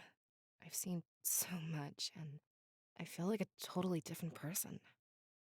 I wonder what would have happened if things were different. What if your induction ceremony wasn't canceled? What if you never got that deceiving vision? She steps forward and places her hands in mine. Would we still be as close as we are right now? You know, that moment we shared in Mazeo was so special. Given time, I want this bond to grow even stronger. Do you? I nod. I made the choice to pursue this relationship after all. But she's right. We might not be this close if not for all of the hardships. At least it's proof that even in war, beautiful things can still happen. I don't want to rush this and do something stupid. Part of me wants to, given the circumstances, but we shouldn't. Let's just make a vow. We'll both survive and take things slow. With a smile, she squeezes my hands and I do so in return. Taking a step forward, she places a soft kiss on my cheek. I smile back and wrap my arms around her as tight as I can. I really hope we make it through this. I try not to get sad, but my eyes tear up ever so slightly. Hugging her tighter, I rub my hands up and down her back. We've come too far to lose each other, that's what I tell her. Thank you. A few moments later, we break the hug. But when I do, I feel closer than we ever have before. Thank you so much for inviting me over, Monarch. I feel a lot better than I did just a few minutes ago. I guess I'll see you when we gather to launch the attack. I nod. That time was fast approaching. I see her out of the room and let out a huge sigh. Talking to my friends, for maybe the last time, it's crushing me. But if I didn't, and they perish, I'd regret it forever. They're the excuse I give myself for enduring the pain. Turning to face the big open room, I wonder what's next. Really quick, I'll do a save because I was redeemed one. And our last but not least is our boy Ulrich. I know, right? Also, Zen, hey, how you doing? Alright, my last final time. As I'm lost in thought, a knock at the door jolts me awake. Without hesitation, I open it up and Ulrich steps inside. He seems calm. He's seen tons of battles in his lifetime. Hey, Monarch. I just wanted to come see you. We won't be getting much sleep tonight after all. Ooh, what'd you have for dinner? It's true, and I don't blame anybody for it. Especially Ulrich. We were fighting his former masters. This would be harder on him than it would be for us. I can't stop thinking about our visit to Alarenthia. You know, I broke your nose and I feel awful about that. But I couldn't let you get in the way and compromise our plan. Wow, look! He acknowledged the broken nose! You know, after it seemed to be a fucking second thought. It needed to come down to just Pro and myself. It was the only way that we could guarantee our victory. I guess I came here seeking forgiveness. I feel foolish, though. Your forgiveness was implied when you removed that curse from me. I mean, you wouldn't do something like that if you resented me, right? But still, having it implied, it's not the same as hearing you say it. Also, that sounds tasty, Zen. A very cheesy meal. I can tell what he's after, so I tell him that he's forgiven. To be honest, it's the last thing on my mind right now. If it secured us our draconic alliance, it was worth it. And that's the thing, though. Forgiveness shouldn't come so easy. When you're on the throne, you need to learn how to punish. I lied to you. I hurt you. I shouldn't deserve your forgiveness. Then why did he come here asking for it? He's not forgiven for breaking. I tell him that he deserves forgiveness because he meant no ill will. He did what he did out of necessity, help further our cause and win. I guess what I'm trying to say is, you're lucky it was just your nose. In that moment, I would have done whatever I deemed necessary, Monarch. And given the opportunity, I would do it again. I would go as far as I needed. Yeah, pretty much. Do you still think I'm worthy of forgiveness? Who knows what I might have to do during the final battle? The fate of the world is in the balance. I can't hold back. What's gotten into him all of a sudden? He's acting odd, but I try not to bring it to his attention. For all I know, he's just anxious about the upcoming battle. Mary. But still, I tell him that he's forgiven. I can't hold him accountable for things he hasn't done. What he has done, however, he's more than made up for. As long as we're both on the same page, I expect the same from you. Don't hold back in any way. If I'm in danger, don't stop to help me. You have your goal. He wants me to just leave him for dead? I know what I was getting into when you removed my curse. I'm vulnerable. For the first time in thousands of years. But while I'm vulnerable, I also feel alive, Monarch. It's amazing how much the possibility of death can motivate us. In some ways, that's what drives us to accomplish our goals. Without some sort of end, there's no time for us to seize. You would know better than me. I don't think even he knows how old he is. At that point, the years would start to blur together. His demeanor makes sense, now that he's facing his mortality. His actions have consequences that could affect the rest of his life. In the past, no matter what he did, he could just outlive repercussions. I tell him I'll do it. I'll leave him behind, only if it's necessary. I do have my goals, but part of that is ensuring my comrades stay alive. The pledge seems to satisfy him enough, and he changes the subject. Thank you, Monarch. I knew you'd be strong enough to make the tough decisions. Since we met, I've seen nothing but a capable ruler in you. And that was before the attack on the Rebel HQ. Remember back in Valinor, when we were at Peregrino. You've been leading this world for much longer than you think. And I have to say, I agree with your choices. Keeping Peregrino as a tavern? I thought about that for a while. Anybody who values alcohol that much is good in my books. I fucking knew. That's why he would say he agreed with me. God damn it, Ulrich. He smiles at me and places a hand on my shoulder. When I look back on times like that, I realize how far we've come. Complete strangers to lovers. And it all happened so fast. I wasn't expecting it, but that's how I know it's real. Some people pursue love like it'll make them whole. But it's not right to place a burden like that on somebody else. I think you can only really enjoy love when you love yourself first. Ain't that damn right? And that's what you helped me do, Monarch. It's like the more I know about you, the more I know about myself. And I don't want to stop learning. I want it for the rest of my life. I'm just grateful that now it's a life I deem worth living. If I don't lose it on the battlefield, then I want to spend it with you. Being able to grow old and say goodbye, it's an odd thing to desire. Probably my first advice for you is make sure to clear a good spot of land out so you can start planting those crops, and make sure that you're saving up some money to plant all the crops early in the season, because that way you make more money in the long run, and some of them take a long time to grow. And they will wither and die at the end of the season.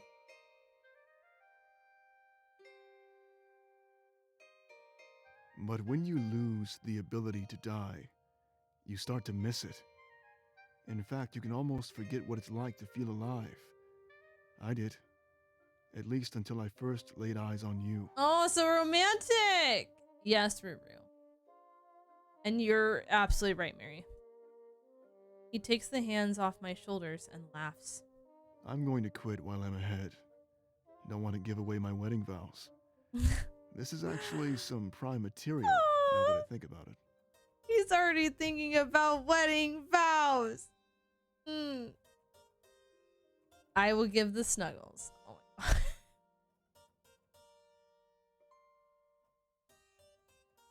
Pulling me into a hug, he places a kiss on the top of my head.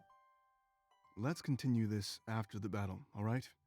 Unfinished business is just one more reason to survive. In times like these, we need as many of those as we can get. Oh, I nod and see him out of my room. He seems a bit different, but I don't blame him. Anybody would change when given the ability to die.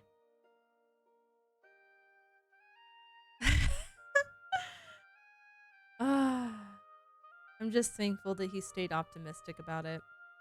It makes me realize that he really wanted it. It wasn't a hasty decision. And with that optimism, I know he'd survive and live a long, happy life. No, it's a quadruple marriage, by the way. It would be a quadruple marriage. Because there's 4 people interested in me. So, would you like to end this journey? Yep. Time to end it.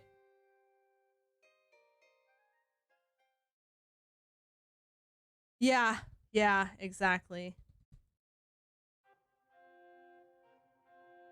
That was me yesterday, Zen. I kind of feel sleepy today, but not as much. I descend the stairs of the Grand Library, the crisp Baltean air assaulting me. I shiver and stand in disbelief at how uninviting the city seems to be.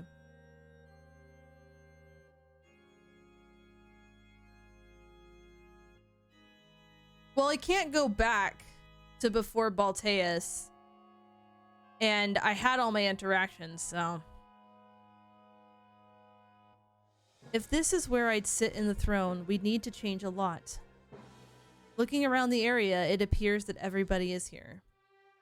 I try to take a head count just to make sure that's correct. This was the final attack. We'd need all of our might. I see Domik shaking hands with the created seers.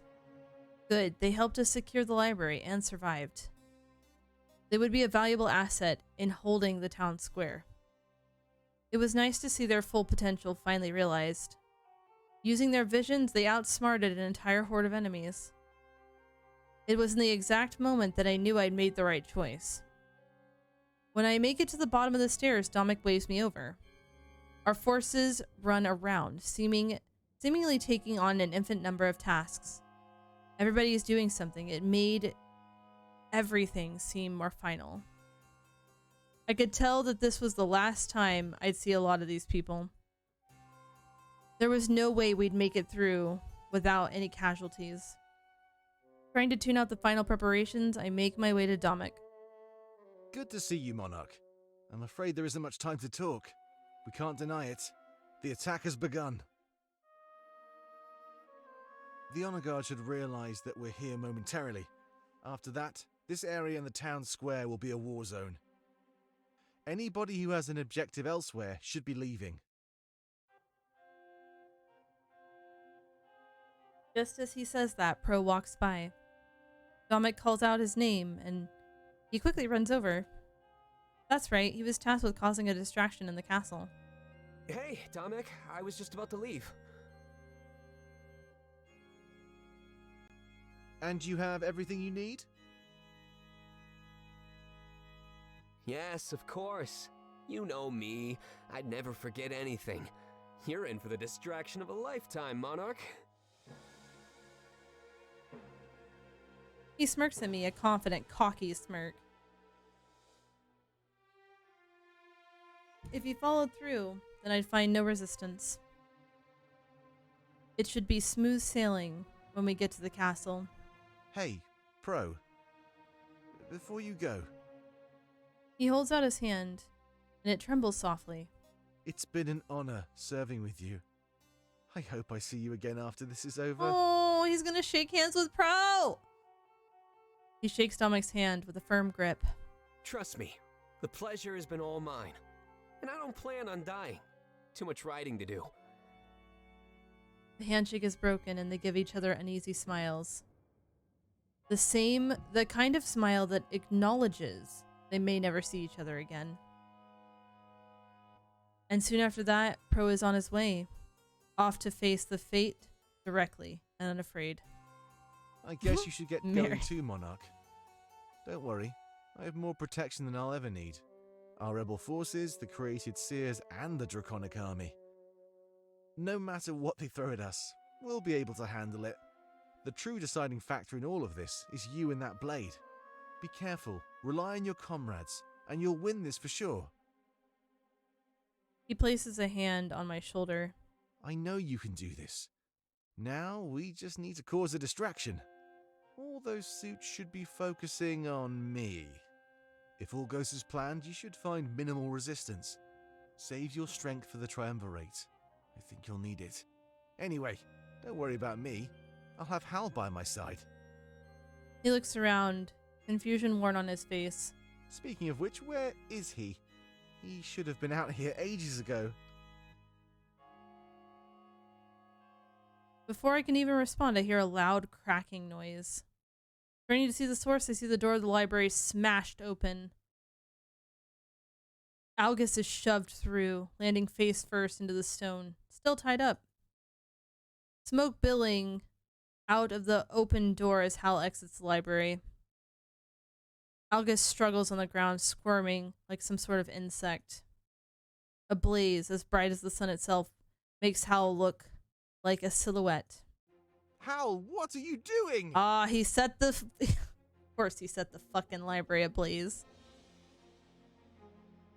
Upon hearing Domek, he steps forward and grips Algus by the hair. Raising him to his knees, he looks down in horror at our massive army. It was almost as if, in that moment, he knew he was on the wrong side. We've come here to destroy the Triumvirate and all that they stand for. Don't tell us you're backing down now that the moment is upon us. We all stare in awe as Hal pulls out the dagger, holding it in his free hand. The smoke and the bright illumination revealed to us one frightening fact. Hal had torched the inside, burning the books and his culture. No, of course not. I would never give up when we're so close. Come down here, Howl. Explain yourself. Hal shakes his head, disobeying Domek's orders. Running the dagger along Algus's throat. Oh, holy shit. God. Hal is not fucking taking 2 seconds anymore. He is. Okay, I mean, yeah. And then he kicks him down the stairs. A trail of blood follows him all the way down, steaming against the cold snow.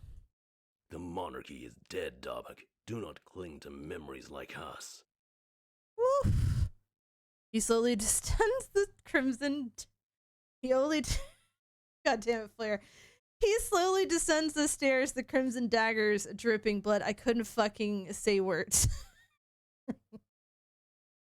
As the flames shoot out of the front door, Hal's face is finally lit up. It appears devoid of all feeling, even after what he had just done. Howl, stand down.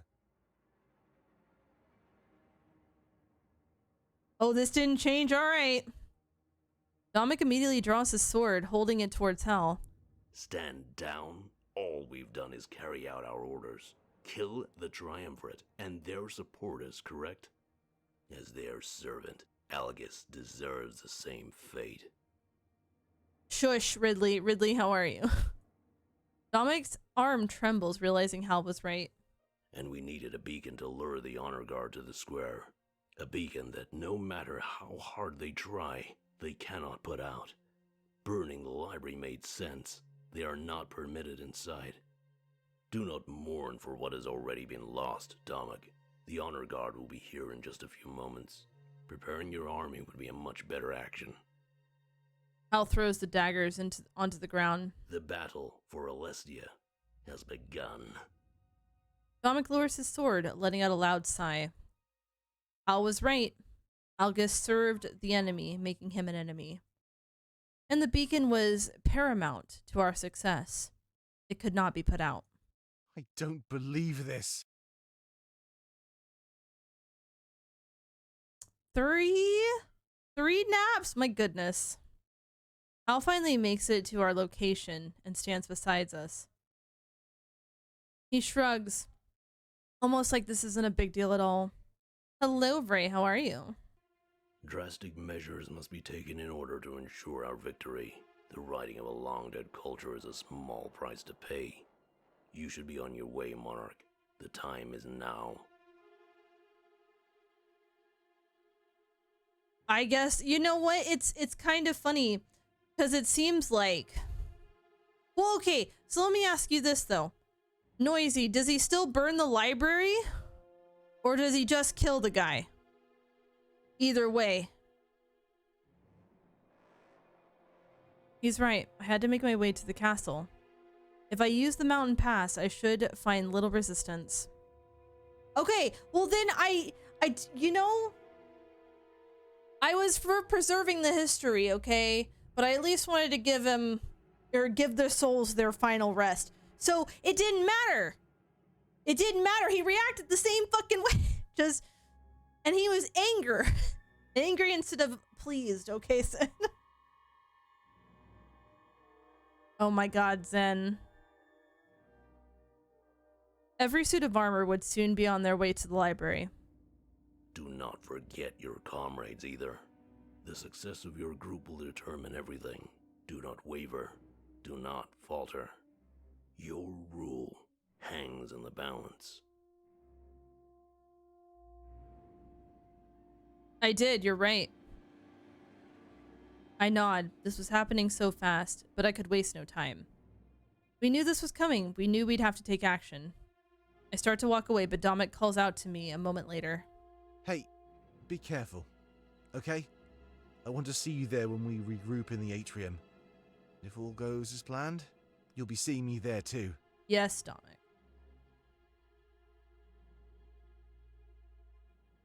Yeah.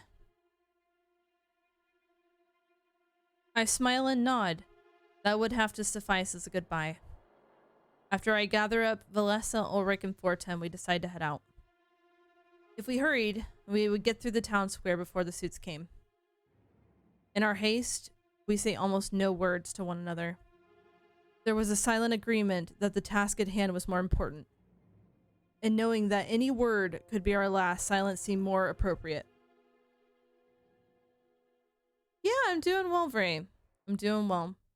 Ulrich is probably one of my absolute favorites out of all of them, but I do, I have a soft spot for so many of them.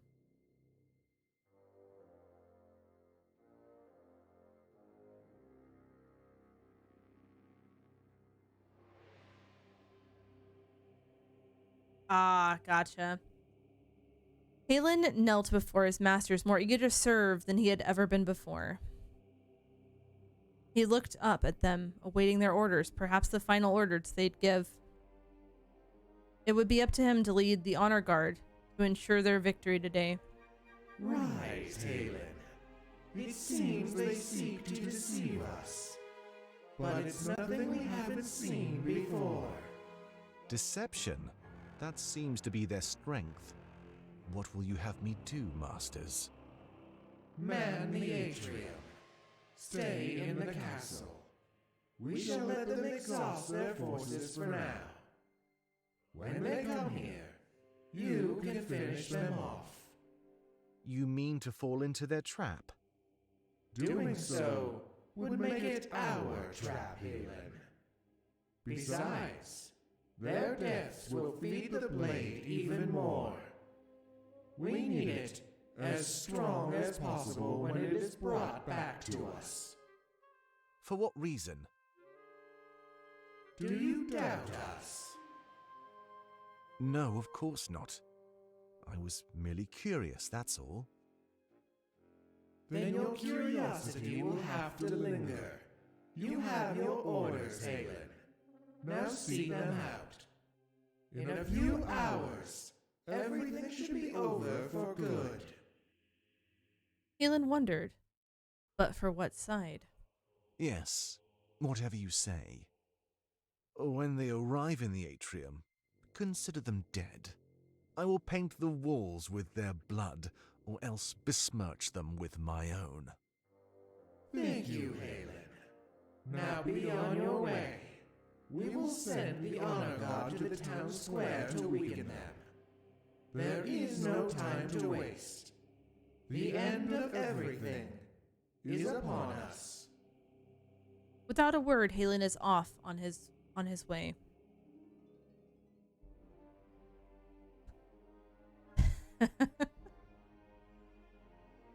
Welcome back, Sombra. How was Din Din? What'd you end up having?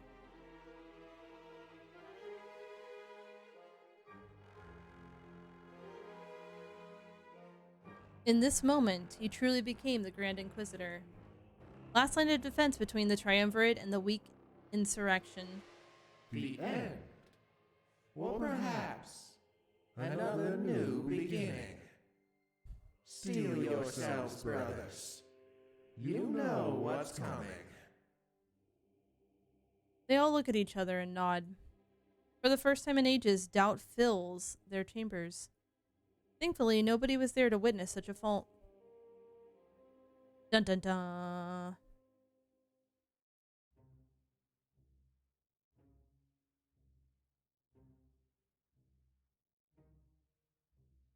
Actually, you know what? I could do. Now my head's down. You're sitting at the edge of your seat. I know. Pro enters the Triumvirate castle, careful not to gather unwanted attention. The staircase in the middle is the one that leads up to the chambers, for sure. This meant he'd have to lure the honor guard off to the left or right side. Welcome back. Paths on either side of the stairs lead to other sections of the castle. If he had to guess, he'd say that they led to living quarters or practice rooms.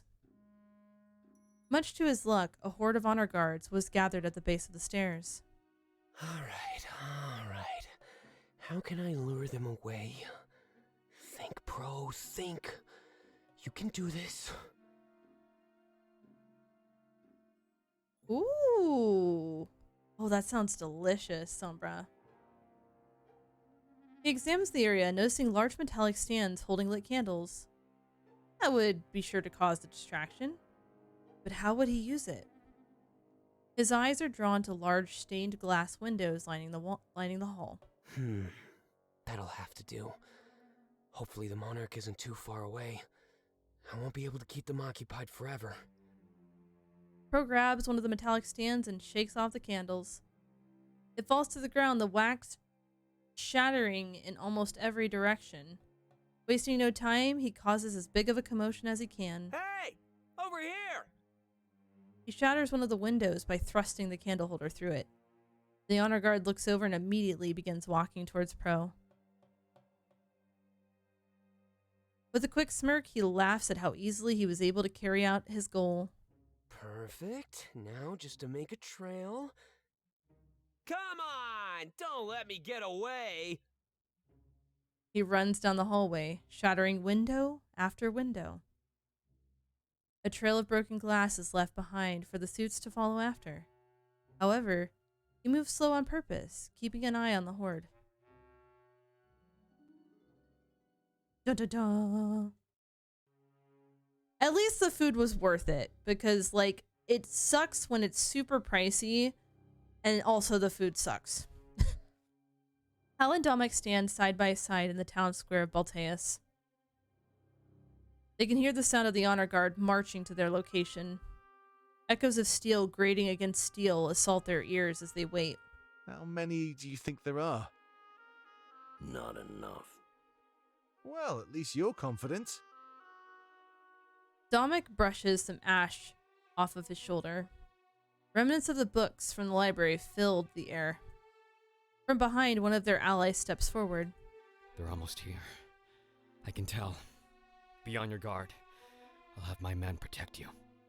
Oh, I agree. See, Vray, if it's so bad that I am that I have a physical disgust to it, or if I can't eat it because of how bad it is, no. They're either giving me a new portion or they're wiping it from my bill, because I'm not paying for bad food. I'm not a bitchy customer, but I do not appreciate my money being wasted, especially when their job is to make said food. You know, like I'm not gonna yell at somebody, but I am gonna tell them I'm sorry. This is not, I can't eat this. You know, this is not good.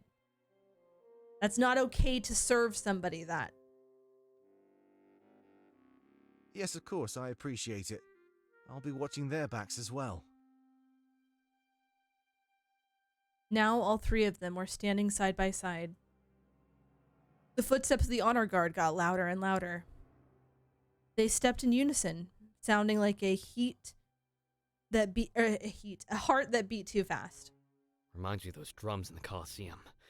Every time they played, I knew that death would follow. Let's hope that it does, but not for any of us. Oh, absolutely, Sombra, absolutely. If we are in danger, do not come to our aid, especially if it would endanger the lives of others. Remember, by all accounts, we are already dead.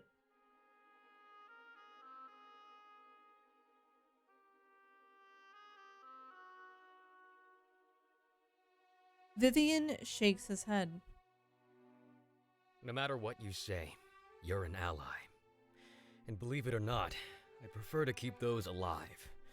As long as you breathe, you're living and of use. As they talk, the first of the honor guard comes into view. One stood in front of the rest, as if assigning themselves the role of leader. It was odd. They all thought that such mindless suits had a sense of heresy. However, there was no time to think about such trivial things. Mere moments later, the rest of the suits gather behind their leader. On the other side of the town square, it seems like thousands had arrived. It appears that we may be outnumbered. But remember, those things aren't known for their smarts. Each one of us could easily take down 100 or more. No, they're not the same. I think it's just I think it's more of just that's just how their eyes are. Let's hope that you're correct. Dominic gulps and draws his sword. Everybody behind him does the same, and the sound fills the town square. Even from the opposing side, all they can hear is the unsheathing of blades. But when everyone is armed, nothing happens. They stand on opposite sides, both forces staring at each other. Dominic looks left and right to his allies before speaking out. It appears they want us to make the first move. Probably so they can counter. That makes it easier. Just anticipate it, and come up with a counter of your own. Even after his instruction, nobody makes a move. The ash in the air thickens, remnants of the monarchy showering over them. Thank you for the pet. Dominic takes a few steps forward and holds his sword up in the air. We fight to liberate those stuck under the Triumvirate's thumb, in the name of all those who have fallen, and all those who will come. A new future will dawn here today, one of happiness and peace for all. The soldiers cheer, holding their swords up in the air as well. But soon after, they fall back down, resting in a fighting position. Dominic says nothing, simply holding the sword towards the enemy. And that was enough to spring the army into action. Charging towards the honor guard, steel soon clashes against steel. Screams fill the town square as both sides meet and clash in the middle. Dominic and Hal remain behind everybody, watching the initial charge. They wait for the ample opening and join their army at the right time. Hal places a hand on Dominic's shoulder and gives him a soft nod. Dominic, it is time. In response, he gulps and looks up at Hal. Yeah. This is it. He catches a bunch of falling ashes in his hand. After looking at it for a moment, he crushes it in his fist. Charge! And mere seconds later, they were lost in the crowd. Oh, the intensity, man. Ooh. Wow, look at this scene here. We arrive at what seems to be the summit of the mountain pass. Though we took the long way around, I could still hear fighting in Balteus. Swords clashing against swords and the screaming of agony found in a war. We all spread out as soon as we arrive in the same spot. I was a bit ahead of everyone else, so I let them catch up. When they do, Fortem seems lost in awe at everything. Whoa, this is so cool! That statue! I've never seen anything like it. Ulrich, what is it? Do you have any idea? It's a dragon. Ulrich turns to face the large, intimidating statue. Yeah, Alestia wasn't always fully mapped out. This is an artist's depiction of the Draconic people. At least, a depiction made in fright during First Contact. First Contact? Imagine being the first mainlander to arrive in Alarinthia. The people there reacted with hostility, attacking almost instantly. He was an unlucky man. and he fled almost as quickly as he got there. That sounds awful. Yeah. When he got back to Museo, he told everyone his story. But his account wasn't right. Fear can warp anything you see. Oh yeah, I Even when can. he was proven wrong, the design still stuck. They're often used to scare away potential visitors, so it makes perfect sense that there be one in a place like this. It's guarding a shortcut that leads right to the Triumvirate's home. Well, it's not gonna scare me away. I have the most important task of all. Oh my god, meows. No. Ulrich nods as Fortem quickly walks over towards me. I can tell that he's frightened, but he looks hopeful as well. I promise you, I'll make it through this. You better be in that atrium waiting for me. No way we're failing now. This is the end. I nod, and a moment later, we're locked in a tight embrace.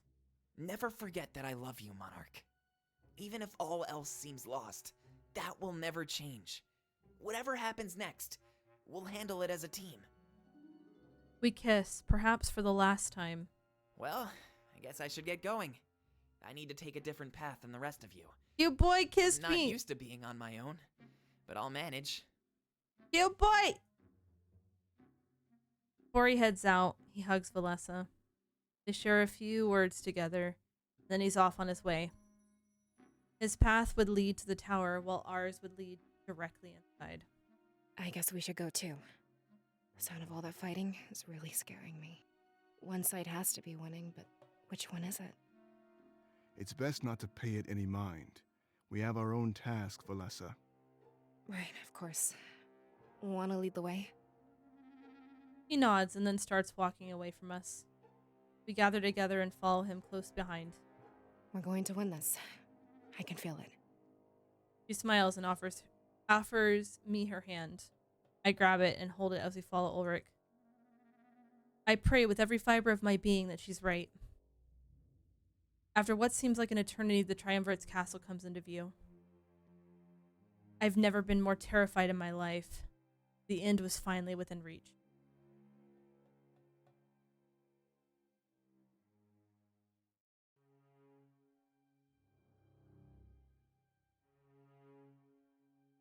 Castle looks just as corrupt and decaying as everything else. Almost even more so, like it could be the source of all this death.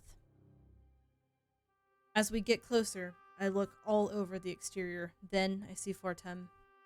He's climbing the tower just as directed. It's a sight to behold. If he could get to the bell tower, then the war would surely be ours. But I see him struggling. The castle was clearly his hardest climb. With no safety nets, any slip up would be fatal. I try not to think about it as we arrive to the bridge of the castle. Much to our dismay, the bridge is completely covered in suits of armor. They turn to face us as soon as we approach. A few seconds later, they start to march towards us. They're slow. Our presence took some time to register. Normally, I'd be confident. These things are easy to slay. But this was a variable horde, hundreds, maybe even thousands. It must have been another group en route to the burning Grand Library. Stay behind me. We can use this bridge to our benefit. They can't get around us or sneak out from behind. It's almost like a funnel. It should be easy. Me and Valessa give Ulrich a firm nod. A moment later, he charges into the crowd. They stood no chance. Ulrich was too good at this. The suits start to crumble and fall apart as he crosses the bridge. Wide swings of his greatsword take almost 10 at a time. But I notice a large portion of the horde at the back has bows. I shout out for him, letting him know of the danger. I know, but don't worry. These things have bad aim. Just grab one of those suits and use them as a shield. They'll wear out their numbers by killing their own. I suppose that's a good strategy. Haha, Mary, I wonder why. And I unsheath the Blade of Exodus. I step forward. My goal is to find a good opening, so I can hop in and assist Ulrich. But no such opening comes. He's slaying them with unseen expertise. Me and Valessa notice the archers at the back prepare to shoot. Quick, grab one. We both rush forward. and each disarm one of the enemies. With no means to fight back, we hold them in place. Any arrows coming our way would hit them first. Perfect plan, if that's actually what the archers were planning. Much to our shock, as the chaos on the bridge unfolds, they turn around. They're no longer aiming in our direction, they're aiming straight for Fortem. Fortem, look out! Our calls falls upon deaf ears. He is too far away to hear. There is no way for any of us to prevent what happens next. They let their arrows fly, some miss, but one pierces Fortem's side. He immediately starts to lose his grip, and it appears as if he may fall off. There's nothing we could do. We can't call out to him or get up there to help. I have to do something quickly. They're preparing to shoot at him again. Quick, run along the side of the bridge. It should be wide enough to use as a path. Get back there and take out those archers. I don't take her suggestion to heart. I have my own idea. Running forward and pushing Ulrich out of the way, I ready my sword. They'll pay for hurting my friend. Every single one of them would pay. I thrust the blade through one of the suits, then look over at Fortem. He looks so weak and delirious. Moments later, he falls from the tower. The sight alone is enough to fill me with more rage than I have ever felt before. Activating the blade, the familiar flash of white light blinds all of us. I can hear my allies struggling, as if they're fighting while blinded.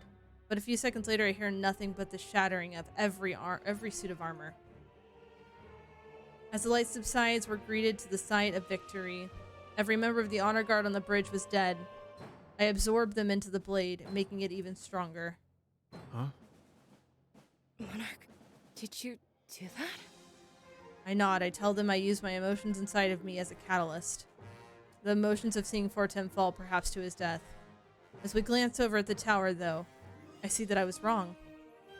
He holds on the edge of the window and struggles to climb inside.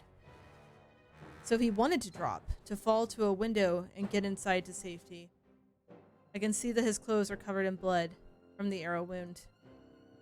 Eventually, he makes it inside, and we're all relieved. For a few seconds there, it seemed like all hope was lost. Thanks for stepping in like that. My sword arm was starting to get a little tired. Come on, let's get going. We don't have much time. Lucian, hi, how are you? Look, your boy's smart. Don't worry, Bumpkin, we got this. It's okay, Jolter. It's okay, guys.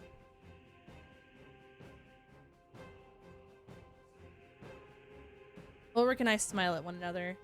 Alessa, however, has a look of shock on her face. Oh, no. We turn to face the same direction as her. She's looking back towards the town square and the bulk of the battle. Another horde is marching in our direction, likely attracted by the light. Just our luck. Ulrich readies his sword. We watch them walk towards us in unison. An unease fills the air. I doubt I could deactivate all of them. I only did that thanks to the surge of emotions from seeing Fortem shot. It wouldn't be right of me to rely on something like that yet again. Part of me wonders if we should flee inside and fight them off in the castle. But we had no idea what awaited us inside, or if Pro was even successful. Valessa steps forward, standing in front of us. She trembles, perhaps terrified of what to come. You need to go. What are you talking about? I said you need to go. Get inside the castle. Help Fortem kill the Triumvirate. Just do it. Let me keep them occupied. I'll fight them off. I can't let you throw your life away, Valessa. We don't have any other option. The Monarch needs you in there, Ulrich. Right now, I'm the only expendable option. No, you're not expendable. We need you. Let me stay and fight. I know how those things work. If you give me some time, I can take them all down. This isn't up for debate. Sorry. You need to go, and fast. Ulrich backs down, realizing there's no point. Each second needed to be filled with action, not inaction. If we wasted time, we just hand victory over to the enemy. Valessa pulls out her mother's daggers with a gulp. I guess taking them from Isaiah was a good idea after all. My mind tells me to talk her out of it, but I say nothing. If she fought hard enough, she'd be able to survive. Those suits are weak and mindless. I feel like she'd be okay. I justify her choice in my mind, perhaps because I know it's inevitable. She wraps her arms around me and gives me a tight hug. I return it, and then she looks up at me, kisses my lips. After telling her that I love her, I tell her to stay safe and survive. Is that an order? Yeah. Then I guess I have no choice. I love you, Monarch. Never forget that. I'll see you in the atrium when this is all over. Yep, I ordered it. And a moment later, we're both off in opposite directions. But as we head towards the castle, I can't help but look back.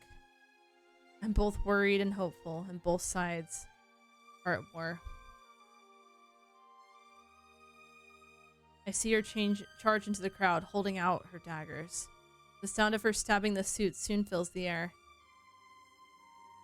They fall apart and hit the ground with loud thuds. Come on! I could do this all day! Oh, damn. With a smirk on my face, I realize her victory is clear. We retreat into the castle, and the sight makes my jaw drop. The castle is hauntingly beautiful, like nothing I've seen before. As we venture forward, I can only hope that Pro is successful. The bell hasn't rung yet, and I have the utmost faith in Fortem's. Why does it keep doing that? Stop! I let out a deep sigh of relief. I'm here, in their castle. This is the end. Hello, Post. How you doing?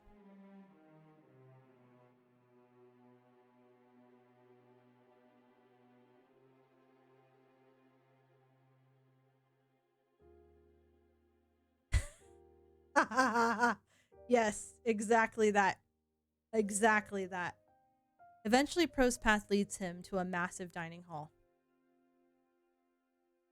However, much to his surprise, it also doubles as a dead end. He examines the surrounding, looking for somewhere to escape. Damn it! There's nowhere to go. With each passing second, the honor guard grows closer. In a panic, Pro grabs a couple knives from the table, daggers. He hadn't planned to fight, but it appears that he had no choice. The windows here were iron bars, rather than stained glass. It almost makes it seem as if this room is a prison. How fitting. He takes a deep breath and waits for the suits to enter the room. But when they do, he's shocked. There's far more than before. As if they gathered up several hordes to follow him in pursuit. Both a bad sign and a good sign, his distraction really worked. Is that all you could bring? I thought you'd be giving me a challenge. He jumps onto the table, giving him a height advantage. As the honor guards start to climb up, he picks them off one by one. It was no problem. He'd just keep this up until all of them were dead. But they keep pouring into the room, and armor covering the table and floor. They're coming too fast. He can no longer fight them off one by one. They climb the table, and he suddenly fights 3 at a time. He starts to tire, his limbs growing weak from all the fighting. But still, he doesn't stop. He never gave up without winning. Don't accept defeat until the very end. Every gambler's rule. As agile as he was dexterous, fighting with daggers was second nature. But he needed more than that at this rate. He needed some range. As the suits fall, he grabs one of their long swords to use. Come on! Give up already! It's over! It seems that way that they too follow the rule of never accepting defeat. Swords clash as Pro is soon accosted from every possible angle. The blade grazes his shoulder and blood drips down his clothing. This just urges him to fight on even further. However, the horde never seems to go down in numbers. They run into the dining room faster than he can take them out. Soon enough, there's absolutely nowhere to go. And even as hope starts to dissipate, Pro doesn't give up. He continues fighting until the floor is a sea full of pieces of armor. If I'm going down, then I'm taking all of you with me.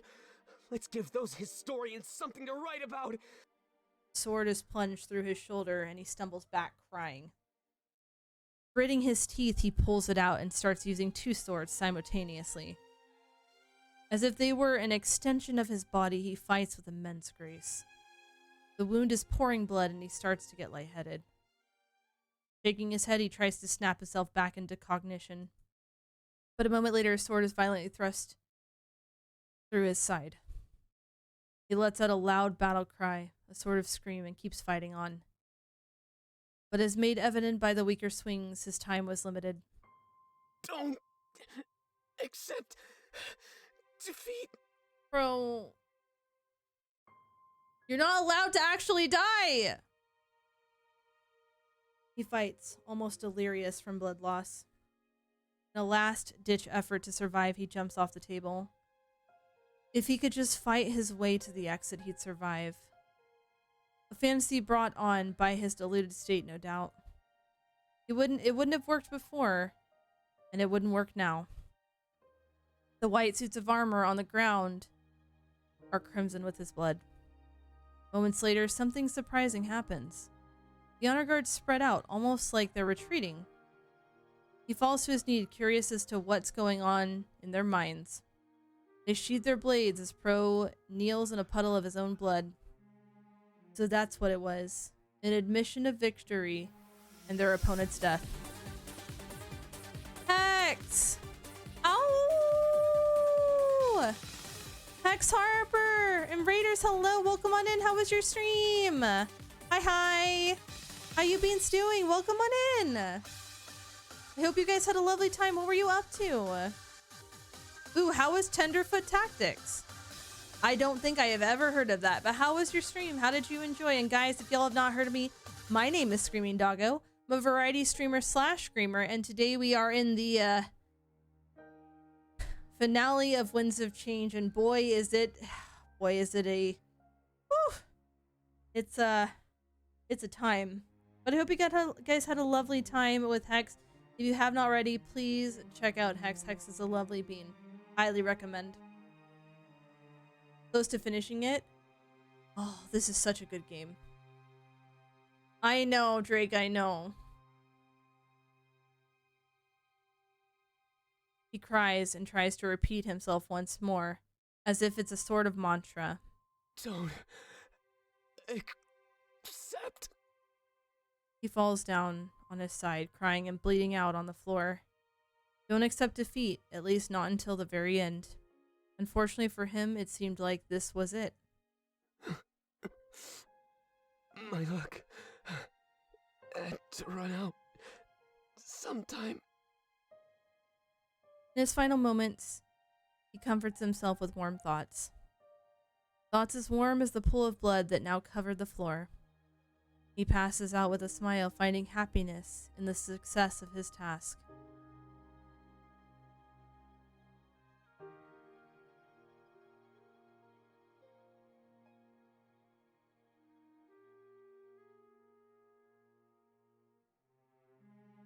Hal was completely surrounded, fighting to the best of his efforts. A one-on-one fight would be no problem, but this was too much. In total, there must have been tens of thousands of honor guards here. I know it said pass out, so he could still be alive, maybe. Fighting with his fists, he punches the suits of armor into pieces. He preferred to use his own body as a weapon rather than anything else. Other people fought with extensions of their body, but he needed none of that. One thing was for sure, he couldn't keep this up forever. With the power the monarch absorbed, he was mortal, vulnerable.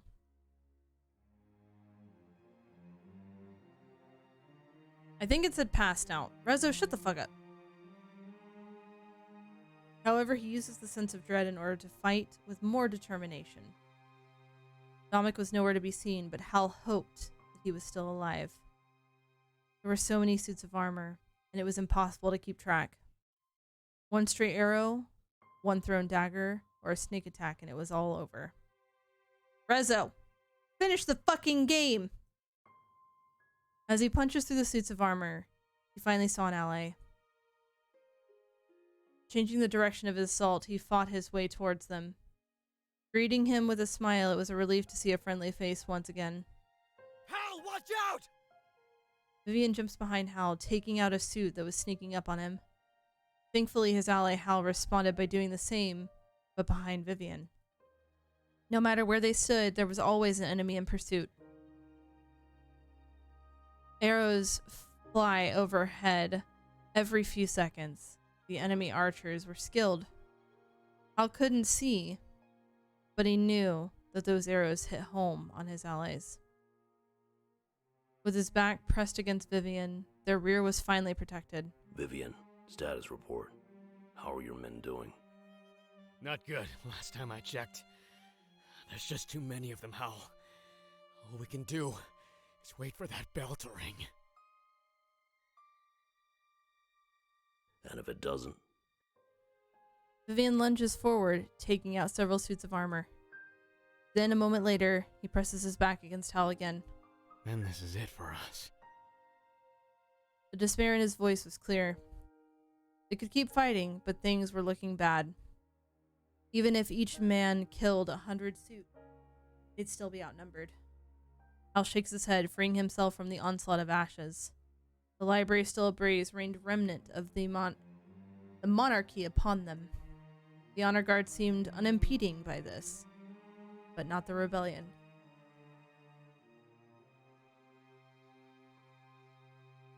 It was almost as if, when the suits fought together, they shared one mind. This caused them to be weak on their own, but formidable as a group. However, it meant that the more they killed, the weaker their enemy became. Vivian, do not give up so easily. You are set to rule the strongest nation in the world. We cannot have you return home with stories of lost hope.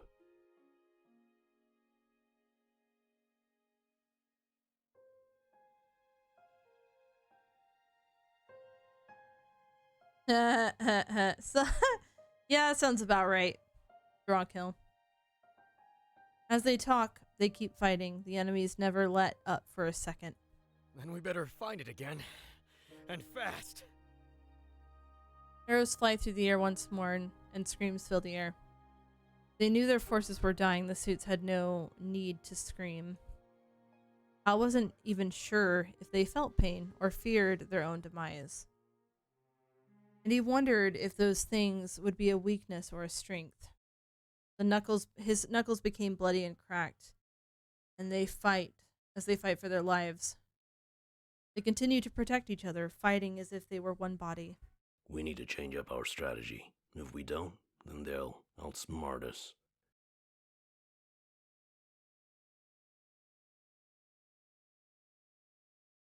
Vivian didn't respond.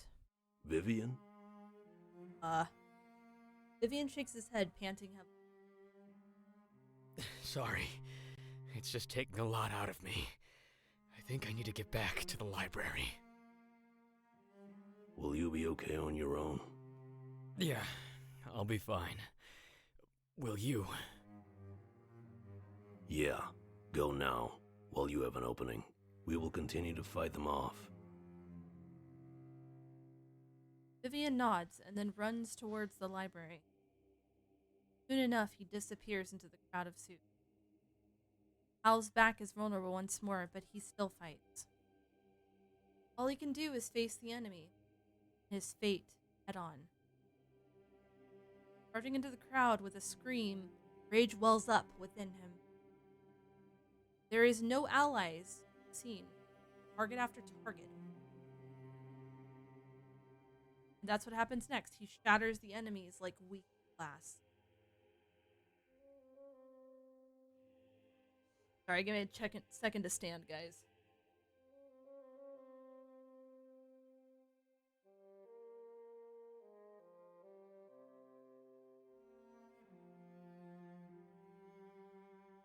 They fall to the ground, leaving a trail of carnage in the wake. He had killed more than his fair share, and still went on.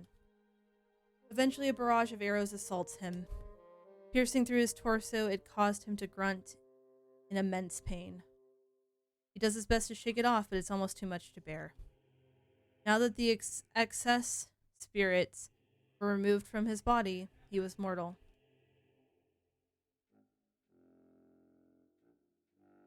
What's up, Noisy? Because of that, he lets the arrows stay inside of his body. Pulling them out would be nothing short of a death sentence. But so too was rushing headfirst into a horde of those suits. All of a sudden, it's harder for him to keep track of everything happening. Confusion sets in, and he starts longing for his ally to return and help him. But even if they did come back, they would arrive a moment too late.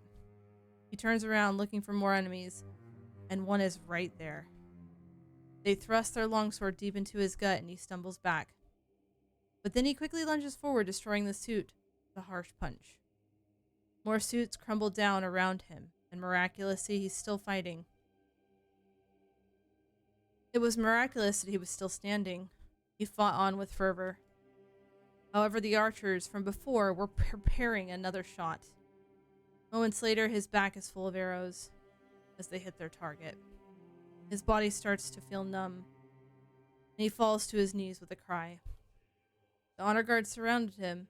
He's too weak to fight back. In his current state, all he could do was stand his ground, seek mercy. Yet he chooses not to. He'd never accept defeat without putting up a fight. He takes out a few more suits before they start to fight back. Perhaps they were giving him a chance to surrender and accept death. However, such opportunity has passed, and swords soon assault him. They work quick, covering Hal's entire body with wounds. They fall down on the ground, trembling from the intense pain. Blood pools around him, spilling until there's nothing left to spill. Then the honor guard walks away, realizing they had won.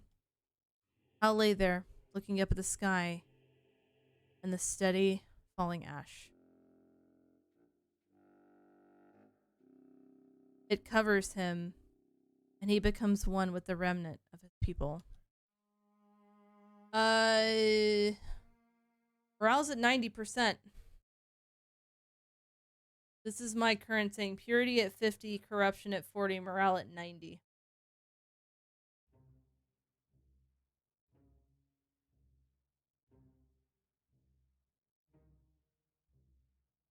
Fortem pants heavily, panicking with an arrow in his side. He knew that if he pulled it out, things would only get worse. It would be best to keep it inside until he could find some help. It wouldn't be fatal, so that gave him great relief on its own. Hiding in a spare room he found, he needed to take a breather. It was a perfect timing as suits started to scurry around outside. It can't be too far away. How high up does this castle even go? He shakes his head, realizing there was only one way to find out. But as he goes to sneak out of the room, he bumps into a table. A bottle of wine falls off the side and shatters with an echo.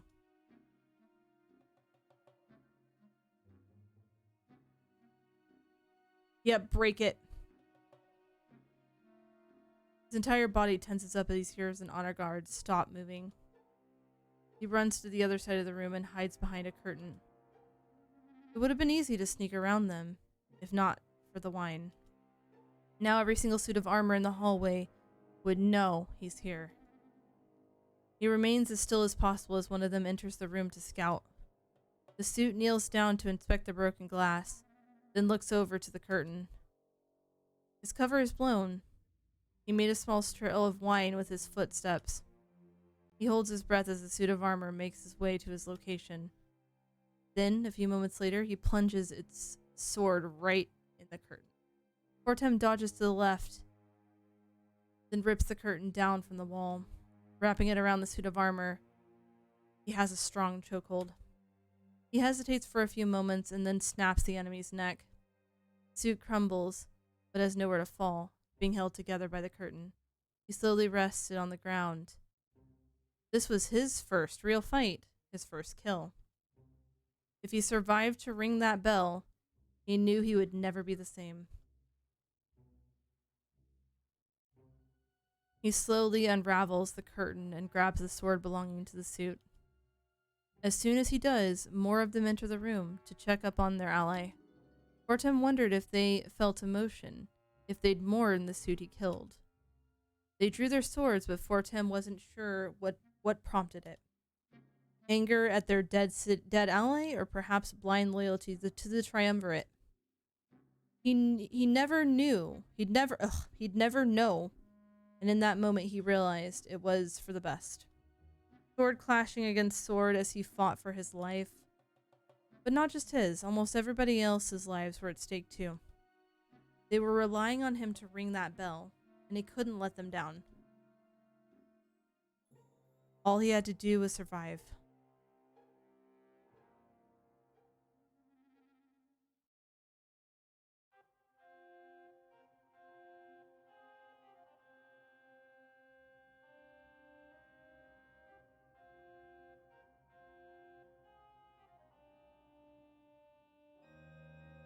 When we get inside the castle, I notice that it's completely empty. I'm filled with hope. Crow must have been successful with his distraction. Otherwise, this would have been teeming with those suits of armor. All we had to do was make our way to the top and take them down. With the Triumvirate dead and that bell rung, victory was ours. I crossed my fingers, hoping that Fortem's travels were going well. Wow. I haven't been to this place in ages. It doesn't look any different, though. Just as uninviting. We want to go right up those stairs, Monarch. This is it. I nod. He was right. This was the end of our journey. After everything I've been through, I was finally in their castle. I start walking towards the stairs. My next actions were clear. Hey, not so fast. You should let me take point. I know the layout of this castle and where to go. It gets a bit confusing up there. Trust me on that.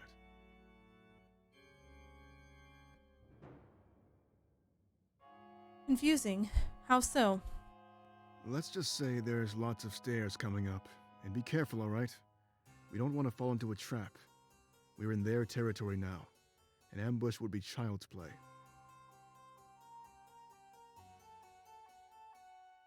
Not a second later, somebody enters the room from the opposite side. It's the man from our HQ, the one with Sovi, clad in white and gold. He descends the stairs, laughing at us. A horde of suits follow him.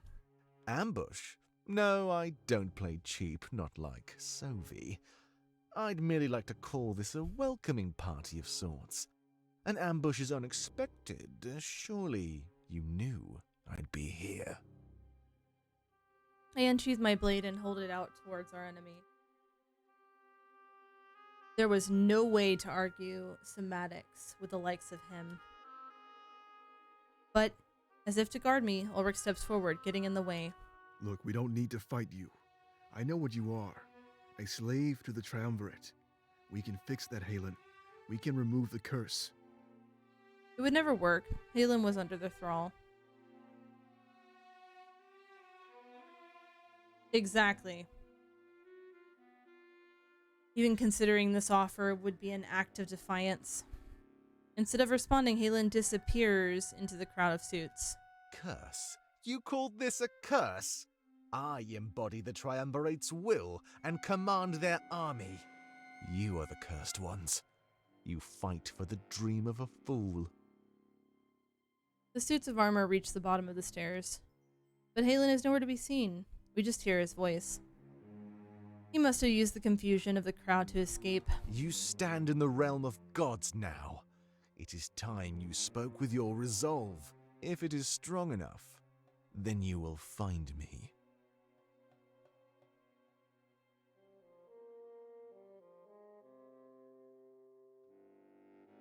Thank you, Axel. The honor guard draws their swords as Halen's laughter fills the room. And if it is not, then you will perish. So do it. Show me the determination of your rebellion. Speak against your gods and see how they answer. At Halen's command, the honor guard charges in our direction. Ulrich is the first to fight, using that massive greatsword to protect me. But I make sure to play my part. I take them down with similar ease. The suits of armor stood no chance against the Blade of Exodus. But in this case, they also stood no chance against Ulrich.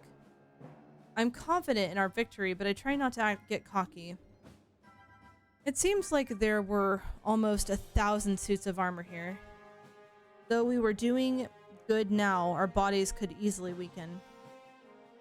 A viable tactic. Wear out your enemy with excessive numbers. As we fight, we find ourselves surrounded more and more. The honor guard seems to have herded us into a specific location. Standing back to back with Ulrich, we pant heavily, a panic rising within us. I have an idea, Monarch. I tilt my head towards Ulrich to signal that I'm listening. Much to my surprise, he sheathes his greatsword. Think of me as an extension of your body. Open your mind, and trust me. I'm confused, but I nod. There's no time to talk, they're closing in on us. I lunge forward to destroy one of the suits. Now it's my turn. The blade disappears from my hands and appears in Ulrich's. He uses it to slice through a suit that was closing in on him. As if passing a baton, the blade phases back into my hands. I haven't fought like this in ages. Really gets your blood boiling, doesn't it? We pressed back to back, and we kept exchanging the blade. Phasing it from one person as needed, we're almost one mind. Like an intricately choreographed dance, we continue to fight. Takes me back to my time with Sovi. Perfect teamwork. Almost unstoppable. With each passing second, we thin out the horde. Their numbers easily half. Then they do so again and again. I let Ulrich take the blade again, and we keep passing it back and forth. I wish they had the courage to face us in person. All they can do is hide behind their mindless slaves.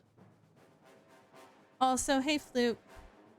I could feel it. The triumvirate was scared of us.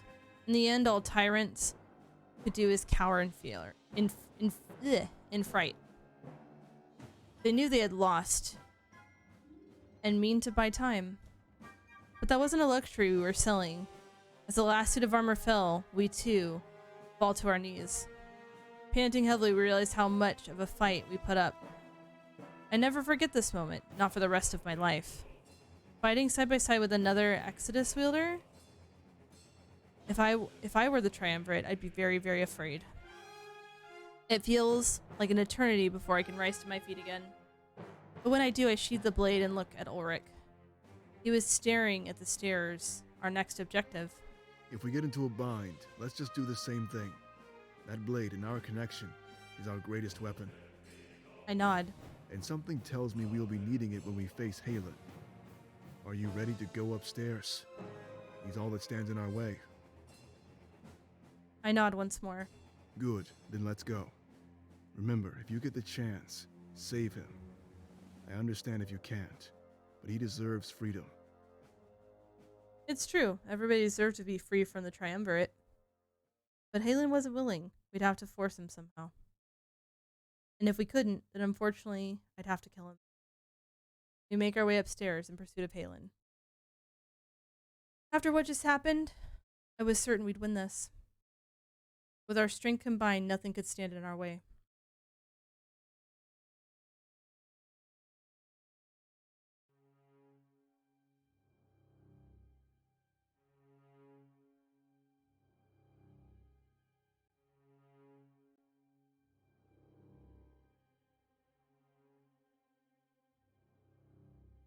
The first thing I see is stairs. Lots of stairs. They lead upwards and in every conceivable direction. I know it was told there would be a lot of stairs, but this is insane. The second thing I notice is the complete lack of Halen. Had he fled from those staircases? Where could he be? Actually, I'm starting to wonder how he disappeared like that. If he was made from the blade, could he phase around as well? I hope that's not the case. That would prove far too tricky. However, due to his loyalty, I know we'd be in for a fight. Destroyed suits of armor and their swords lie on the floor. This must have been the remnant of a previous fight.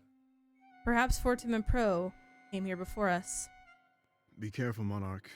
This could be tricky. Remember that Halen can wield the blade, just like us. In fact, since he was made from it, his affinity could be stronger. He's backed into a corner, so we don't know how he'll react. I wouldn't be surprised if he resorted to some sort of trap. A cornered man is always desperate in his final moments. I nod. That was good advice. I take it to heart as we walk towards the stairs. We hear Halen's voice, but can't see him at all. Well then, perhaps you're stronger than I thought. No matter though.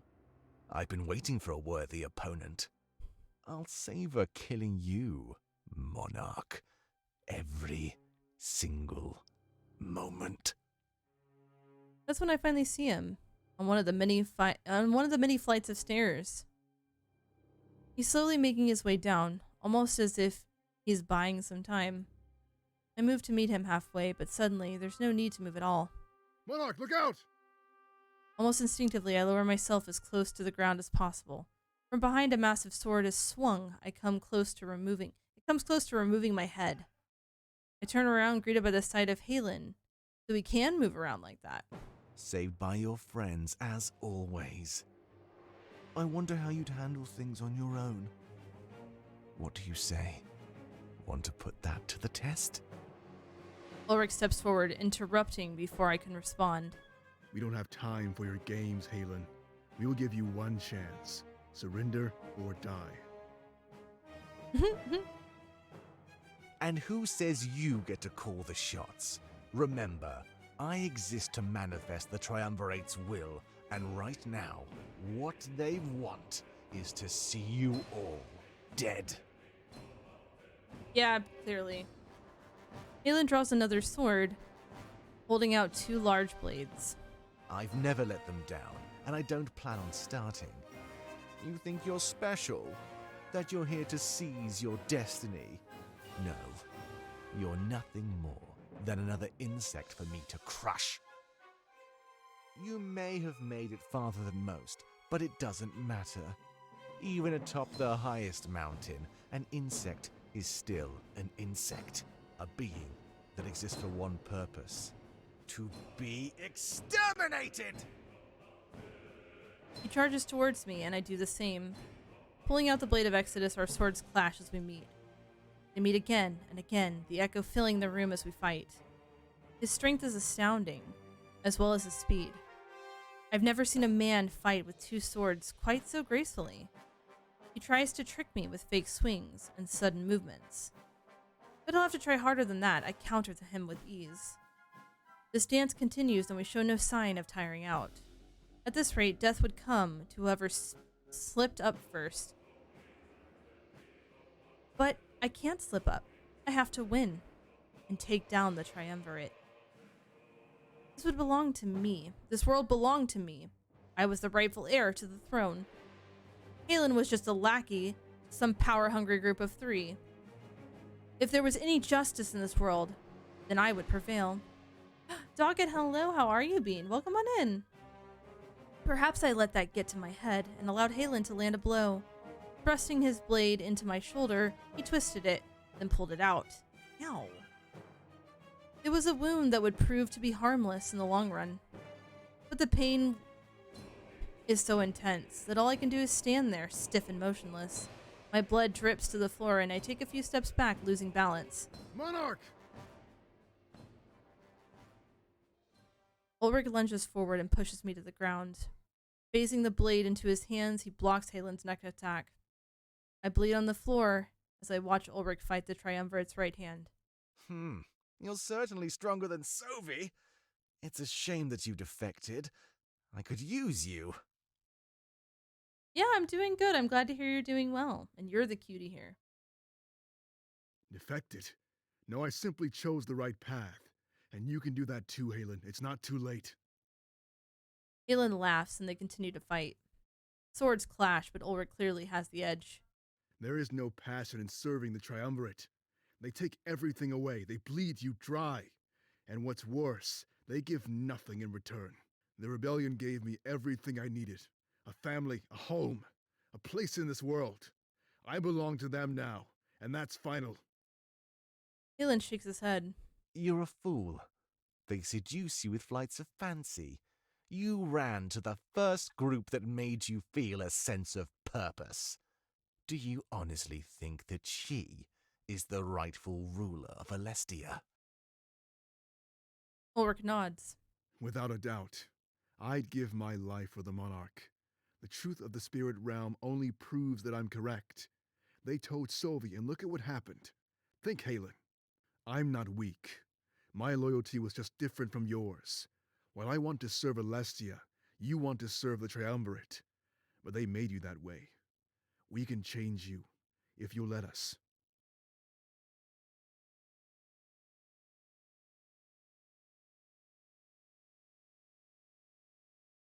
They continue to fight as they argue with one another. No, I want to serve them. You run away while I stand tall and remain in line. How can you say you're not weak after what you've done? Ulrich lowers his sword, signaling his intent to stop fighting. Are you willing to bet on that? Halen still holds his swords up to guard himself. Let the Monarch remove the curse that they put on you. If you still want to serve them, then we can continue to fight. And if not, then you'll realize that you were wrong all along. No, I can't. Halen looks scared, like he's fighting with himself. That moment of hesitation is all that Ulrich needs. He uses the pommel of the sword as a weapon. Smashing into Halen's head, he knocks him into a daze. He falls forward, but Ulrich catches him in his arms. Monarch, do it now. I don't care what it is. Just do it. He turns Halen around and lowers him to his knees. Putting him into a chokehold, he tries to break free, but he's too weak. Blood drips down his face. Ulrich clearly wasn't holding back. There's no way Halen could fight back right now. I could kill him with no difficulty at all, but I could also save him.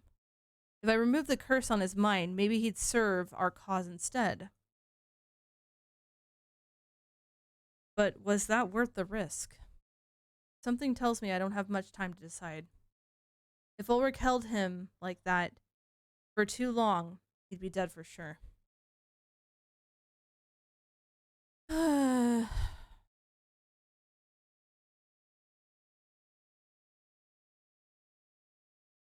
I'm liberating him. I had to liberate him. I had to let him survive and give him a chance. If he still chose to oppose us, then we could execute him after the war. I know, right? But as long as the conversation was a possibility, I had to take the chance. I tell Ulrich to release the chokehold, but hold Halen in place. He obeys without hesitation, and I slowly make my way over to him. Pressing the blade against Halen's chest, I ask it to give him his freedom. A few seconds later, Halen falls to the ground unconscious. I have him carried over to a safe spot where he could recover in silence. And if and when he woke up, I hoped that it would be as a new, smarter man. No? You didn't think so? With that out of the way, we had to make our way up the stairs.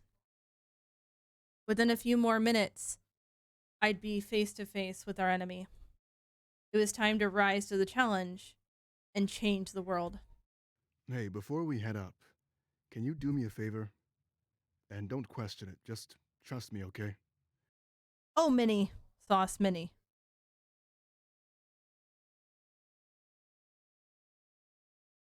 Sorry, I'm fighting my cat right now who's trying to be a butt. I nod without hiding the fact that I'm a bit confused. Here. Reaches behind me and adjusts my scabbard. I'm not sure why, but he switches it to the other side. I'm not left-handed, so that only made things awkward. But I choose to trust him, as I always have. Thank you.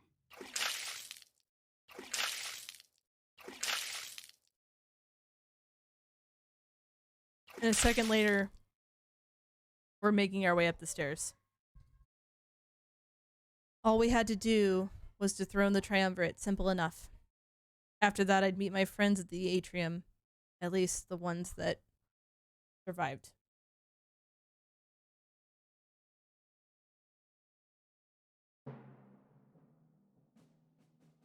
Wow, thanks.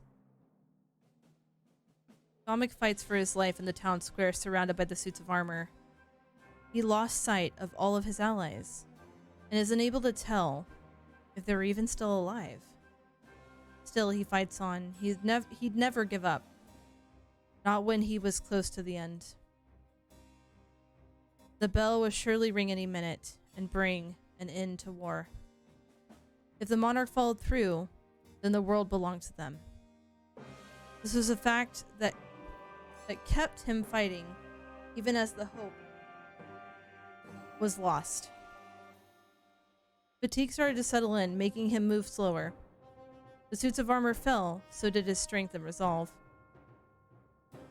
He was surrounded, fighting in every direction. Come on, 14, we can't hold the town square forever. And just then an arrow pierces through his shoulder. He stumbles back and falls to his knees before pushing it out. The pain was minuscule compared to what he felt back in Mazeo. Rising up, he starts to fight with anger, as well as determination. In a rage, he takes down the suits of armor even faster than before. Another arrow pierces his upper body, but nothing could stop him now. Keeping the arrow in, he grabbed another sword that lay on the ground.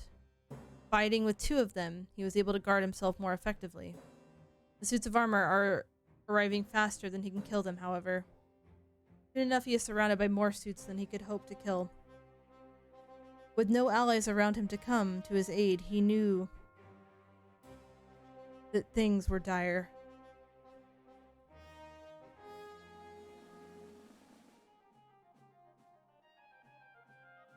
If Fortem didn't ring that bell, then this could very well be his final stand.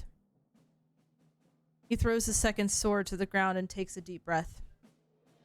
He was prepared to face his death. This somehow made him stronger. The pain from the arrow only served to push him to more extremes. I guess it's time.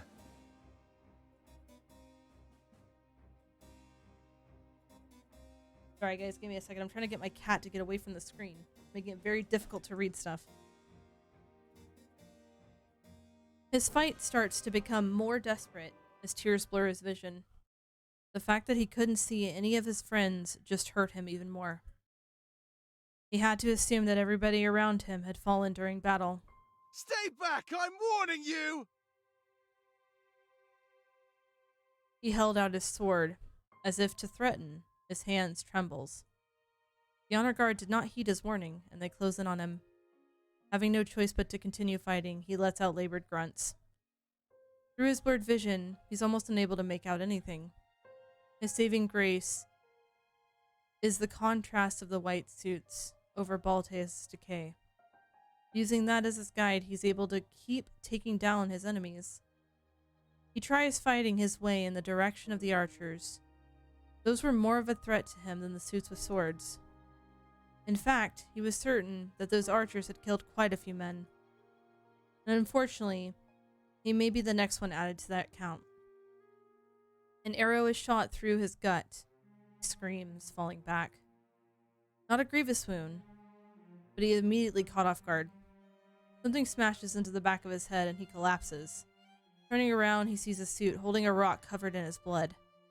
An open wound to the back of his head starts staining the ground. What? He writhes on the ground in pain and confusion. The suit kneels down and grabs a sword from the ground. It was the same one that Domik had discarded moments earlier. He's surprised to see the rest of the honor guard stand down, as if they acknowledged the one had deserved its yield. This one had deserved his yield the final blow. Domik cries, looking up in horror as the suit raises up the sword. But before they could follow through with the thrust, something happens. An arrow pierces through the suit of armor, and it crumbles to the ground. Domik looks around in confusion. Had an ally finally come to his aid? Domik, give me your hand!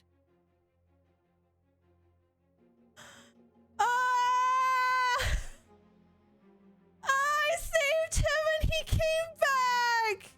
He came back! Shane. Domik cries out softly, not sure what's going on. Last time he saw Shane, he tried to kill him and basically succeeded. But here he was now offering his hand. What was happening? Domik, quick! You don't have much time. Domik shakes his head and then realizes he had no other option. Grabbing Shane's hand, he accepts the help and rises to his feet. He stumbles forward, almost falling back down, but he doesn't. He presses his back against Shane, still a bit delirious. But his friend supports him, and he draws a set of daggers. Confusion assaults Domik as everything is happening so fast. There. We're even now. Domik nods. So what do you say, Domik? Fight? Just like old times? Domik nods again and raises his sword. The moments later, they both charge towards the suits of armor. As a team, and like friends, they fight together once more. Just keep it up, Domik. I'll patch you up as soon as we're safe. Shane, talk to me. Why are you doing this? But Shane doesn't answer, at least not before the bell is rung. He got to the bell! A loud ringing fills the air, delivering the sound of hope to Domik's ears. Fortem had achieved his goal, that means his ally still lived. Domik goes to keep fighting, but Shane holds him back. Domik, no! Look! It's over. The honor guard turns to stare at the source of the ringing. Then they throw their swords to the ground without hesitation. Starting to march away, they abandon all their previous efforts. We did it. I can't believe this. Without a word, Shane just stands there along with Domik. Together as the ash rains down upon them, they watch their foes flee. Domik smiles, a few tears running down his face. Was it all really over? No, that wasn't the right way of looking at it. Things had just begun. The monarch had to finish it all. Domik looks in the direction of the castle as hope rises within him. Monarch, good luck. We're all counting on you. The tower square is soon devoid of all foes. And now, without obstructed vision, Domik can see all of his allies. They raise their swords in the air and start cheering. Balteus was theirs. And soon the lives of the triumvirate would be theirs as well. They cheer the monarch's name, and then that's all Domik can hear. But that's all he needed to hear, for the name of the monarch meant hope. I wonder what would have happened had Shane not been spared. Would I have lost Domik too? The ringing of the bells echoes in my ears. It's almost deafening. I'm relieved to know that Fortem survived and succeeded. See, I did the right thing.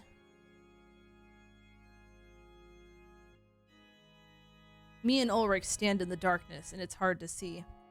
Here, you'll be needing this. He hands me a torch that was hung against the wall. And watch your step as we go up those stairs. If you fall off the edge, well, you know how high we are.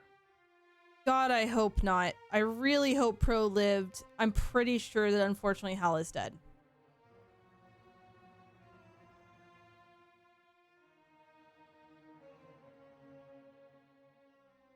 I nod. The thought filled me with fright. I hold out the torch and see the bizarre sight before me. The walls are lined with gears, just like those on the blade. They spin and rotate in directions that they shouldn't. It makes no sense to me, but then again, neither does the blade. The gear on the base spun in a way that was impossible too. Fog lines the stairs leading up to the Triumvirate's chambers. I was confident a moment ago, but the sight fills me with unease. I've never seen anything like it, and it's very concerning to me. I couldn't see off the edges of the stairs, and there was no railing. The slight stumble could send me right back down to the atrium.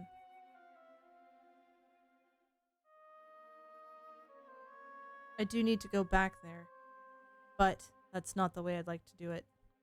I have a piece of advice for you, Monarch. Don't let them talk to you. Just kill them without question. All they'll do is try to justify their actions and earn your sympathy. They prey on the minds of the weak, of those that they can mold. I know you're strong, but they just have this way of convincing you. I'd hate to see that happen to you. So remember, kill them all. I tell them that I don't care what they say to me. I'm here to kill them. They could speak to me all they wish. They accomplish nothing. An easy goal to have in mind, but in practice, I guess I have no idea. I have to find out, however. Someone steps out the room ahead of us. As they move towards us, I can see the white and gold in their cloak. Oh, hi, Halen. One of them left their chambers? I thought they didn't do that. Oh, wait, never mind.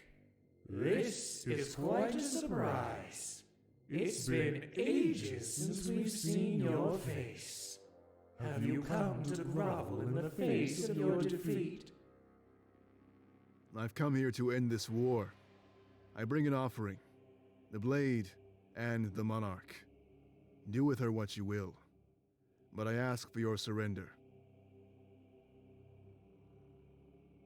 Leave this world and never return.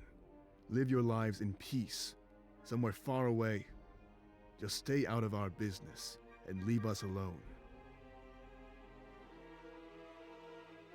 What? Ulrich was selling me out. I turn and try to run, but he immediately grabs my left arm. I'm filled with fright, but I'm not strong enough to break free from his grip. You've done nothing but bring an armed enemy into our home. What makes you think we can trust you? This is surely a trap. As long as the monarch can wield that blade, they are a threat. Ulrich scoffs. Then let me fix that. A second after Ulrich phases the blade into his hands. Then, much to my regret, he slices through my arm with ease. I scream. And then, from the elbow down, almost nothing remains. Oh, I understand.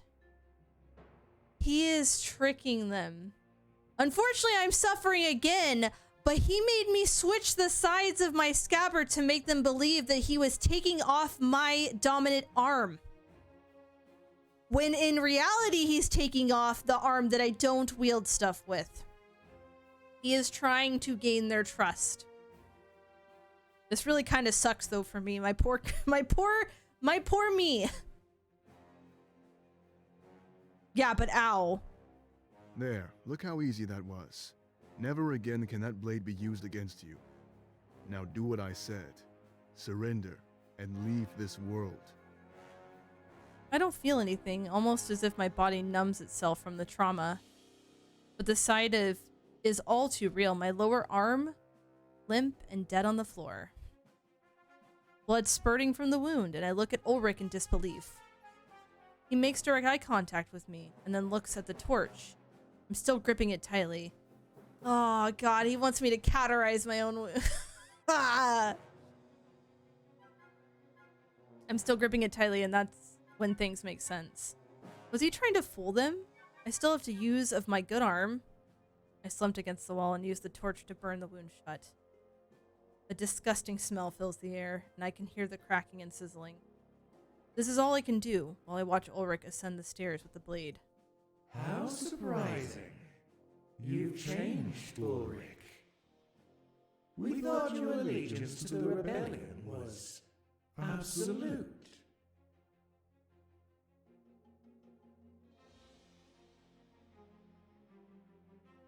They do. They do.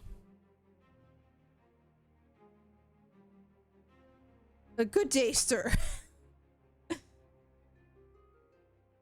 No, it's my allegiance to Alestia that takes priority. This senseless war will only end up destroying the world. One life means nothing to me if it allows this land to flourish. The Triumvir looks down at my scabbard. They definitely believe Ulrich removed my dominant arm.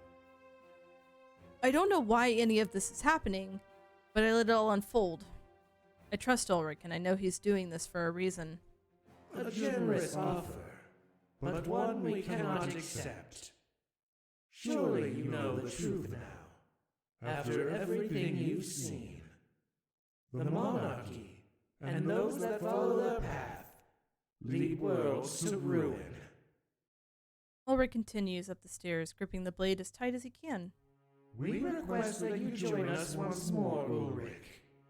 It would appear that Halen, Shane, and Sophie have let us down. You can make the right choice.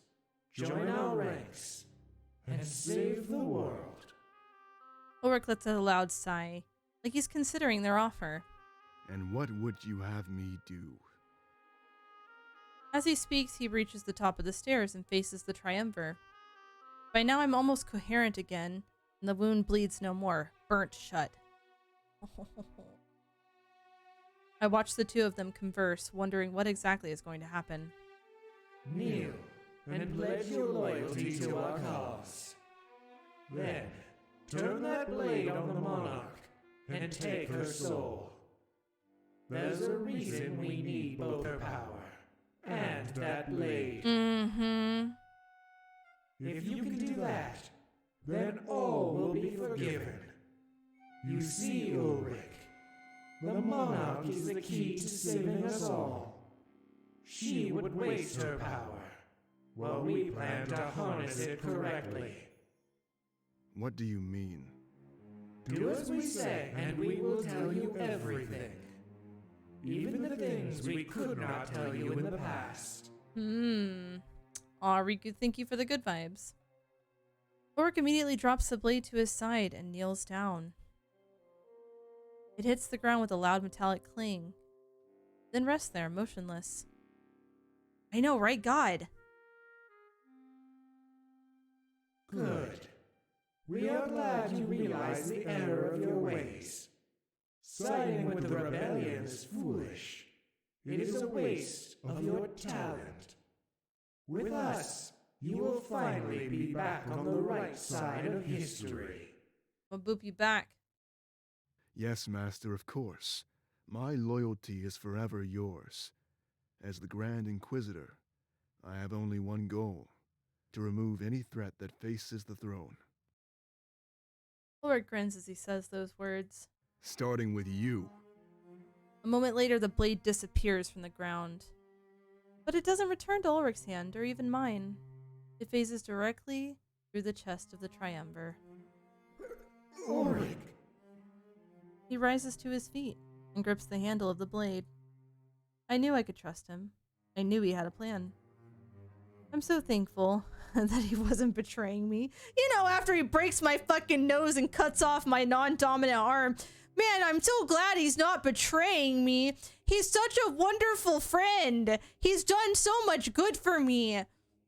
You think I believed you? Foolish as always. You let your guard down at the first sign of obedience. The right side of history. Don't make me laugh. Oh, I know. I'm very much aware. Ulrich. You used a powerful blade in order to play God, but now it's in the hands of the monarch, a righteous woman. She will undo all that you've done and liberate Alestia. A moment later, he pulls out the blade. You've held the world in chains for far too long, and now it's finally time that they were broken. Hey Bryce, how you doing? Then with a harsh kick, the triumvir flies off the edge. I can hear them scream as they fall, and then the scream fades. Also, hello, Destote. How you doing? I'm glad you're well. I'm in complete disbelief. He killed one of them. Was it truly that easy? Ulrich drops the blade to the ground, and I summon it back to my grip. As I make my way up the stairs, my anger towards him is very clear. Look, I had to do it. A direct attack would have been suicide. We had to make them lower their guard and think that they were winning. An act of betrayal and a pledge of fealty, it's all I could think of doing. There are three. I start to speak, but he cuts me off immediately. I don't care what you have to say. Not right now. Get in those chambers and finish this once and for all. There's still 2 left, and you're only giving them time to prepare. Wow. Ulrich, thank you. With a sigh of regret, I realize that there's nothing I can do. I sheath the blade and slowly enter the triumvirate's chambers. We have plenty of time to talk later. I had to see this through to the end. Either the end of the triumvirate or the end of myself. Yeah, no, excuse me for for wanting to complain about what you just did there. Thanks. When I enter their chambers, it looks just like I remember it. I've been here before. I've had visions of standing in this very spot. In those visions, I remember walking towards the idol in the back. I can feel the blade respond to this room, but I'm not sure why. It's not moving or anything, it's just a feeling deep in my gut. As I go to grab the blade, I hear a loud voice call to me. Stop. I'm glad you're doing well now. I'm sorry to hear that you've had a lot of mental hell the past few weeks, though.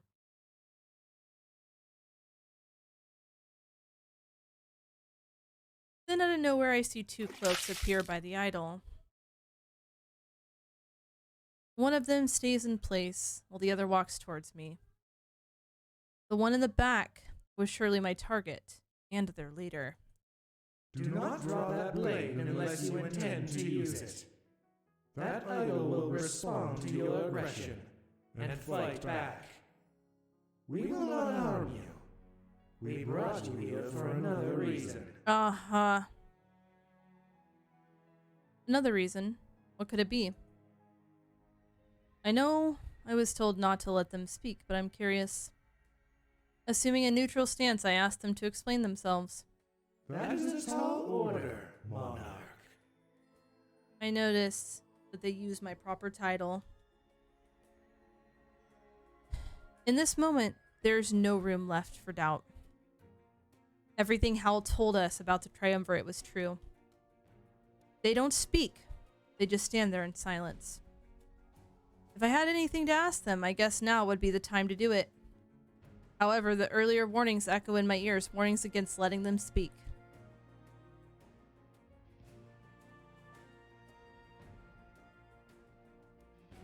We are nobody, and yet we are everyone. We are the same, and yet we are different. There is really no way to answer that question. Like you, we are simply beings capable of wielding that blade. When the sun sets on this era and rises again, we will be forgotten. Reduced to cosmic dust, we will become even less than a memory. It matters not how the cycle ends, only how the cycle began. The ones who created that blade could never comprehend what they started.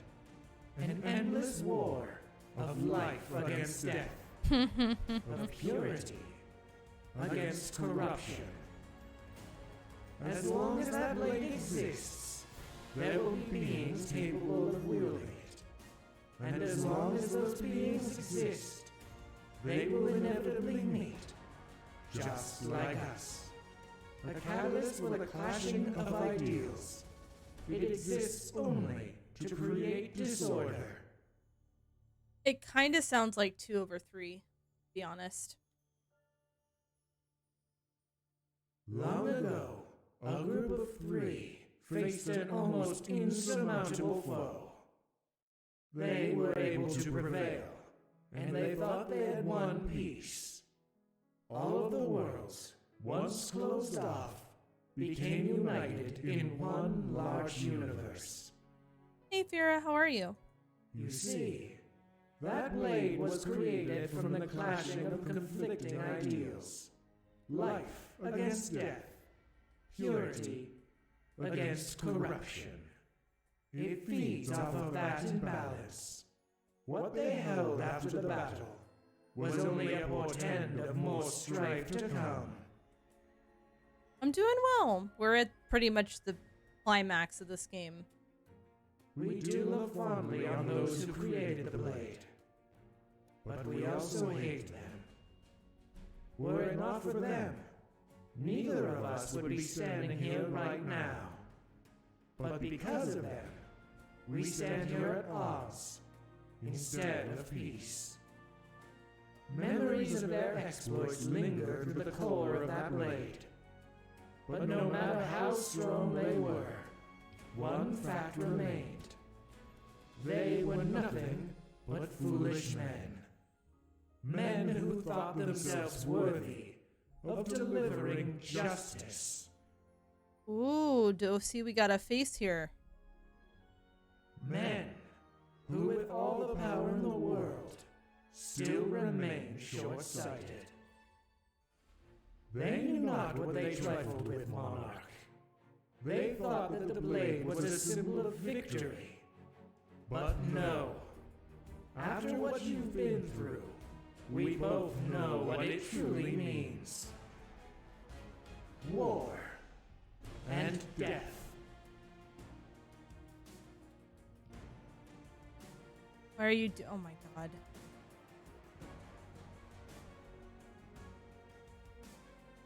Well, true evil can almost never be fully defeated. Though heroes of the past stood victorious over evil, it was temporary. In the future, sometimes even millions of years ahead, the evil returned. And now it stands before you, corrupting the very heart of Alessia. But this is not the first world it has harmed, and it plans to keep moving. We follow it, with that blade, and save innocent worlds from its wrath.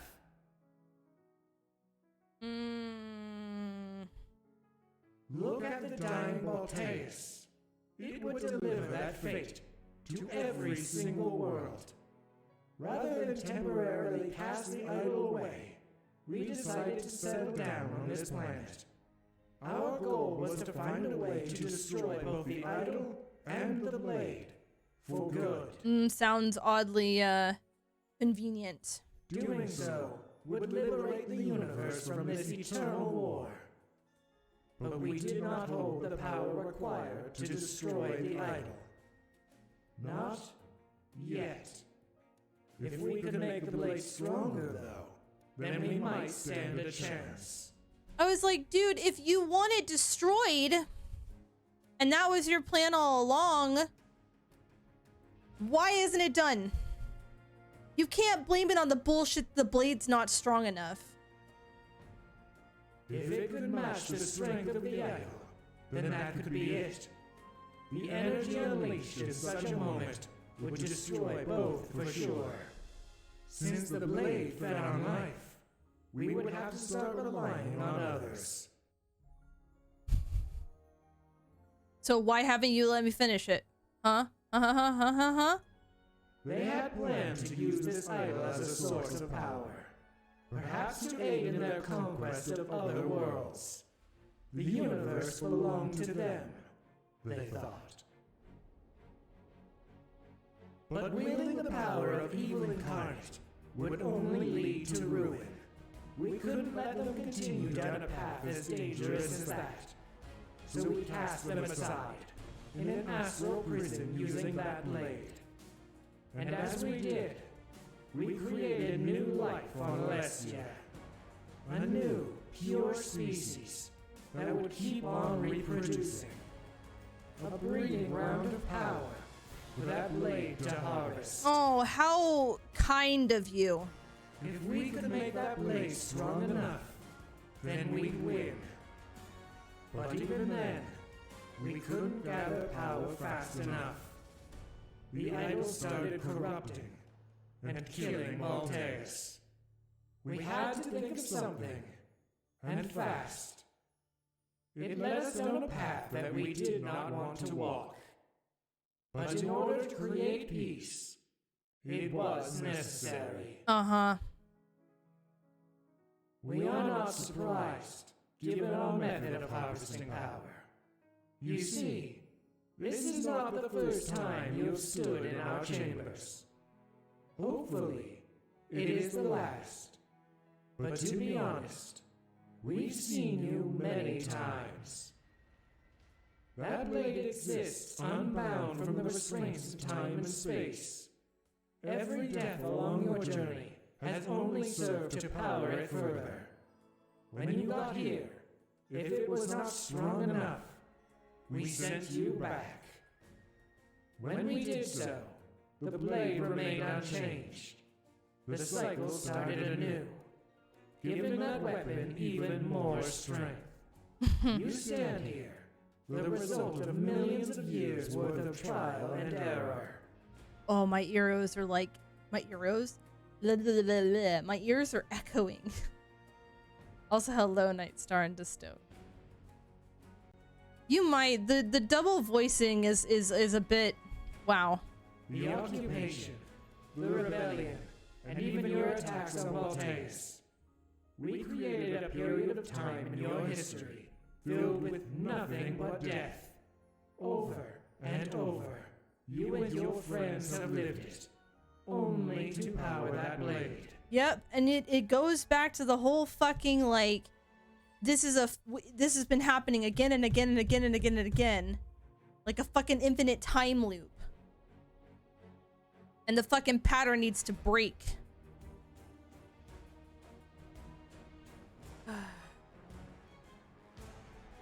Yep, time loop. Haha. When the final cycle came along, we would have you carry out your goal. The destruction of both the idol and the sword is what you were meant for. You may have come to kill us, but your virtues are simply misplaced. No. No, no.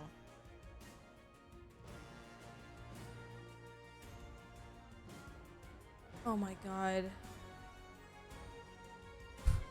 I don't care.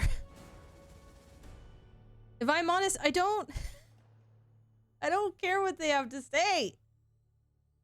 Fucking bullshit. Ugh.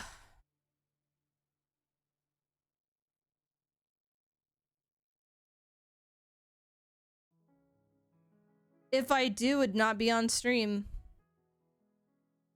Honestly, if I do, it would not be on stream. Yeah, if y'all want to, whatever, go for it. That was enough talk. I came here to kill them, and that's what I do. No matter what they had to say, they couldn't talk themselves free. They hurt my world and my friends. I would make them suffer.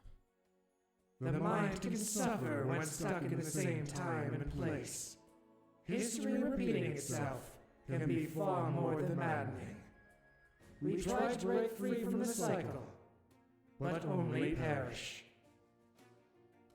This member of the Triumvirate is talking so differently. The one back in my previous room had almost a completely different story. If being caught in a cycle could drive them mad, I had to wonder which one was mad.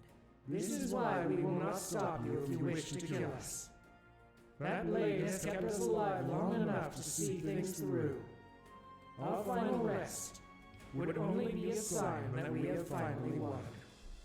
So go ahead, kill me, and kill my master. Turn that blade on the idol, and see what happens. See if you can free everybody from its wrath. Not just us, or Alestia, but all worlds, and all people. If you are not strong enough, then the cycle will just start anew. Before you know it, you may be facing us here once more. But know that we are not your enemy. All we've done to... I'm sick of hearing it. I'm sick of this weak justification. I phased the blade through my hand and thrust it through their chest. But like I was warned before, the idol responds to my aggression. The room is engulfed in a blinding darkness. It must be the idol. The blade usually causes a white light. I feel immense warmth around me and hear the crackling of flames. The darkness fades and the entire room is engulfed in fire. Triumvirate stands before me, bleeding and crying. There were no gods, just weak, arrogant people. Very well. I turn left and face the flames, forcefully taking them with me.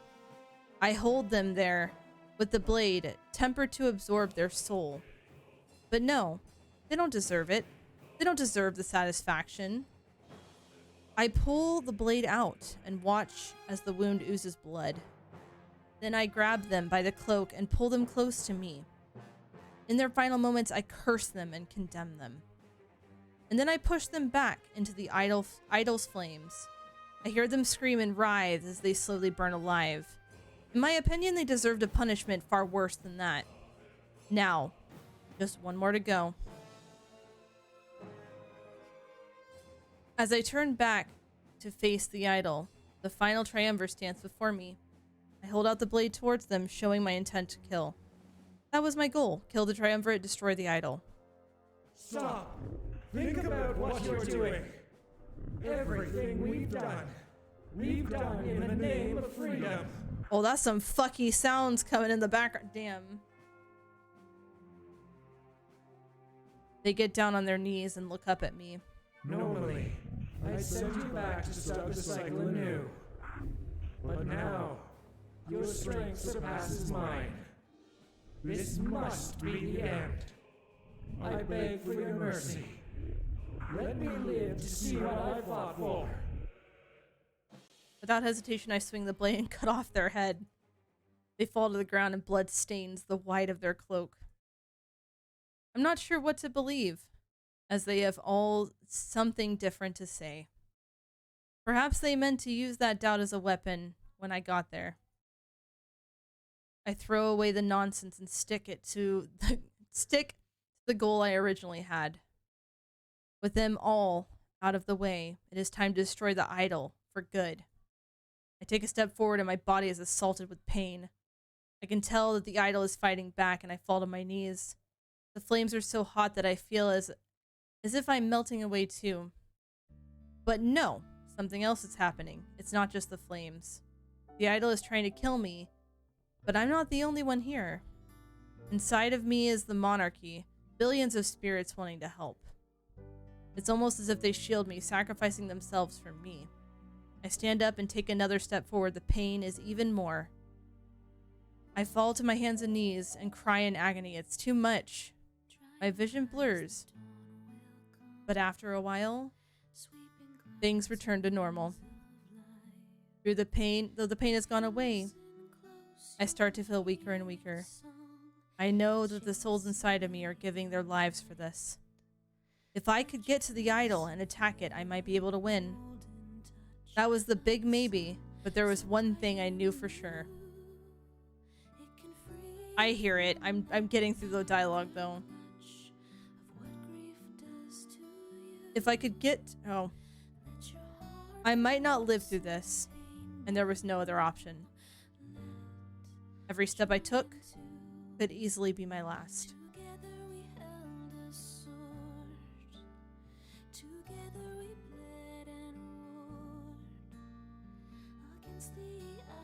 Determination rises within me, and I take another step forward. My body is racked with pain, and it's almost impossible to walk. I use the blade as a makeshift cane, as a voice sounds in my head. You can do this, Monarch. Don't give up. I'm not sure what I just heard, since nobody is actually around me. In these chambers, it would seem that time and space act abnormally. With another step, I grit my teeth. I feel like I'm being torn apart. Keep on moving! We didn't come this far just to lose now! As the souls exit my body to shield me, I get noticeably weaker. I tremble with every step, trying as hard as I can to keep myself standing. My comrades call out to me and urge me to keep moving. I start to cry. I guess I'm no longer the strongest member of the rebellion. I'm proud of you, Monarch. You saw this through to the bitter end. With another step, I fall right to the ground and lay there crying and squirming in pain. My grip on the blade tightens as I shake. Is this really how you want your story to be told? Get up, Monarch!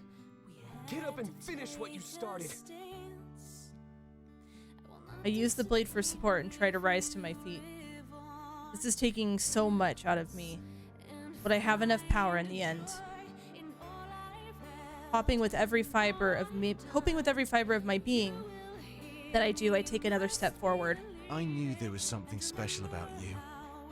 Ever since the start, you brought us all together and unified us. You made us a family. I smile, stark contrast to the tears streaming down my face. With another step, I'm almost facing the idol. I couldn't do this alone. The voices of my comrades and the souls inside of me carrying me forward. So, everything has led to this. The monarchy is no more, but you can still live. Make it through this, and give Alestia the future it deserves. I take one more step and ready the blade. As soon as I thrust it into the idol, things would be over. But as the power within me dwindled, I realized one thing. No matter what happened next, the blade would be destroyed. But if I wanted to get rid of the idol for good, then I would perish as well. In order to live and see another day, I'd have to hold back just a bit. But if I did, then there's a chance the idol might not be fully defeated. It could come back in the future to corrupt and decay other innocent worlds. Was keeping my life worth condemning other worlds to suffer like we did? I thrust the blade into the idol and activated. The binding white light follows. This was the end. The blade in mere moments would enact my final will. I just have to ask myself, what would that final will be?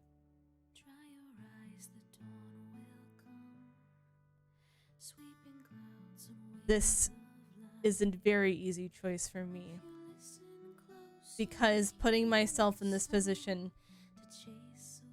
and if I knew that it would give everyone the chance to live happily and without this, I would sacrifice myself. Also, hi Noxie. I'm gonna hug you. I need somebody to hug. Sacrifice myself, destroy the idol for good. I couldn't spare myself if it meant that other worlds could be hurt.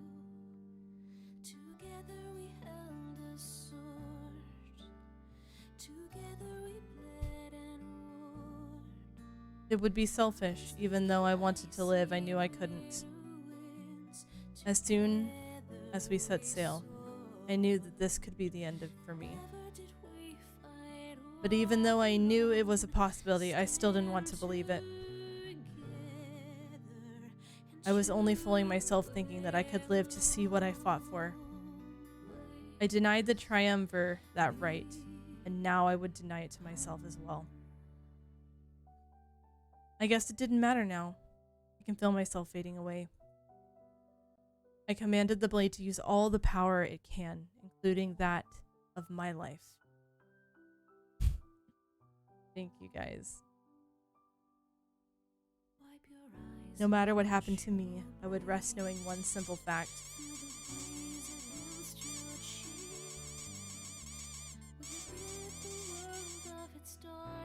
Alestia had been given the future that it deserved.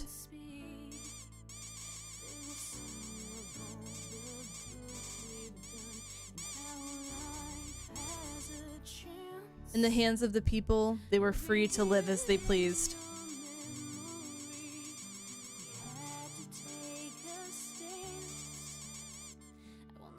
As everything fades away, I wonder what that future might bring my allies.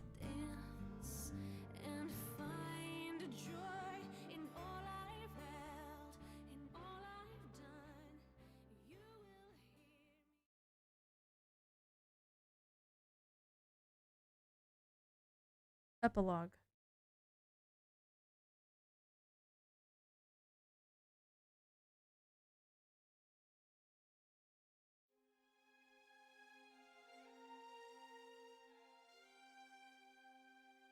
After the war, Valessa dedicated her life to philanthropy.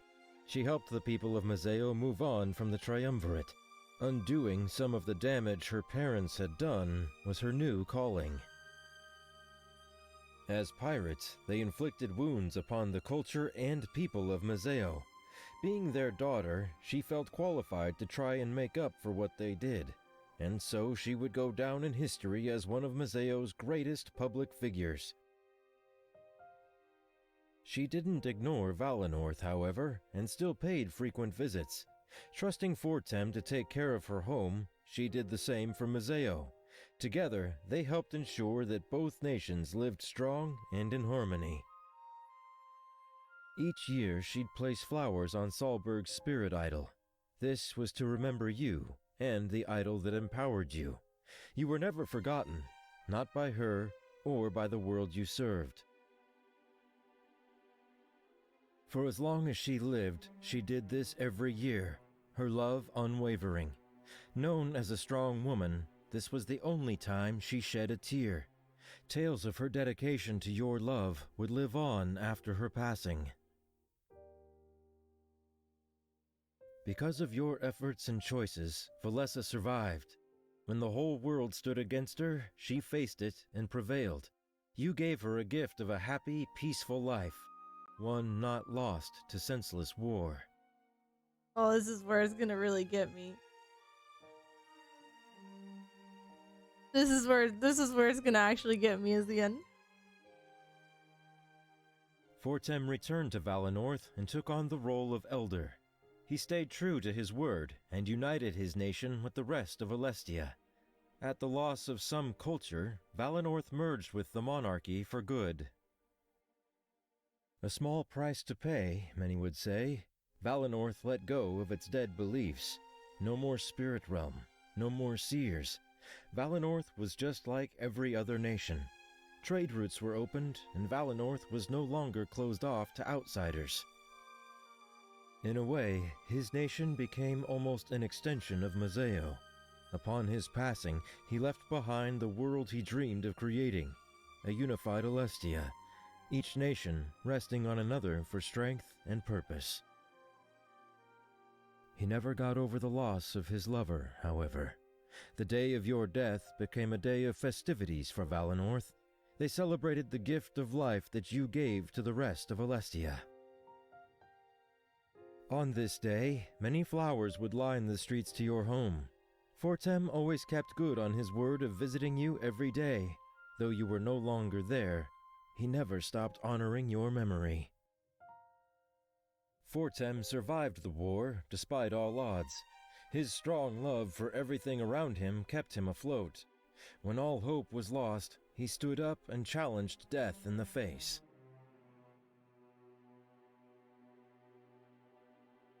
And for that, he was never forgotten. Living a long and full life, he was happy. Alestia was forever better because of him. Though Pro was lost during the war, his writing endured and created a legacy. He had the most detailed records of the rebellion, and wrote about almost everybody. Everything you could possibly want to know, down to the smallest detail, had been written. He didn't want to lose anyone. His work went down in history as one of the most detailed records of wartime. Every soldier, their likes and dislikes, their daily routines, he had written it all. Grieving friends would use these texts to keep the memories of their loved ones alive. God. It was reported that a man and woman resembling Pro were seen in his memorial. However, they disappeared as quickly as they had come, never to be seen again. Of course you'd come just to his funeral, you assholes! You could have seen him before this! You couldn't even spare him one day! You motherfuckers! You don't deserve the son you had. But the most popular of his writings was about you, the monarch. The world would remember you for an eternity, and the sacrifice you made. Your name became a symbol of hope, giving light to anyone in dark times. To Pro, it was important that you were remembered as a person first and a hero second. To this end, he stayed true to his methods, choosing to write about your day-to-day life. Though you were remembered as a hero, people realized at heart that you were the same. Pro's identity as the mole within the rebellion never came to light. However, even if it did, he had done enough to make up for his actions. Many aspired to write like him, but none could achieve such prowess. After the war, Ulrich did his best to assist the throne and serve the monarchy. There was much to take care of, and things were chaotic after the fog of war settled. But he was up to the task, and he did everything in his power to make the world a better place. In his spare time, he would visit New Alarinthia and assist Vivian as well. Having achieved his dream of a changed nation, it made sense to help out. It would take a while before every Alarinthian adjusted to this new lifestyle. Hey, Harry. You too kind, right? With your sacrifice, there was nobody left to lead Alestia. Ulrich, stepping up, took on the role of the first king of the monarchy. His goal was clear: to educate the world on the new status quo. Seems like it. People slowly learned and adjusted to news of the Triumvirate's fall, but with many years of hard work, they had come to enjoy Ulrich's rule. Alestians lived in peace, never fearing what their rulers may do to them. He never forgot the romance that blossomed along your journey. Even though you were lost, he still stayed loyal to you and your memories. Though people thought he refused to move on, he knew this wasn't true.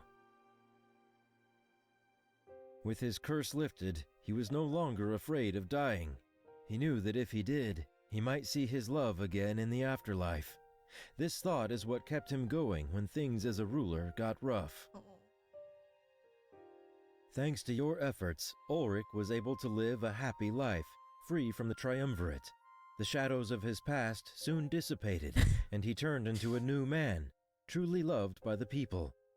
Though his secrets never came to light, he had certainly done enough work to make up for them. I wooed 4 people.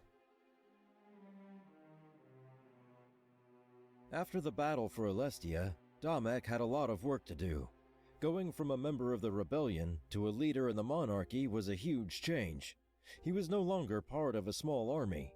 His actions affected the entire world. Because of your sacrifice, the surviving forces were in a state of disarray. However, this was put to rest when Ulrich stood up and assumed the role of king. Damek immediately pledged loyalty to his childhood friend and served his new king. Oh. But he never forgot about you and what you did in order to secure victory. He used you as a guide on what to do and was known as kind and honorable. That was his way of honoring your growing love, using your ideals as inspiration. As you didn't appoint Damek as your advisor, Ulrich made him a general instead.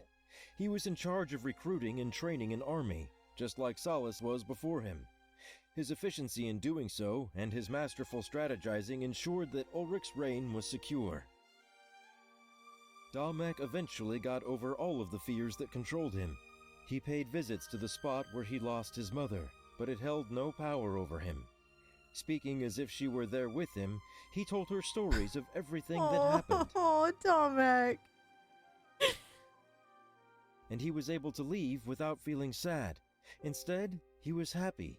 He knew that if she were really there, she would be proud of him. That was enough to keep him going when times got tough. Thanks to your efforts, Damek was able to live a long, happy life.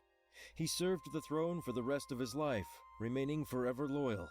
The tale of how far he'd come would go down in history and become legend.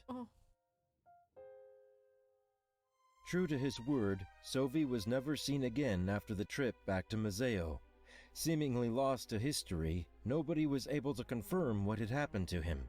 However, for almost an eternity, sightings of a man resembling him had been reported.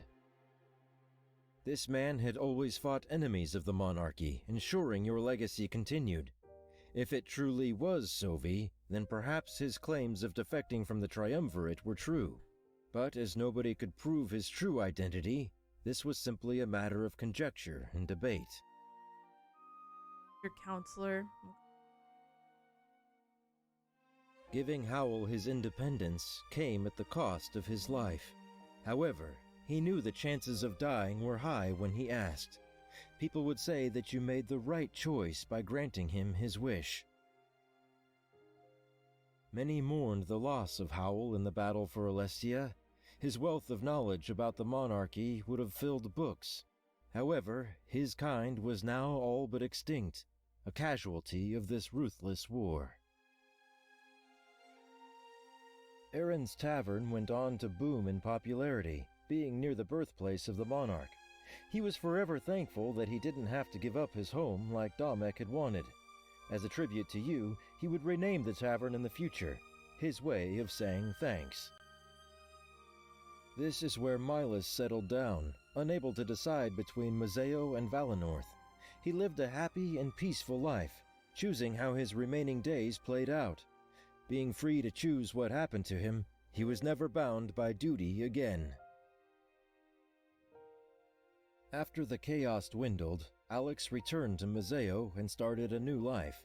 His treaty was honored, and pirates were forgiven for all they had done. All bans were lifted, and pirates were officially employed as traders. Neda was never seen again. It was assumed that she didn't agree with these changes, or perhaps she was spiteful that you didn't choose to align with her demands. Either way, Alestia would forever remember her as a ruthless pirate lord. Grizz was a casualty of this ruthless war, but his legacy lived on. Stepping up as mayor of Mazeo, Lilith continued what he started. She honored the pirate treaty and helped Mazeo adjust to every change.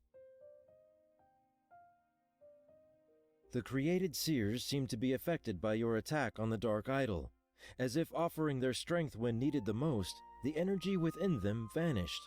When the fog of war settled, they were no longer plagued with visions. They had healthy minds. Vivian returned to Alarinthia and led it into a new age. No longer was the fate of the nation in the hands of the strong. Alarinthia existed in unity with the new monarchy, and it flourished. Trade routes were introduced, and its ports were open to everybody. The strict security and immigration process had been abolished permanently. Holding a ball every year, Vivian kept up the tradition of giving to the people. One thing was for sure.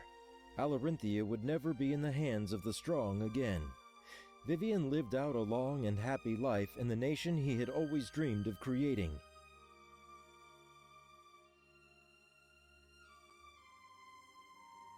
Shane was never seen again after that fateful encounter in Balteus. He is presumed dead, and many refuse to speak about his betrayal. If he survived, he went to great lengths to remain hidden from the world. When the chaos and confusion settled down, Halen seemed like a new man. He likened his existence to that of a spectator watching a performance. No matter what he wanted to do, his body could not defy his masters. He decided to atone for what he had done and joined the new monarchy. Of course, many people were apprehensive about accepting his aid. Over time, they learned to accept him and his desires as genuine. His job stayed largely the same, ensuring that Alestia's rulers remained in power.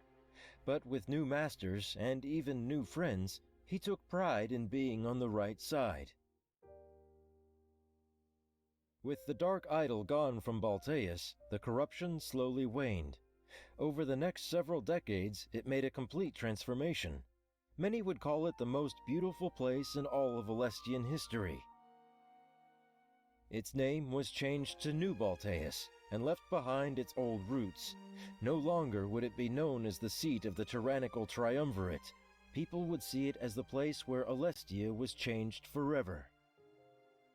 People would come from all over the world to see the home of the new monarchy. It became a symbol of new beginnings, teaching people that change is always possible. As the corruption slowly disappeared, people settled down and turned it into a prosperous nation. You were successful in your aspirations. You left behind an entirely changed world. The members of the rebellion that survived had a new, even bigger journey before them. It was time to lead the world into the bright future you secured. For them, work had only just begun. thank you for your service, Monarch. For everything you've done, you will never be forgotten.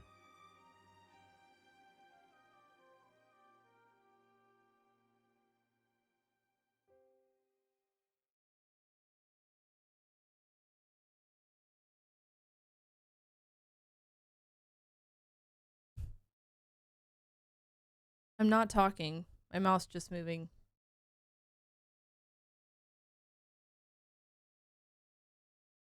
My vision fades in, and I feel incredibly confused. With everything that just happened, I should definitely be dead. Actually, maybe I was. Far be it for me to decide what death brought. I know that I'm in my house. That much is easily discernible. After rising up to the sitting position, though, I noticed something shocking. The lower half of my arm is still missing. Could I have survived? No, that was impossible. So what's going on exactly? As my mind starts to fill with possibilities, there's a knock at my door. I'm filled with fright, but then, a moment later, I hear a familiar voice. Hey, open up. I rush to the door and Fortem steps inside of my room. My heart is beating so fast, then joy overtakes me. I give Fortem a big hug, and he seems surprised. Did you just wake up? Oh, jeez. Hope we won't be late. Don't tell me you forgot what day it is. Huh? It's the anniversary of your induction. If we don't hurry to the town square, we'll be late. Salus is already under enough stress having to train Milas. Salus is alive? So come on, we need to get going. Your parents are counting on me, Cirrus. I told them to give me 10 minutes, tops.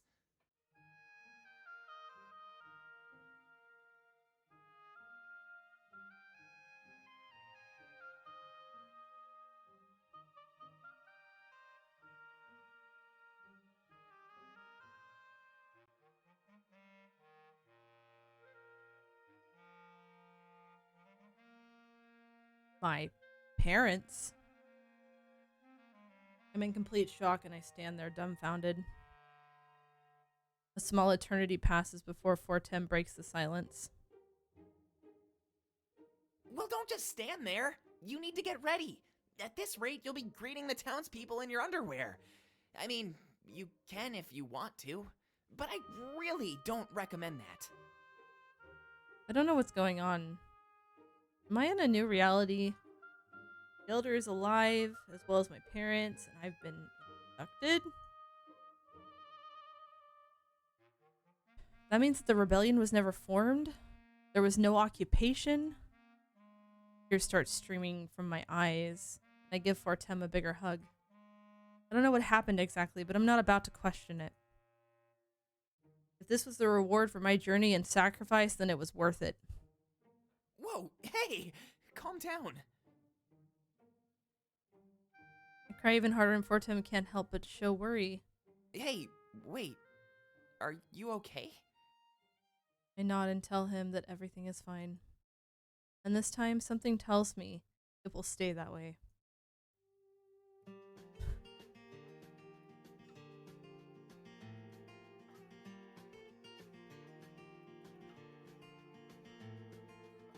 I'll hang your picture on my wall. 4 days gone by, I recall. Ha ha ha ha ha ha ha. Just like the waves across the sea, we were strong. I'm really upset because I could have saved Pro.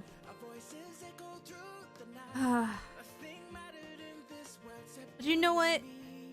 For this being my first playthrough, I think I did really good.